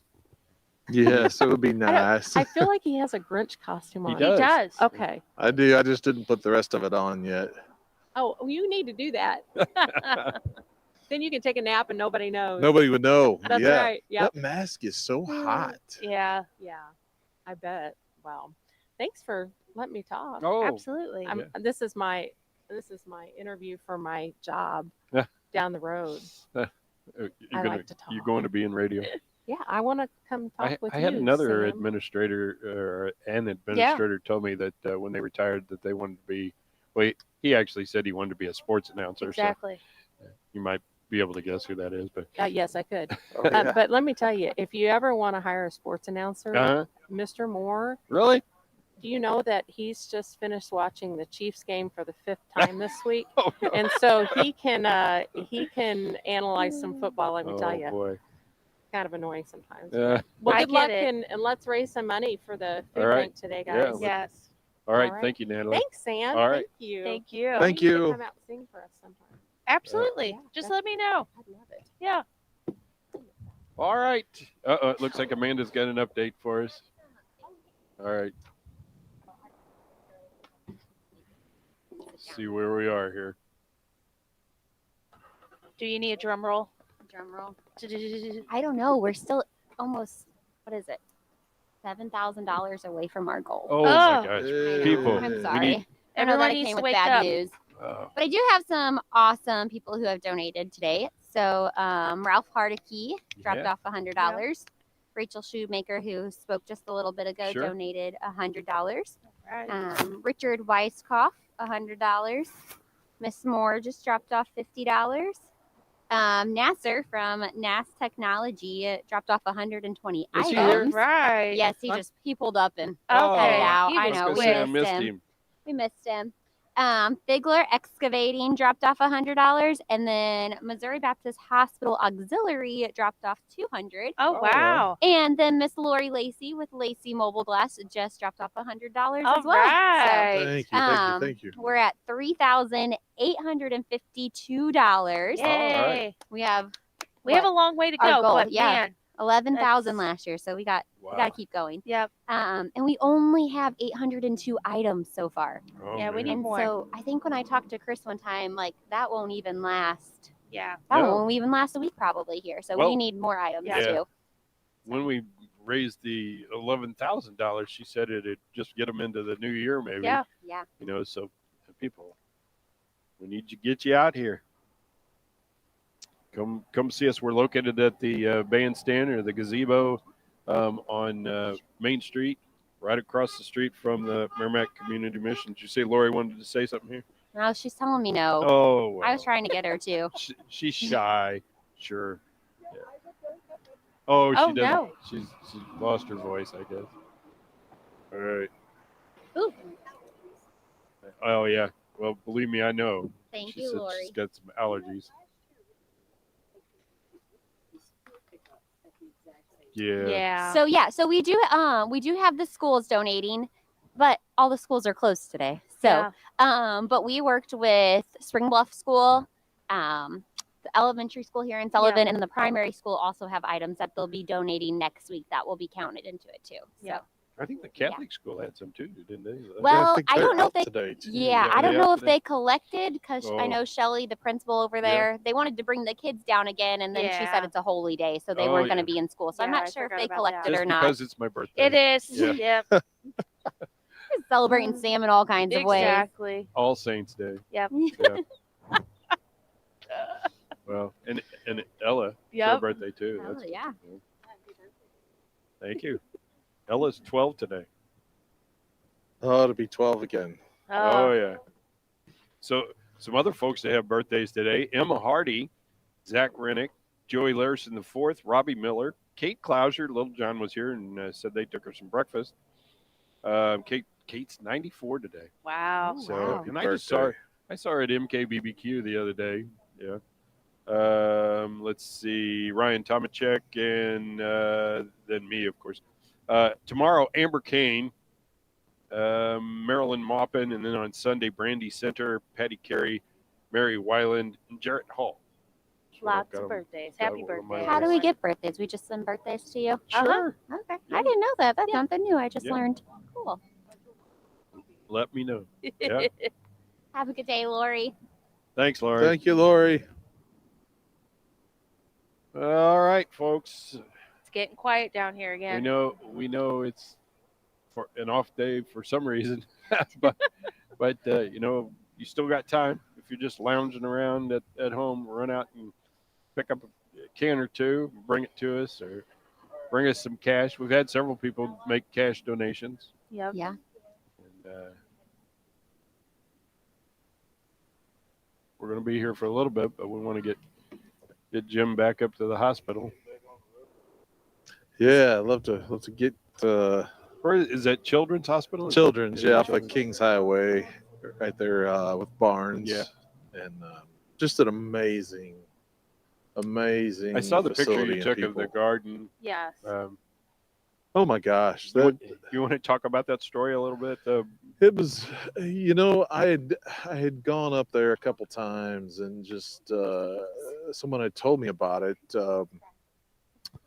and I had went up there, and it was just beautiful.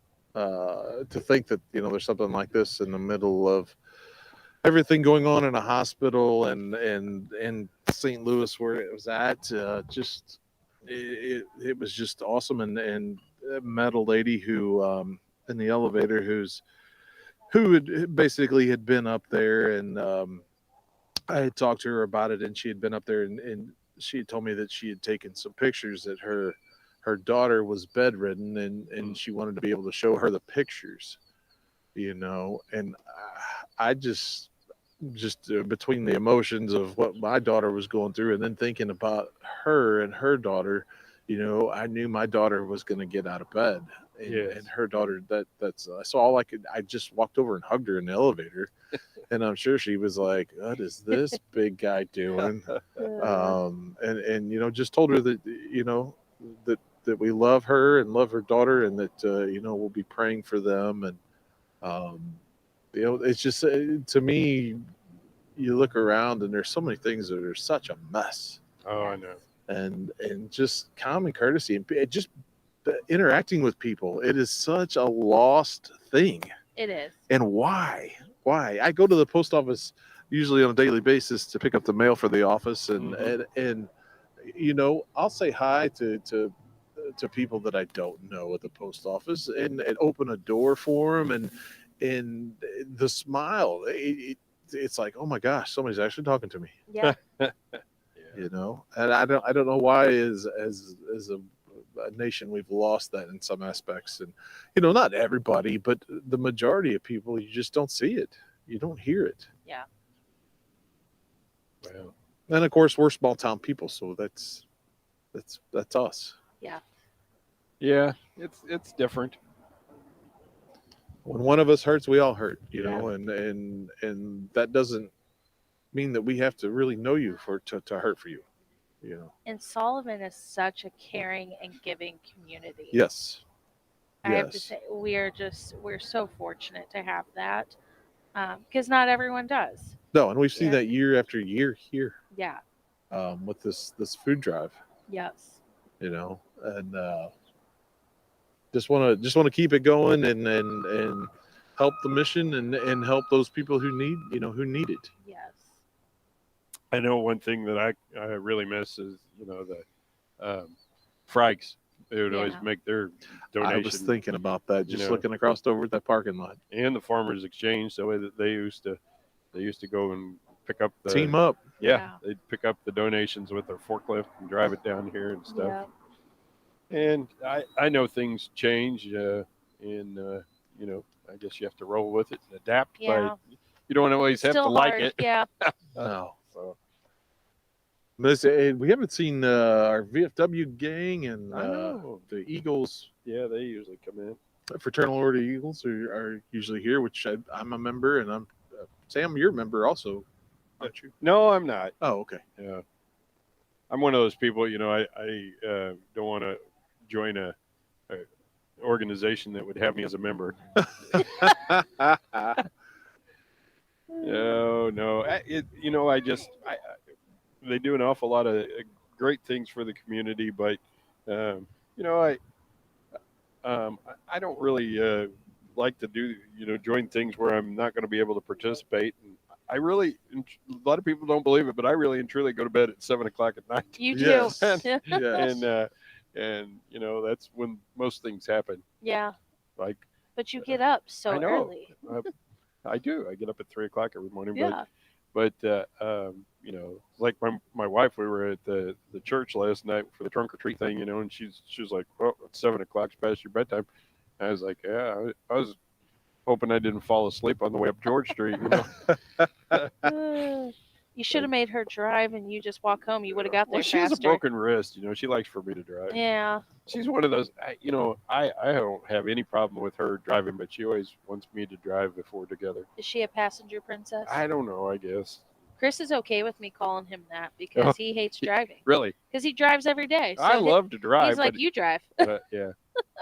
Yeah, he drives into the city. Yeah. Though, yeah. Was that camera up here at all? That camera? Yeah. Was your camera looking up here? It was for a little while, but now Okay. since the sun. Yeah, we couldn't point it that way. I just anymore. had 3 birds come up. They flew down around here, and then they flew up here, and they were like, "Oh, good golly, that's not Mom." Yeah. And then back that direction. It was. So you saw it? We did. Was that not the craziest thing? I was like, "Oh my goodness." Actually, I can't see my computer screen, but I think it's pointed at Ella right now. So, yeah. It was Well, wild. you look warm to them. They're probably gonna. It was either warm or the green. You Yeah, know? one of the two. I'm waiting for a pigeon to come by. Give me a little gift. Now, see, I don't like birds, so I would Really? not be having a fun time up there with them. I love They birds. freak me out. Really? Birds freak you out? They do. Did you get chased by a chicken or a rooster when you were a kid or something? The geese at the lake. Oh. Yeah. At Orange City Lake? Yes. Oh my gosh. They're mean. All right. What do we got, Amanda? We had Sharon Dace with Dace All right. Insurance, $50, and then the Billy Parker Car Show Foundation, Nikki Parker donated $100. Oh, well, Thank awesome. you, Nikki. Oh my gosh. Billy, I really only knew him because he was, he was in charge of the airport. Yeah. There, and but he listened to anybody that had any complaints or anything, and he liked to hang around and talk to the pilots and Yeah. stuff like that. And he was just really I a don't good think guy. he ever met a stranger. I No. don't think so either. But we certainly miss him. Oh, Absolutely. Yeah. Yes. Such Yeah. a great man. Yeah, absolutely. Well, Yeah. yeah. Well, It's dying least- down. We need more. at least it's warmed up a little bit. Yeah. I know. I'm thinking about taking off my big You're coat. thinking about I'm thinking about thinking it. about it. Like, I took off the gloves to see how that would go. And how's it going? So far, so good. Because the sun's shining The right on it. sun's shining on Right me, on it. so All right. I'm pondering it. Do you think the food drive has reached the time when we should be having a Venmo thing for the food drive? We could just take a picture of. We could take a picture of you, Jim, and use it every year. Put it on the. yeah. Put it on the Yeah. Facebook or something. And here's Jim on the rooftop. Please donate through Venmo. Donate. I only have Venmo for one thing, and that's. I don't know. I think I was trying to remember. I think I've ordered a pizza with Venmo. And, Really?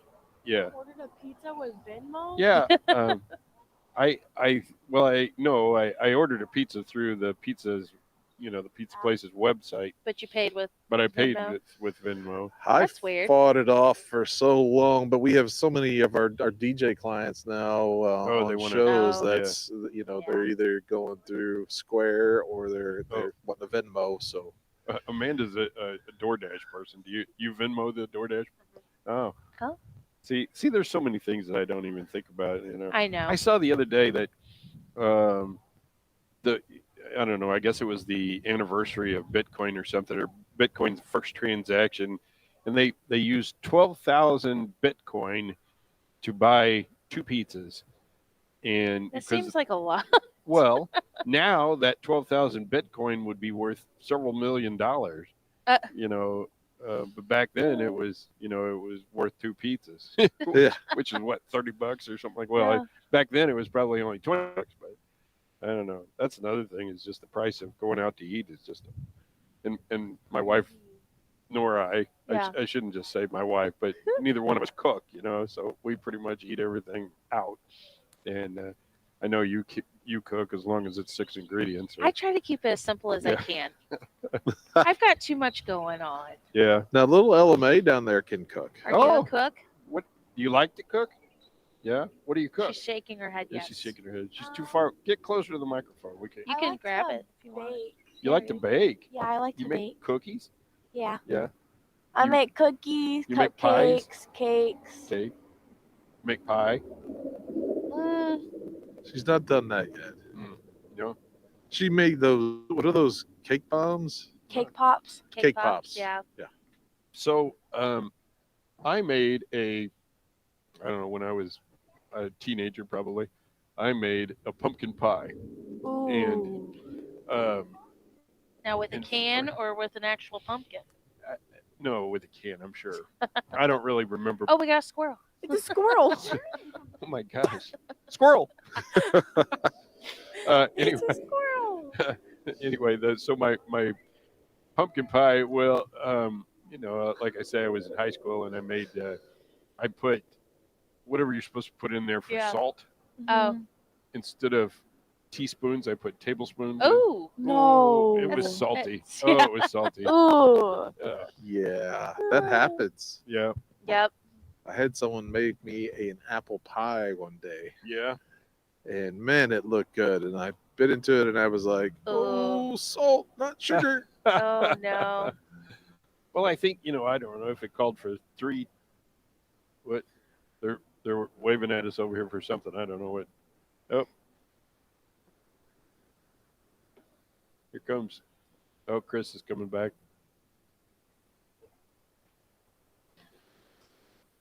What is it, Chris? 27. 27 new items? New Okay. items, all 27 right. new items. Hey. Yep. And see, so my grandma was a cook. Mm-hmm. She cooked at the Spring Bluff school. Oh. And she, had to feed tons of people. So Sure. she would have recipes for large quantities and stuff. Okay. Yeah. Every time I make chicken dumplings, I always forget that it's for a large quantity. Uh-huh. And I make that every time. Oh, I see. It's a large amount. So It's I'm like always stuck Ron with Laird. Yep. Yep. a ton of dumplings. But no, you would think I would come by it honestly with that. Mm-hmm. And Mom learned from her and I learned from Mom, but I like to keep it as simple as I can. If it's got 5 ingredients, we're good to go. I don't like all the prep time and stuff, but I do like to bake. I would say if I had to choose between baking and Yeah. cooking, it would be baking. Just Yeah. because of the fun of it and like doing it with like my friends and family. Yeah. It's my favorite. Yeah. And especially during Christmas, getting to make Christmas cookies with all my family and my aunts and Yeah, I could see that. Oh, there's Betty. Yeah, Betty Koppelman donated $50. All right. Thank you, Betty. Hey, not too much. How are you? Oh, Yes, sir. That's in honor of my birthday. Make sure you write that down.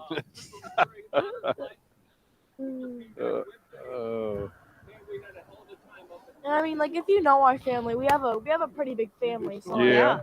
everybody on like my mom's side of the family always comes over, and our house is like crazy full and packed and crazy every year.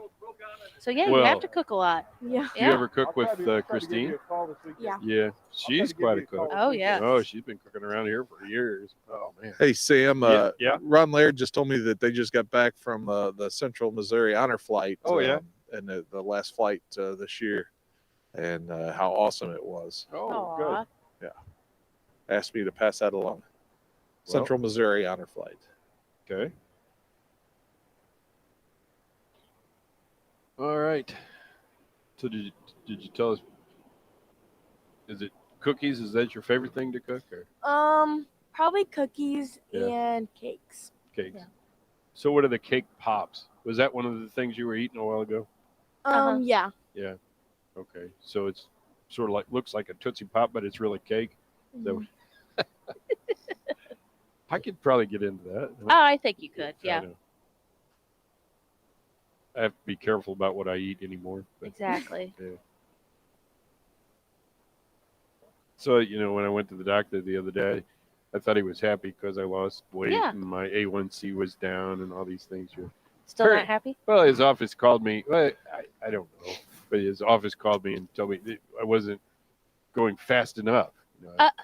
Didn't lose enough weight and didn't, drop my A1C enough. So I was like, hey, I'm working on it. Yeah. Wanted to put me on one of those shots. I was Yeah. like, nah, I'm not into that. David All and Clara right. Coleman, $100. Thank you, David and Clara. That's good. Yep. Yes, we're getting there. Yeah. Every little bit helps. Yep. We need a line of traffic. We need to We shut do. down. We need to shut down Main Street here. You're an older person. Can you get that done? I think I have to have a few more aldermen You for have to that have- you have to to be have- approved. Vote on it. Seems to me like I don't know. I've been reading the news for quite a while, and it seems like we've had more requests for street closures and things for Yes, quite a bit. run- People are you know, doing stuff. Yeah. 5Ks. Yep. I don't know. Of course, I don't remember whether they shut Beeman Street down, but Temple's been they've been Yeah, they having do their, it right in front of the church and stuff. Well, I right know, there. but I mean I remember them doing that when I was a teenager. Yeah. So, I don't know exactly how long they've been doing it, but Oh gosh, Yeah. long time. yep. Yep. There's some cars going by, but Yeah. not stopping. They wave. Yeah. Wave. Run to the store and get some stuff. Bring Yes. it back.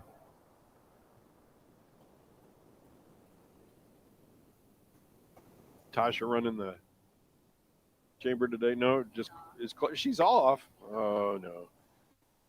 So if they want something from the chamber, they They have to gotta come come down up here here. and see you, and bring a check. Yep. Come down here and make a donation. There you go. Come on, we're not keeping our firefighter. Well, there's one firefighter over there. Not keeping them too busy here.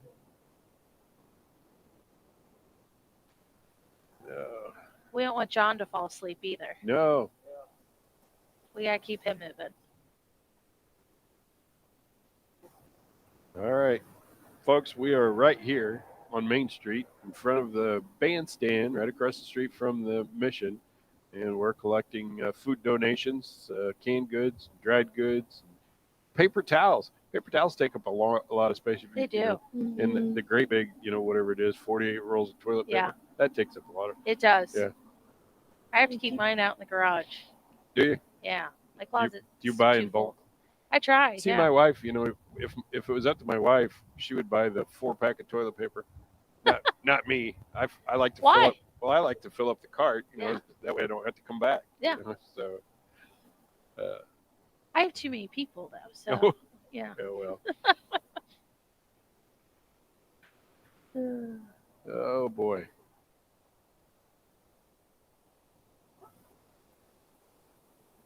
I don't know. I can hear I know. birds or something. Is he getting attacked by Are birds you again? getting attacked by birds, Jim? I have been. Oh. They have been by. I'm up here sending out the. Wait, are you working? I'm sending out messages for the food drive. Oh, Actually. Oh, there you go. I'm trying to figure out where everybody's at. Yeah. Say I haven't seen you. Come Yeah. down here. Some people work from home. Jim works from the rooftop. That's right. Yeah, today it is from the rooftop. You are correct. That is right. Has he froze his feathers off yet? No, No? I haven't seen any feathers. Well, let Chris sit down there, and I started to talk to her earlier. Chris, sit down here, and got interrupted by the news. I wasn't paying attention to my clock. I know. So, We were on a roll though. we were. We'll get back on it here. Yeah. Chris has to fix her hair. I'm back. Oh, all right. So, Chris, how long have you been the director here at the I'm in the 10th year, 10th? but I was on the board for 3 years before that. So that's 15 years. Yeah. Yeah, 10 and 3 is always 15. Yeah. So, tell us about the mission. I mean, what all does it do? Okay. Well, let's focus on the pantry side right now. Okay. What we're doing now, thank goodness to you guys, is the 28th year. Okay. And we average on the Sullivan sponsored pantry. You need to be a Sullivan resident. What we require is an ID and a piece of mail to verify your residency. And we dispense out probably around 2,000 cans of food through our bags of food per month. Wow. So we can go through the food, and it's usually food that you need to prepare a nice meal with. Yeah. Yeah. We're also a distributor for the government program called TFAP, which used to be called Commodities or USDA. And since the COVID time, the government changed the requirements to where we do it twice a month, that you can come to both of those. Okay. Mondays and Thursdays, we put out what we call the red carts, and that's breads and desserts and produce that we pick up from Walmart, Aldi's, and Snooks, and it's open to anyone. Then we have our thrift store, and that's open Monday through Saturday from 11 to 3, and that helps sponsor and pays a lot of our operational cost of the buildings and manpower and food. And anybody can shop at the thrift store. Yes. Oh gosh. You know, we didn't put the word thrift store on our sign because some people think that's only for only low income, or my gosh, no. You know, people donate stuff that's brand new. That I bought stuff in there that like new. I was trying to remember. I bought I went a couple places trying to find a suit coat that would fit me because, you know, an emergency kind of.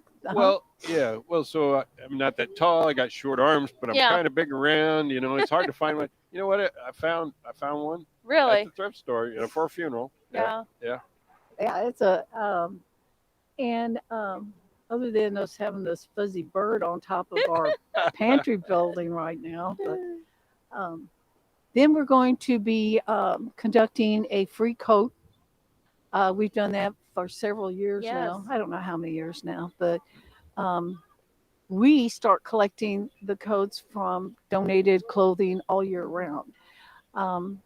Last year they didn't participate with this, but this year I got a call from Kirk Warner, and Larry Cuneo, who's on our board, is going to be picking up additional coats from them around the 10th of November. Oh, okay. And I will get with you, Sam, to get you to notify everybody when we get a set date.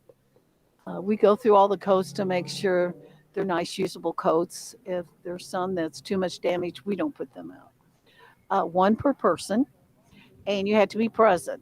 Unfortunately, we'll make sure that we have a time that you can bring children. So, you know, after school on Saturday or something. But I'm just not right now until we get all the coats lined out and everything else lined out of knowing what day we can get this done. But this place was created back in 1985, but it didn't become incorporated till 1988. And that was from local businessmen that created this mission for the community, by the community. And I sound like a For the president. community. Yeah. For the community, by the community. Yeah. So we have some good people. Right now we got a lot of nice staff, and we're doing well, other than the cost of food. Yeah. You know, we all know what that is. Sure. Now, Chris, how does your donations for the thrift store work? How does that? I have staff to cover the back of the building. That's where we usually accept all of the donations from 11 to 2:30. Okay. And we're constantly begging you not to leave anything Yes. off hours because unfortunately it gets taken. Do they need a call ahead of time or anything? Or You know, if you have something a large volume, Yeah. absolutely calls to where we can make sure we have room because we have limited space Yes, and stuff. absolutely. But we'll always try and work something out for you. I've seen you post videos of people Yes. taking stuff from behind the mission. I keep thinking that, I- how terrible is that people would do that? And I only do that maybe I know. 1% of the Yeah. time. Yeah. I don't know. You know, but I also was just told by a gentleman that is involved in the bourbon pantry and Oh, yeah? said just a couple of weeks ago, someone pulled up in a car and then loaded everything in the front of their building in the car. Oh. And their building is located close to the police station. Yeah, I know where that. So I think the word mission must mean free or something. Yeah. I guess. Yeah. I don't know. Yeah. Did you need someone? No, no, Oh, no. okay. Anyway, we are locally supported, and this is this food drive that you guys have is a major one for us, major one. Absolutely. And you can You have the schools and the schools involved. Yeah. Amanda, yeah. she coordinates all their deliveries and stuff for us Yeah. and stuff. But so you can imagine. This is just our cans, 2,000 cans we Yeah. can go through a month. That's not counting the box stuff that we also include or give out. So I mean, that's what 2,000 cans. That's what you give out in a month. Yeah. And on the Sullivan pantry, I didn't know this. That, I always thought when you had a pantry, you got food for the whole month. No, this is just Yeah. unfortunately, we give as much as we can, but we have several ways to assist you throughout the month. You know, with the government, TFAP twice a month, and the red carts with the produce and the breads and the desserts. They're out twice a week, every week. So what happened with the St. Louis Yeah, delivery? they were to change from it being called mobile market to farms, which stands for Food Assistance Resource Materials, which I don't know what that totally understands, but some of the guidelines were supposed to be they would do this like a food fair in areas where there was not a pantry located. Oh, That was their main goals. They so that took it from here to Cuba. well, that was supposed to be, but Oh. they took one away from Loving Hearts in Washington, Oh, and then they're just not giving us a real good reason. no, we I don't. mean, they just had a food fair, and they have one scheduled in the next couple of months here, and it's at the parking lot across from the police station, which is technically still Sullivan, Missouri. Mm. And when I questioned it, they said it was West Sullivan. Okay. Now, Well- West Sullivan is about 20 miles away. but, Yeah. yeah.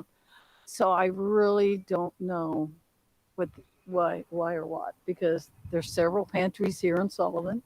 It's still located in Sullivan. Yeah. And, It's just different place, different people. Huh.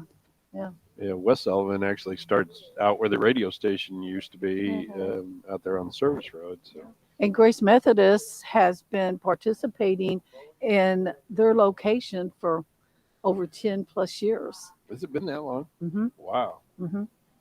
Initially tried to redo it here in the Sullivan area. Yeah. I mean downtown. Yeah. And it was too big and too congested. But you know Do we- what? We're getting food here to people, so that's our all that main goal matters, for yeah. everybody. Yeah. Mhm. Go ahead, Jim. Do we have someone over here to your side waiting to It's well, my mother-in-law and my sister-in-law again. She looks Got familiar. you, got you. Well, and I saw the there were some She's got kids a down there present for too. you. Oh, Is it your birthday? It is my is. birthday. Yeah. And Ella's birthday. Yeah. But Ella wasn't in the Air Force She yet, wasn't. So. She sang to me, so. Oh, she did. Well, thank you. Now I have an Air Force pillow. You do. Yeah. Ooh, that's cool. That's Yeah. right. Yeah. Yeah. Cookies are not I good for know. me. That's So. why I didn't get you any. Thank you. You got a good sister. She bought you a present. Well, and your niece was over here too. Yeah. They. Oh, Okay. did they? Oh, They'll be back. okay. Wish my brother would hear that. I would like to have a birthday present. Well, when's your birthday? It was in August. August. Well, August. I call him and tell him too. do you? Mhm. My brother got me a birthday present. Did he? Yeah. Which one? My oldest. Your oldest brother. Yeah. I needed some new Oh my gosh, she's earphones almost for official the teenager. PAX I at know, church. scary, right? I see. He hooked Yeah. me up. I've got some good ones now. Yeah, if somebody comes and makes a $500 donation, Keisha and Ella are going to sing a Taylor Swift duet. Get out of Yeah. here. I think people are under a rock today. Hi. Well, thank you. Thank Yeah. Kim Thank there, give us a check. So thank you, Kim. Where did Where does Amanda Amanda go? go? I lost her. She's you. having Give a it to baby. John. Thank you. Oh, so no. much. What? Still No. nice to you, but hopefully we'll get out of there today. Once I see her having her baby, you're gonna see me running. I'll be Yeah. like that one gal on Gone with the Wind. I know nothing about birth and No, babies. yeah. There you go. Butterfly McQueen. Is that it? Yeah. Oh, You guys are so great for doing this all these years. Oh, I mean, Yeah. I've just been involved 12 years. You guys Yeah. been 28. We're not 28, that old. I blame it all on Jim. You know, they're going to wonder about him the way he's been dressing. Well, Yeah. I think they already wondered about it. They've wondered about me for a long time. Yeah. What's wrong with that boy? I could have let you use my Ursula costume, Jim. Yeah, that would have been really a bad idea. I think he could be a good Santa Claus, don't you? Yeah. He You has really been. want to go there? Yeah. He has been. Now you're really going to tell people how old I am. Uh huh. Yeah. He was Santa Claus when I was little. Get out of I have here. a picture of me and him. Yep. Yep. I do. Yep. Have you seen that one, Ella? It was when the I'm gonna have to Chamber find of it now. Commerce ran the Santa House. Oh, that's I Yep. forgot The about Santa that. House was in the parking lots of different places, and it was at Strasser Drugs, I believe. Strasser Road. Well, that one that was at Frike's. Frikes. Yeah. Yep. Let's see. Let me look at my pictures. I have to show Ella because she doesn't believe Well, I it. have a Mrs. Santa Claus outfit. Would you wear that? Me? Yeah. I wouldn't know. Just checking. It's just not my style. Jim has a style. Yeah, I have Oh, he some. has a style. No, I don't have a style. I have a style that my daughters like. I can't leave the house in the morning without them looking at my clothes, going, "Yeah, you can wear that. Yeah, that matches. Go ahead." I'm like, man, I thought I was a man of style. I thought I matched well, but no, they tell me that I do not. All right, folks, come down and see us. We're here on Main Street, right across the street from the Mission. We're collecting cans. We're collecting dried goods, cereal.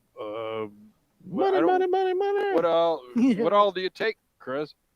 Everything. Everything. Okay. Everything. Everything. Every little thing. Yeah, and then we give it away. Yeah. And let me tell you, a lot of those people really, really appreciate it.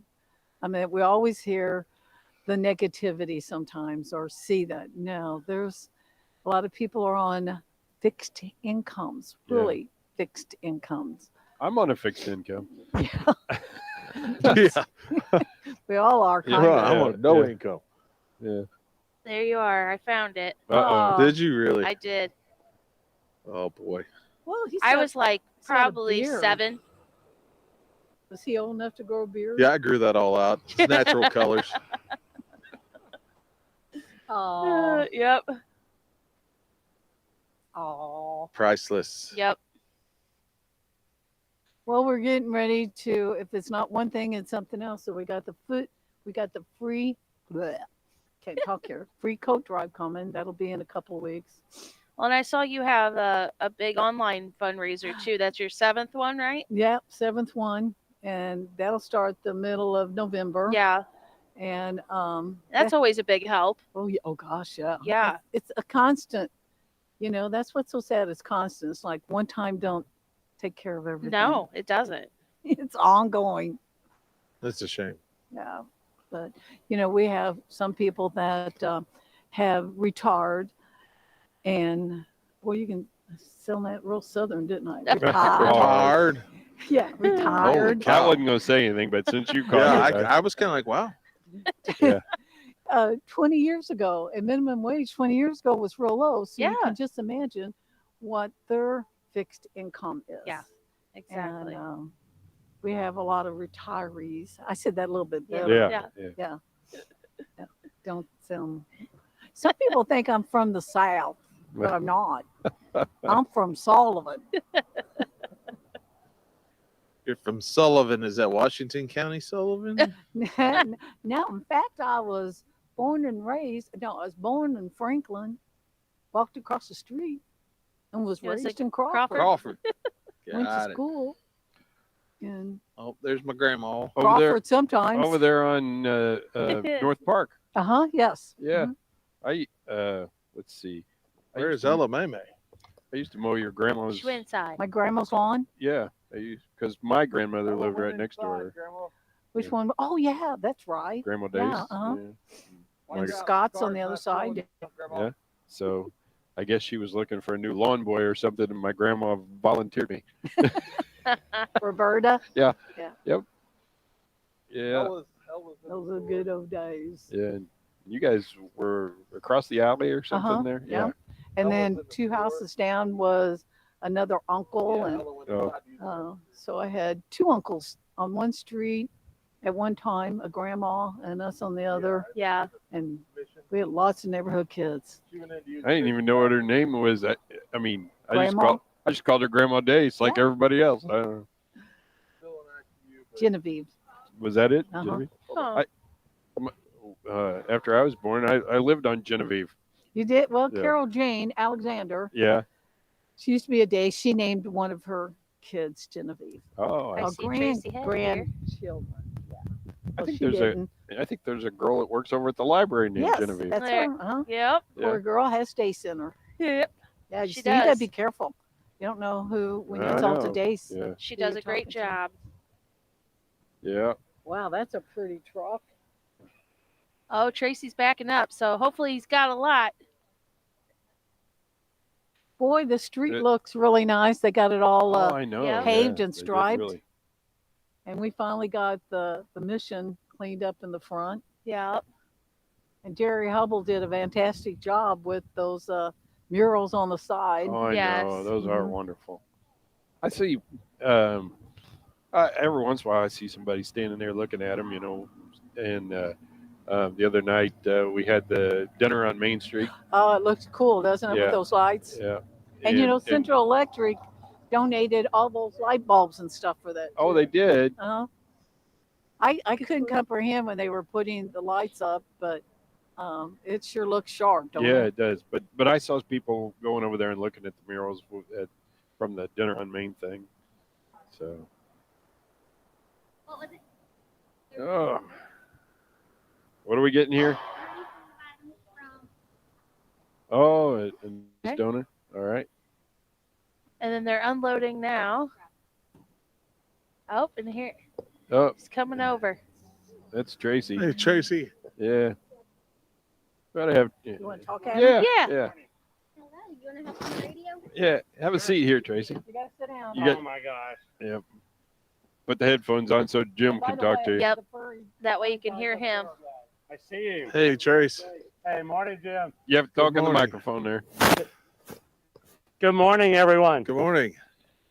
So how's things going, Tracy? It's doing really good, guys. We had a great Halloween event this past month, and we handed out a bunch of candy last night, and then we've seen all your posts for the food drive, and Bugsy's has been very blessed to be a part of this community, and we want to thank everyone. And so we brought us some canned goods, and Awesome. we're going to give a donation check this morning for $1,000 to the $1,000. food drive. Wow. Does that mean I have to sing now? You have to sing now. You got to sing. That's Let's hear it. We said am if I we got a singing? donation over $500, we were going to make Keisha sing. What so. am I singing? Oh, you sing whatever you Do want. you have to. a request? No, not offhand. I know. I can. Do you want to but hear it? Ella's not here. Ella's not here yet. She went inside, I think. I'll have to wait till she comes out Oh, and I'll well, sing happy okay. birthday. So, how's things been going down there at Bugsy's? We're doing really good. Again, we're just so blessed to be back in this community, and we thank everyone. We're actually the only locally owned gas station in Sullivan. And, you know, I tell people that I've been getting my gas. Hang on a second, I got to move my truck. That's all right. But you know, that's where I get my gas. That's where I get my lottery tickets. Yeah. Yeah. We are the lucky lottery spot for Yeah, sure. yeah. But yeah, back in the day, in Arrow's days, we were the top 10 lottery dealer in the state of Missouri. Yeah. And I said, you know what, we want to try to do that again. So that's kind of what we've been doing. Awesome. We do have a lot of winners. We've been blessed with the $2 million winner this year on a scratch off, and gave back almost $300,000 to public education just from Bugsy's on the proceeds of the sales that we did at lotteries. Wow. So we're pretty excited. But again, the main thing is we're just so blessed to be back in this community in our hometown, and we love every second of it. You guys you have food down there. Your burgers and oh man, they're so good. Yep. Yeah, we started our breakfast program, and for those people going to work, we start our breakfast program at 5 a.m. So we have a complete breakfast menu Monday through Friday. And then we brought back our Bugsy's Bubba Burger. Yep. We brought him back on Thursday, Friday, and Saturdays. Those are so good. Yeah, they are so good. That way, when you get that craving on Monday, Tuesday, and Wednesday, you know that you can get it on Thursday. So that helps. So anyway, we're so blessed to be here, guys, and you guys do an awesome thing for the community and the mission, and thank you all very much. Well, thank you, No, Tracy, thank you. and You're welcome. thank you for being one of the local people in the downtown area that makes things happen here. Yep. Thank you again, guys. All Thank you, right. God bless Tracy. all. Yeah. Thank you. Appreciate it. Thanks. Thank you. There's Ella. Oh, okay. Thank you, guys. Thank you. Thanks, Tracy. You guys are awesome. All right.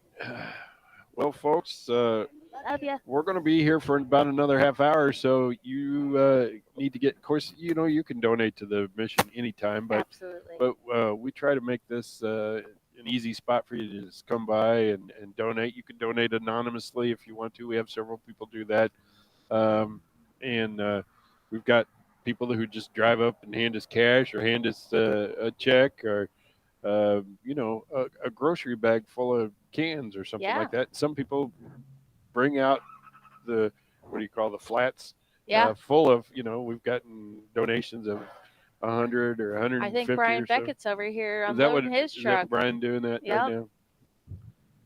I don't see Brian. Where is he? I think he's unloading. Might be one of his grandkids. Yeah. Which is one of my. I was gonna say it's been a family event I know. for you today. They're not my grandkids. They're my great Nieces and nieces nephews. and nephews. Yeah. Yeah. Oh well. It is one cold day today. It is. Well, it's nicer now with the Yeah. sun shining on us. Always helps with the sun. Yeah. Your phone died. Oh no. Oh no. Oh no. It's never good when your phone dies. It's not. I have a battery pack. Yeah. I never carry it with me. I always have to charge it. Yeah, mine's at the station on the charger. Yeah. Yeah. And I don't need it at the station. Because, anyway. This is always a fun time. I really enjoy coming down here and talking to the people and stuff. But I'm glad it only happens once a year. Wear you out. Yeah. Yep. So There's Ken Reeves. Yeah. Yeah, he waved with Oh, John, I think. He's slowing down. Yep, he's pulling in there. Yeah. What did we get? 300 items. From Valvoline here in Valvoline. Sullivan. All Thank you, right. Brian. Yeah. Brian's trying to get a picture of you, Jim. Oh. She's got an update. So what? $5,282. All right. Wow. 5,000? That's a lot. Well, But we got a long ways to yeah. go. There's Brian. Come on over here and Good talk, Brian. morning. Yeah. Do you want to help me sing happy birthday to him and Ella? Yeah. It's Ella's birthday, too. Letty don't look too sure. You don't want to? Call, he'll sing. I was going to say, I know one of you will. Do you want to help me sing? No? No way. What? Chet. Oh, my You're God. being bashful. Yeah.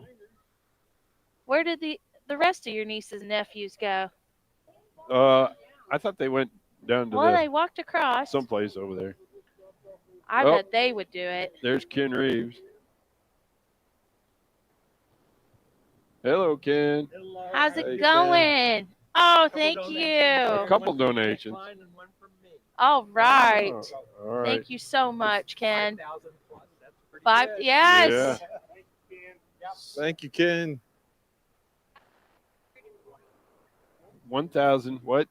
347 items. All right. Brian, you want to sit down and talk for a minute? Yeah, put the headphones on so you can hear Bartle. I know you've never heard him before. No. It's been a while. Yeah. There you go.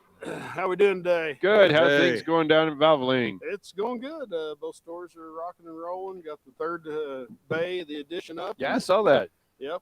It's really working out well. Made some improvements on the Rolla shop as well. So we're going to head in next year, kind of hopefully take it easy. You know, you were involved with some folks taking stuff down to hurricane ravaged areas. Tell us a little bit about that. North Carolina, we done a relief drive for we actually got hooked up with Presbyterian Church in Black Mountain. Okay.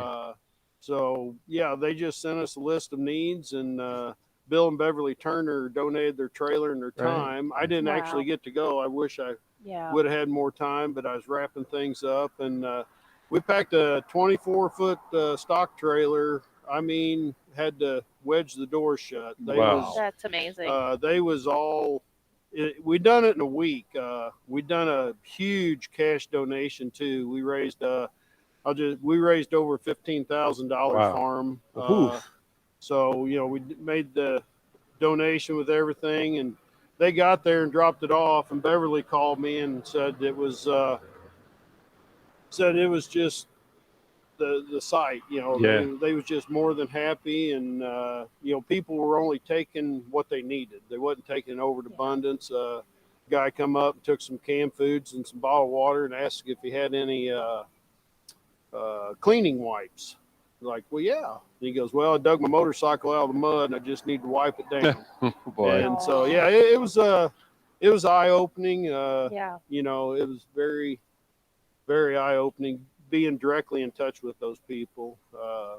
They sent out a call. They're needing propane tanks and heaters and space heaters now. There was a shipment of propane tanks go in. We're thinking about possibly maybe in the spring, or not in the spring, but later, maybe doing a fundraiser, sending them some money again, because you got to have a hazmat to haul propane. So Okay. yeah. But now back to the mission here. We're here at the Mission Food Pantry. Your big helpers? My big helpers, my grandkids. They didn't have school today, so my son-in-law dropped them off, and we went and got food for the pantry. They like to help.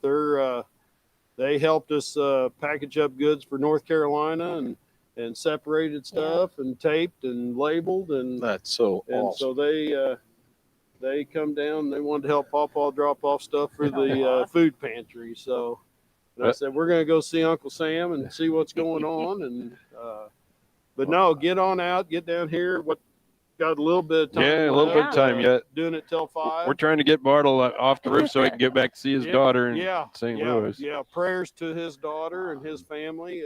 Went through major surgery. Been keeping track of that. And, Yes. Thank you. But yeah, this is a good community, and this is a great thing that Christine does. My wife, I think she's the secretary treasurer. Of course, I hear more ins and outs too. So, it's all good. She was down here earlier. So Yeah. So for the looks like credit we got union. another donation on the way. So. Yeah, we had some canned goods on this side. Yep. So Are you raising some more athletes? Because I've been watching, Colin and Letty play soccer and Chet play football. And Yeah, they're raising some athletes. Yeah, they're into it. I think the boys now are getting ready to wrestle. Oh, Yep. wow. Yep. Starts Monday. Yep. Crazy. Carl started for kindergartner, so Yep. Wow. Carl will be able to do it, and Chet be his second year. Yeah. Letty's in diamonds dance and gymnastics. Yeah. And so we just keep going. Wow. Chet, how did you like having your mom as a coach for football? I know she was nervous. He has to say that. Good. Yeah, good. Yeah, man, not many words. Let me tell you, Kayla's a competitor. Oh, yes. Yeah, highly competitive. Yeah. So. But yeah, I think we got trained. Yeah. Yep, we got them out today, and so. But yeah, it's good. All right. Well, Brian, Yep, we're thank you gonna very let much. Go, and hopefully it continues to build, and let's pack that trailer. Yep. Get Jim off the roof. Yes. Thank you, Brian, so Yep. much. Yep. Prayers to you, buddy, up Thank you, there, brother. sitting up there, and your little one in the hospital. I know it's quite an undertaking. So, but thank you, Sam and Christine, and everything Good. everybody does for the community. All right. Well, thank you. Thank you. Thank you. All right. It's Brian Beckett with Valvoline here in Sullivan and in Raleigh. Yes. All right. See you, kids. Who's this? Oh, Kristen Fiedler. 47 items. All right. Well, thank you. Yep, they snuck in over on the side. Oh, okay. Looks like we may have something coming here. Yeah. Well, I thought we Here comes Marlis. thought we had a train, but I think they're just working on the tracks. Oh, there's I some. thought it was going to get loud. Well, there's Marlis. Hi. How are you? Yeah. Good. Well, thank you. you can give it to Amanda over there. Thank you so much. What's your name?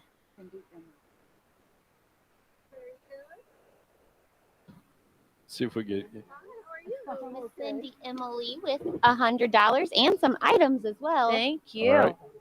45 items. Oh, all right. Right. Let's see. I was just going to pull that out of there. Here, Marlis. Marlis Hello, with good morning. with Good morning. Wilcox Jewelers. How are things doing at jewelry shop? Doing great. Everyone is staying busy and preparing for the Christmas season and getting our Halo Oh yeah. fundraising. Are you guys going to have an open house this Yes. Yeah? Yes, we have it November 16th. November 16th? Okay. Yes, from 9 until 2, and that's when we showcase our Halo Yeah, earrings. right. Right. And so, and then we have our Merrimack Community Mission 20% off Okay. through the holidays. Or if you'd rather not donate a food item, you're welcome to donate $10 or more to the missions. Awesome. Okay. So yeah, we're gonna have a lively Christmas season. All So right. I got a message the other day that you guys have lab grown diamonds. Now, are they? Tell us about lab grown diamonds. What are they? I mean, are they? They're a much more eco-friendly diamond. Okay. And young people today are giving more consideration to eco-friendly. And so we're making that available. And Are they we've pretty done well indistinguishable from? Oh, it is difficult to tell. Really? Although Heidi has some pretty sharp eyes. So, but but yes, they're beautiful. They're just as beautiful as your mined natural diamond. But so we're making that available to everyone in all the shapes and sizes. So we're excited about that too. Not everybody wants to spend $30,000, so they'll happily spend $3,000. Yeah. $3,000. All right. Well, Marlis, thank you for coming down and donating Oh, today. you're welcome. You're welcome. And you guys have been a mainstay here on Main Street for what, since 47 or something like that? 1947. Wow. Not you personally, but no. yeah. But yes, George and Betty Wilcox. Yeah. They gave this a start back in 1947, and we really enjoy what we do. And George was one of the driving forces behind the bandstand here behind us. So yes, I remember when that took place. Yes. And he loved it. Yep. So, and I'm thrilled that it gets decorated so beautifully every holiday season. All right. So. Well, thank you, Marlis. Yes, you're welcome. All right. You're welcome. Take care. You too. You too. All right. All right. Amanda's making doing some figuring here. Oh, what are we? Oh, we're getting close. Close? Yeah, 15 minutes or so All right. here. So come down and see us. We're here on Main Street. We're at the bandstand right across the street from the Merrimack Community Mission, and we are raising money and taking donations of food items for the mission. So come down and help us out.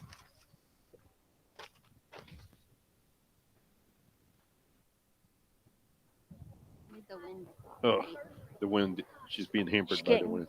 Getting all calculated here. Yeah. Before her phone dies again. Yes. Oh,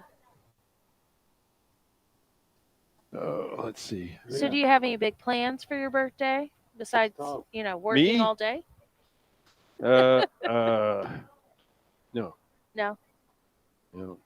I'm hoping that the girls win today, the softball team. I hope they win because if they lose, well, obviously You got to go in after bedtime. Well, I have to go in after my bedtime and run the game because Perry will be running the football game, or one of us will have to run the football game. The other one will run the softball game for the third place game. So I don't know.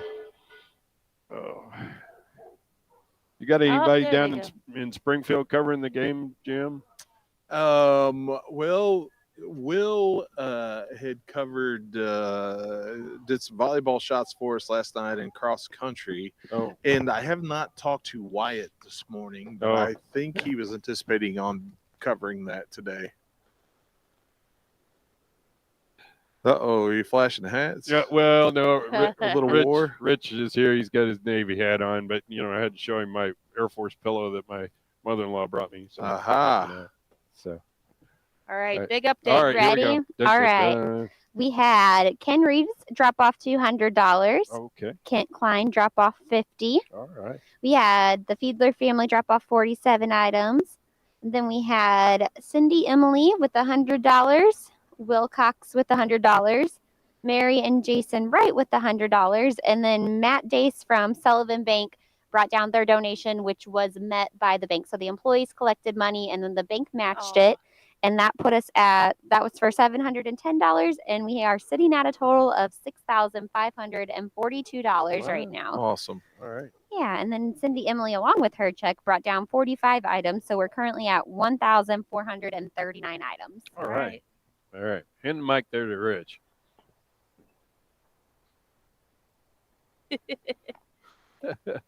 Hello. Hey, Rich. Formerly the guy from the back room.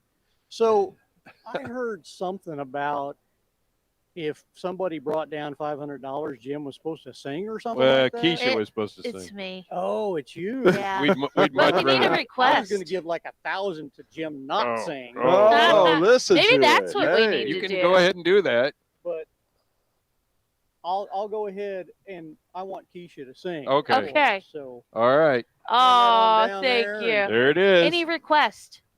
any requests? Yeah. Well, I doubt you can do it. She's but- a big fan, Taylor Swift fan. Yeah, see, Well, not me. Ella I'm a big is. rock Ella. fan, so I would say Kryptonite, but like I said, I don't Oh. think you can do that. So If I go crazy, then Oh, will look at you that. still She call me can. Superman? That one? if I'm alive and Well, well, you'll you be be there there holding my hand. Oh I'll my keep gosh. you by my side with my superhuman human mind. Kryptonite. Look at that. Yeah. Ooh, Good job. dang. All right. That's just a little bit that I know. So we're at 7,000. So Rich Yeah, and well, Amy. I figured that would be enough to get Yes. you over 7,000. We Rich and appreciate Amy that. donated Thank you, 500. So thank you so much. And you notice that she's, she walked down here with me, but she's so in awe of your intelligence that she said, I don't want to be anywhere near that table. So, Amy, oh yeah, well, come on. Amy's known me all my life. She knows better than that. Yeah. that's why she's in awe of you, She's known Yeah. you your Oh, whole sure. life. Yeah. I know. Yeah. And I've got my red on. I Yeah. know you got your red I got on. my red My on red's somewhere. underneath. Yeah. That's Yeah. fine. That's fine. I'm wearing I didn't even. I just grabbed a red shirt and it's my There you go. coat of veteran. Yeah, mine's the RED. Yeah, Remember yeah, everyone remember everyone the whole deployed. thing on the back. Yep. Yeah. All right. right. Yep. This is a Red Friday. Remember Yep. everyone deployed. Red Fridays, and we're doing a good thing down here, folks. Yes. Yeah. So, and I see Chris has got a smile on her face. Yeah.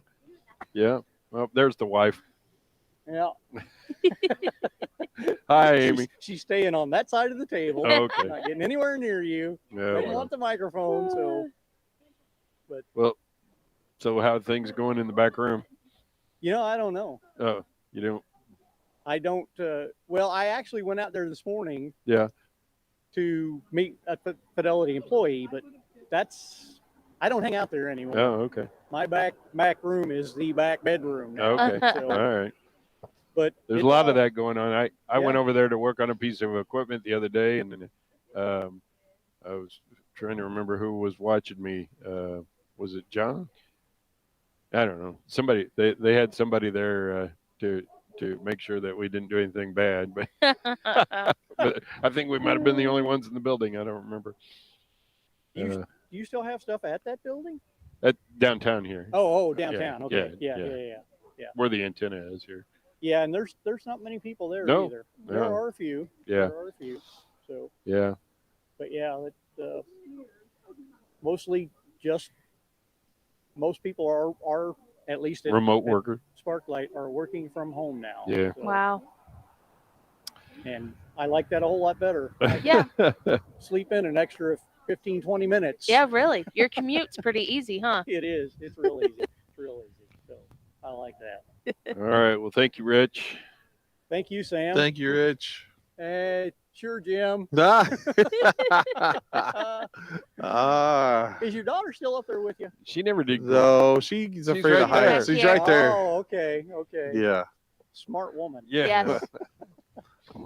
No, nobody come up today. Yeah. They're like, they didn't The want no part of it. birds. The birds were up there with you. You're taking all the sunshine for yourself, though. I am. I'm basking in the sun, and yeah, birds have been coming up to me and then flying away rapidly. Putting out the 10-minute warning, folks. We're going to be wrapping things up here in about 10 minutes. So Okay. you got 10 minutes to get down here and give us a check or cash. We've had people just pull up and hand cash out the window. We've got people bringing cans and boxes of cereal and things like that. So come on by and see us. Besides me today having a birthday, Ella, who's sitting behind me here, Ella's 12 today. Wow. Ella Bartle and Emma Hardy, Zach Rennick, Joey Larison the fourth, Robbie Miller, Kate Clouser. Kate's 94 today. Wow. Happy birthday to them. Yes. Yes. Little John was here earlier and said that him and Nancy took breakfast to Kate this morning for her birthday. I saw her the other day at at MK Barbecue. Ryan Tomachek has a birthday today. Tomorrow, Amber Kane and Marilyn Maupin.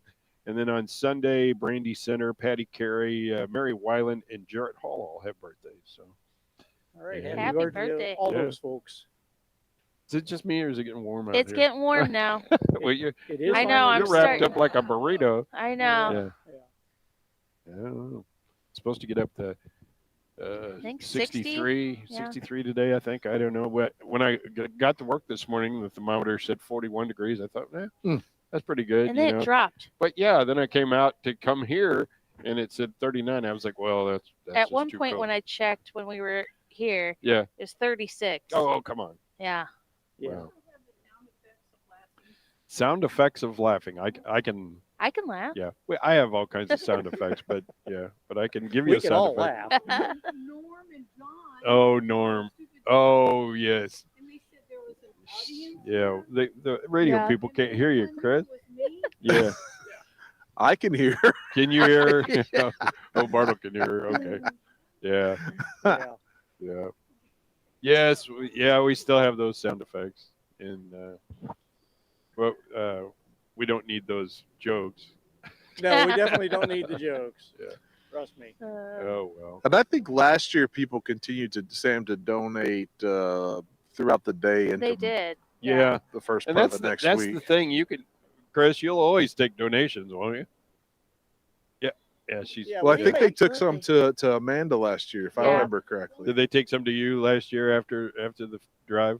I think like Missouri Baptist Yeah. or somebody dropped some Yeah, off. yeah. Amanda says. Yeah. Amanda says, bring them by the chamber. She'll take them. She'll get them to the. Sure, To the we're mission. only here till 11, but Yep. we'll take donations anytime. Yep. Yep. So, Oh, well, it's just kind of a slow day here on, really has Main been, Street. yeah. Yeah. We're usually used to the school buses going by Yeah. and all of the. Yeah. Yeah. our Yeah. firefighters still out? Yeah. There was one firefighter. I here see still. Ray down there, Ray Yeah, Enlow. Huh? Oh, Jim. Chris wants to know when you get your surgery. Well, mine was supposed to be in 2 weeks, but 2 my weeks. surgeon had to go out of town for 2 weeks, so I got pushed to December the 10th. December the 10th. 10th now. Yes. Oh, Chris. Next year I can dance. Yeah, she said you'll dance on the roof. I will. Yeah. I will for She's the gonna first. she's gonna bring you some disco music. Next year I will dance for the first $10,000 check we receive. $10,000 check. There we go. Or He said he will dance or for you'll a dance $10,000 till check. we get. Yeah. You know, they did call and ask me to do Dancing on the Stars this season, and They I was did. like, I really like to, but I'm just so busy. I better. Have you been hold on. watching this season? I don't watch any seasons. Oh, it's been a good one. It's been a really good season. You said they called. They who? I want to know who they is. It's those people. Not that I'm not trusting you, but I don't trust you. Well, if we want to get down to it, it was probably somebody from America's Funniest Home Videos, Ah, and they wanted me to do it, and then they would use that over and over and over Alfonso called you. to make $1 million. Okay. Yeah. Maybe Yeah, they that's- saw the TikTok I made of you last Oh year. Lord, yeah, we knew that was Yeah. epic. I think Tripp was up with me here He last year. was. Yeah, he was Robin, wasn't he? Yes, Had Batman and we Robin. were the dynamic duo. Yep. Big Bird. When Well, were they you a Big Bird? duo Anyway. Me? He wasn't big. I was Tigger, Tigger. Yeah, he was Tigger. He was Tigger, not Big Bird. and I was a Right. rally squirrel one year. Rally. Big Bird Running would be water. fun, I don't have though. any running water here. Yeah. Uh-huh. Oh, I see where you're going with this. It took me a minute to realize what you were talking about. Yeah, well. Drip. Yeah. Well, I'm Drip. currently stranded without firefighters. That's true. Oh, you don't have the ladder? No, fat boy on a little ladder is not a good thing. Oh, okay. With a bad back? Yeah, with a Yeah. bad back. Yeah, there's, Well. that's all sorts of trouble. So what, if you don't mind, what is your back? I have this lovely thing called severe spinal canal stenosis. Oh. To the point of my specialist is very concerned about me paralyzing myself. Oh. That don't So sound That's good. not good. no, I'm not supposed to be lifting anything, doing anything until we get this done. It's an outpatient Yeah, you climb your procedure roof. operation. They'll go in there and they'll make room for my spinal cord, Yeah. your nerves and stuff that go through there. They'll clean that room so that that's not getting pinched. And then they will. I have one herniated disc. They're gonna clean out. But I'm supposed to be able to come home the same day. Thank goodness. Oh, and good. I'll be down a few days, and then just kind of light stuff for 4 to 6 weeks. So. All right. Well. Yep. But thank you though. Yep, Yeah. we're much less than what my daughter is going through. Yeah. And just want to get her out of ICU today up to a regular room, hopefully, and maybe early next week sometime we get to come home. That would be good. Yes. And not to take anything away from the rooftop food drive today, but just thank you to the amount of people who have prayed for her and sent well wishes and messages. It's meant the world to us, and we are so very thankful. And so I know you had told me earlier, but I guess it's Facebook official now. So did you want to say something about? Yes. My brother, Bill Little, lost his father, Frank Little, yesterday afternoon. And just want to wish the best of them. Frank was such a brilliant mind. He was such a great businessman, a pilot, loved the airport, and man, just thought the world of that guy. And just want to send our thoughts and prayers out to Bill and his family as they go through this. All right. Well, you know what? I think we're getting down to wrapping this up here this morning. And we really, really want to thank all the people. You know, there's a lot of people that we see year after year after Every year. Like Rich here. Yeah. You know, Yes. he comes by every year. And we really, really appreciate that. Folks, this stuff that we collected here will, maybe make it through the holiday season, but that's about it. So, the mission could always use your help. So think about that. We do this every year, try to get people more aware of what the mission does and how it does it and things like that. But it really takes the community to get behind it. So. Yep. Without you, it doesn't happen, Sam. And Right. without the chamber and the newspaper and all the people that come out and donate year after year after year that help. And I can't thank you all enough. Yes. All right. So what'd you say, Amanda? $7,042. 1,439 items. So beautiful. Yeah. So, folks, that's going to do it, I think, for us this morning. I appreciate you helping out. Appreciate you listening. Please keep Jim and his family in your prayers. So Amanda Lindeman here for the Chamber of Commerce. Keisha Philpott here with me from the radio station, Yeah. but also one of our aldermen. Yep. John Craig here is the president of the Chamber of Commerce. And Ella, it's Ella's birthday today. And Birthday, of buddy. course, Jim Bartle, who got all this started 28 years ago. Thank you, Jim. And Thank you. Yep. It's been a wonderful partnership. All right. Well, I guess that's it for us today, folks. Thank you, and we'll see you again next year when we do this. All right. Back you. to the studios of KTUI.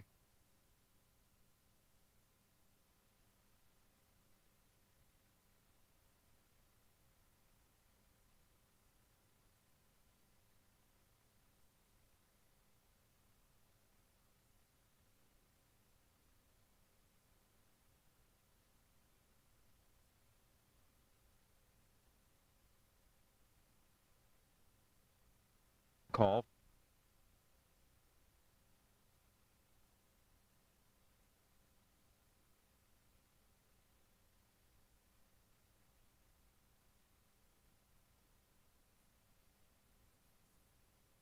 12,000 jobs in October. Last month's hiring gain was down significantly from the 223,000 jobs added in September. But economists have estimated that Hurricanes Helene and Milton, combined with strikes at Boeing and elsewhere, had the effect of pushing down net job growth by tens of thousands. Striking workers at Boeing will vote on a new contract offer next week. The International Association of Machinists and Aerospace Workers says that its members will vote Monday on the latest proposal from Boeing. The union says Boeing is now offering general wage increases of 38% over 4 years, up from 35% in an offer that was rejected last week. The 7-week-old strike has shut down production of most Boeing airline planes. The union originally demanded 40% in raises over 3 years and restoration of traditional pensions, but Boeing has not budged on the pension issue. I'm Lisa Dwyer. And on Wall Street, in a reversal from Thursday, all 3 major indexes now up more than 1%. More at townhall.com. If you're driving a car or truck with an expired warranty and suddenly lost your transmission or needed a full engine repair, would a $4,000 repair bill leave you stranded? I'm Danica Patrick. Don't get caught off guard with a vehicle breakdown. Choose the company I trust. Endurance. No matter the mileage, if your vehicle is less than 20 years old, Endurance offers auto protection plans for any budget. Protection on the drivetrain, electrical, transmission, AC, and more. Plus 24/7 roadside assistance and rental car reimbursement on any plan. Endurance handles everything from making the claim to paying the certified mechanic of your choice. Act now and get 1 full year of elite benefits. A $2,000 value, free. Endurance has paid hundreds of millions in claims. Call for your fast free quote today. Call 800-298-9534. That's 800-298-9534. 800-298-9534. Israel continues its attacks on various Lebanon locations, including a Beirut suburb. Israel's Air Force has pounded Beirut's southern suburb of Dahiyeh overnight, though casualty numbers are not yet known. Lebanon's state-run national news agency says the attack early Friday morning destroyed dozens of buildings in several neighborhoods. Recently, Israel has intensified its airstrikes on the northern city of Baalbek and nearby villages, as well as different parts of southern Lebanon. International mediators are ramping up efforts to halt the wars in Lebanon and the Gaza Strip, circulating new proposals to wind down the regional conflict. I'm Charles Dilladasma. Japan and the European Union announcing a security and defense partnership as they seek to step up military ties, including joint exercises and exchanges between their defense industries. This comes amid growing tensions with China, North Korea, and Russia. Breaking news at townhall.com. A Washington man who authorities say led a wildlife trafficking ring on a Native American reservation in Montana that killed thousands of eagles and hawks, sentenced to nearly 4 years in prison. Travis John Branson must also pay more than $777,000 in restitution. The sentencing on Thursday. Baseball's Fall Classic was a home run with a lot of Americans. The Dodgers' victory over the Yankees in Game 5 of the World Series averaged 18.5 million viewers across various platforms, according to Nielsen. The most watched game in the Fall Classic since 2019.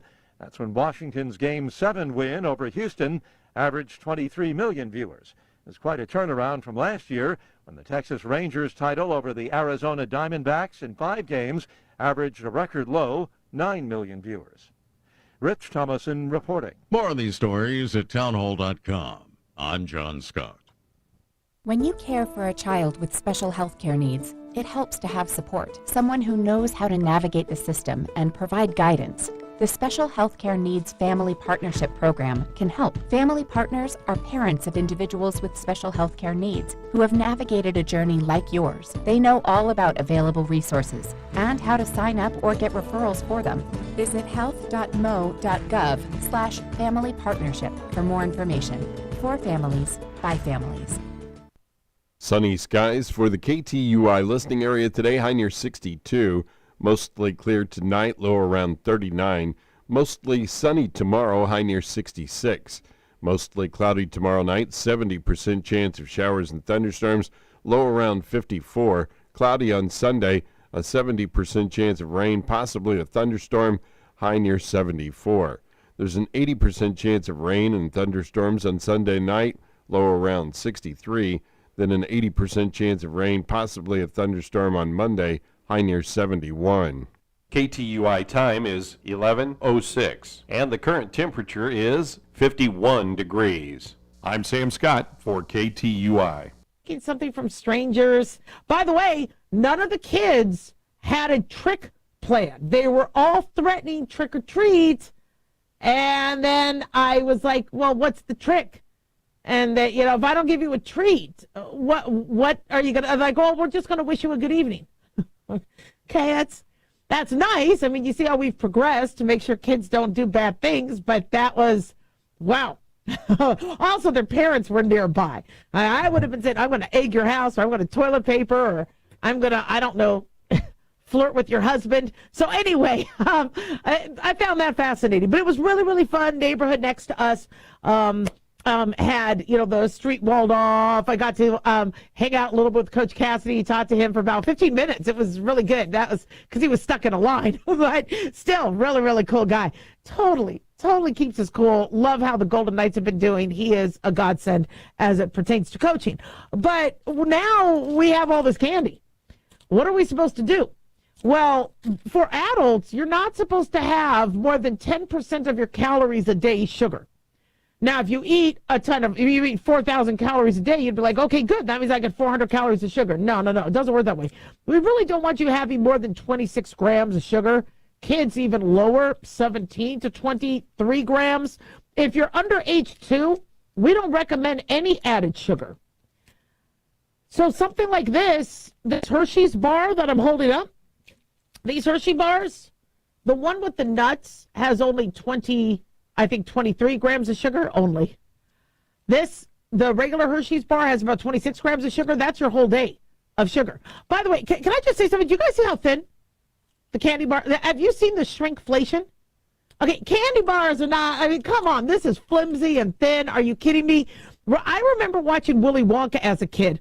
Those candy bars look like bricks of a schoolhouse, honestly. And these things are so, look how much tinier. This has nuts, so I don't know what I'm going to do with this one. But, you know, we got a lot of candy here, and well, how to deal with your kids or your grandkids as it pertains to the candy. So fortunately, these things have a long, long shelf life. So what I would recommend you do is tell your kids to plan out and to break it up and go, what candy do you want to have today, tomorrow, etc., but you only get one piece. Or if they're really, really small, you get one piece now and then you get one piece after dinner. But you only get it after dinner if you eat your vegetables. And I also want to see you do a little bit more exercise. So what I would use this Halloween post candy hangover for is a good teaching moment. And so if you're going to eat candy, all right, what are you going to do to burn off the calories? Or what are you going to do extra? What a lot of parents are doing is they're taking the candy and eating it themselves. All right, but that's another subject for a different day. That's not good either. But if you can get rid of part of that bag of candy secretly, I think that's good. I always did. The problem is my kids found it, the dog found it. They knew where I hid it because I never officially threw it away. By the way, our troops could surely appreciate some candy. So, if you could donate it, that would be even more ideal than just throwing it away. Because I think everybody still deserves a treat. But I just don't want people to overindulge. And so with your kids, you need to kind of teach them to balance. We overindulge when it comes to food, and they need to understand calories. And so this is a great way. This is 210 calories. This very thin piece of chocolate bar, 210 calories. So that your child needs to kind of understand what calories are, what sugars are, what fats are. Teach them about this. And, you might say, well, by the time we get done, they won't want to eat it. Yeah, that's one very interesting unintended consequence that might actually benefit your child. But you could say, look, Grandma, Grandpa are coming over for Thanksgiving. What candy Do we want to have and serve? We can make a little candy decoration for the Thanksgiving table. We can, Thanksgiving's coming up in a few weeks. Most of these, check the code dates or the expiration dates are still fine. So teach your kids how to make art with it or do something with it as opposed to eat it.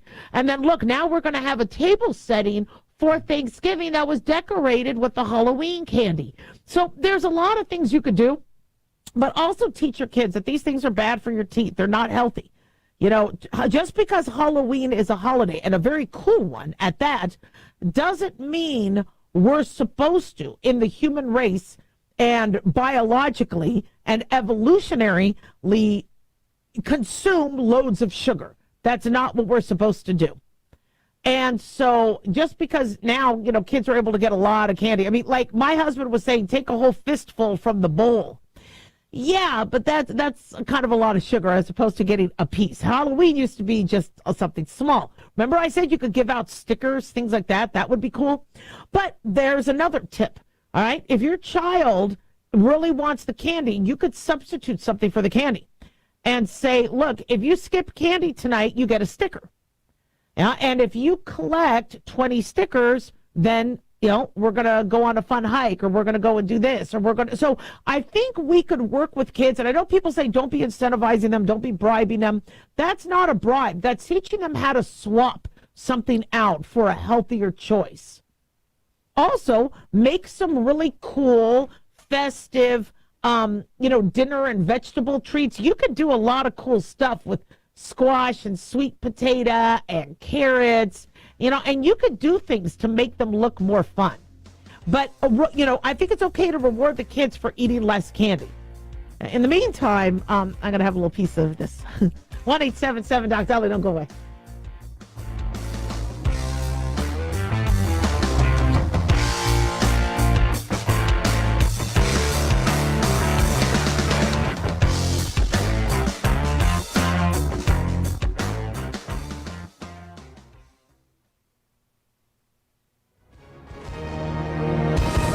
Hi, everyone. If you've been injured in an accident and think you deserve compensation, listen up. We have legal professionals standing by right now to answer your questions for free. They'll tell you if you have a case and how much it's potentially worth. Call 800-710-5100. I'm here with spokesman John Wolf. So, John, tell our listeners who should call right now. Well, Maria, first off, thank you for having me join you to answer the listeners' questions. Now, as far as who should call in, anyone who's been injured in an accident and think you deserve compensation, give us a call right now and find out how much your case is potentially worth. Call 800-710-5100.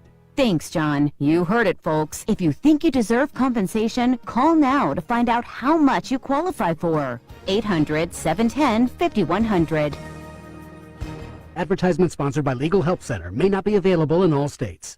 At Hotshot Secret, we share the science behind common diesel problems and their solutions. For example, Hotshot Secret Stiction Eliminator. Stiction, that sticky friction, undermines the performance of diesel engines. Third-party ASTM testing verifies that Stiction Eliminator removes 2 times as much stiction than any alternative on the retail shelf. Stiction Eliminator is formulated to be left in the engine oil. It works as you drive. Available at truck stops, Tractor Supply, O'Reilly's Auto Parts, and online at HotShotSecret.com. Hotshot Secret. Powered by science. In a study, it was found that 33% of 44 herbal supplements had no trace of the advertised herb. Don't let that happen to you. Hi, this is Dr. Mitch. If you want to ensure quality, please go to TotalWellness.com. Supplements made for physicians, only now available to you too. TotalWellness.com, helping you to look good, feel good, and enjoy total wellness. Let's see, if something costs less, but people are happier with it, that sounds like something to look into, and that is MediShare. Maybe you've heard switching to MediShare to pay for healthcare can save many families up to $500 a month, and that is huge. But it's also true that people are way more satisfied after making the switch, too. The member satisfaction rate for MediShare is double that of the typical health insurance plan. Double. MediShare works, too. It's been around for 30 years. Members have shared more than $5 billion of each other's bills. People love having telehealth and a huge nationwide PPO network. So, yeah, really, you can save a ton and like it better Imagine being happy with how you're taking care of your health care. So if you're self-employed or part of the gig economy, or you just want a plan you're happy with, you can call right now. You'll get a price within 2 minutes. So see what you can say. This is a very, very smart use of 2 minutes. Here's the number you need. Call 855-SHARE-40. That's 855-SHARE-40. 855-SHARE-40. Lisa Wolf here to tell you about our newest website for old-time radio lovers. It's 100radioshows.com. At this site, there are 5 old-time radio shows waiting for you to download free as our gift to you. And be sure to browse the additional 700 old-time radio shows available to you for 70% off by using the promo code RADIO at checkout. This is a limited-time offer, so log on to 100radioshows.com. That's 100radioshows.com. At Hot Shot Secret, we share the science behind common diesel problems. For example, Stiction. Engine oil can break down under extreme heat, leaving behind varnish, a carbon-based deposit that creates drag on the engine's moving parts. This sticky friction is stiction. Symptoms include a rough idle and the loss of fuel economy and performance. Hot Shot Secret Stiction Eliminator is formulated to be left in the engine. It works as you drive. Stiction Eliminator is available at truck stops, Tractor Supply, O'Reilly's Auto Parts, and online at hotshotsecret.com. Crime across the country is at an all-time high. It feels like even a family road trip is taking a risk. We don't want the feeling of being unprotected and vulnerable. We found GetCCL.com. GetCCL.com gave us the help we needed to apply for a legal concealed carry permit that's recognized in over half of the country. GetCCL.com simplifies the process to apply, and it's all online. We used their free qualification process to answer a few questions and applied for our permit right from home. Thanks to reciprocity laws between states, when you're issued a New Hampshire concealed carry permit, you can legally carry in any state that recognizes your New Hampshire permit. It only takes minutes to apply, so don't wait. Exercise your rights today. Ensure you're protecting your family at home and in other states. Have peace of mind. Apply today. Go to getccl.com. That's getccl.com. Go to getccl.com. Exercise your rights today. Go to getccl.com.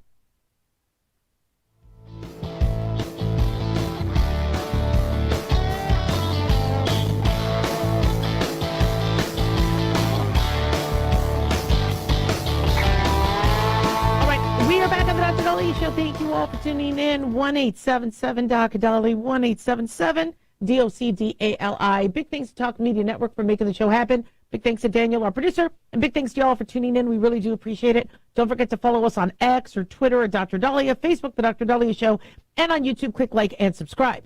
So here we are in the year 2024, and women and their intelligence and their voting prowess and their competency is still being challenged. And I find this extremely insulting. Now, Mark Cuban isn't the only one that has done this, but Mark Cuban has apologized. Basically what happened is in an interview, he was ripping on Trump and his supporters. He said, Donald Trump, you never see him around strong, intelligent women ever. I think this was during an appearance on The View. He said it's just that simple. They're intimidating to him. He doesn't like to be challenged by them.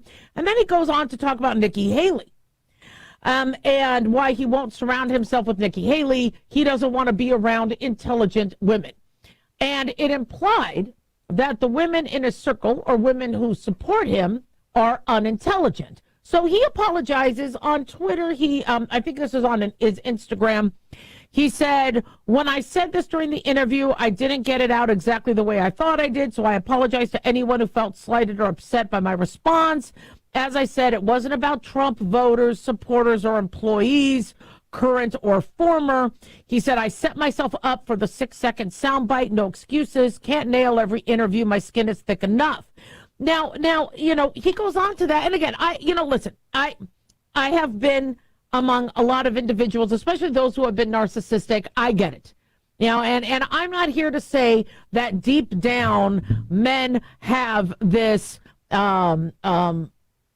brewing misogynistic attitudes towards women, and I'm not here to say that.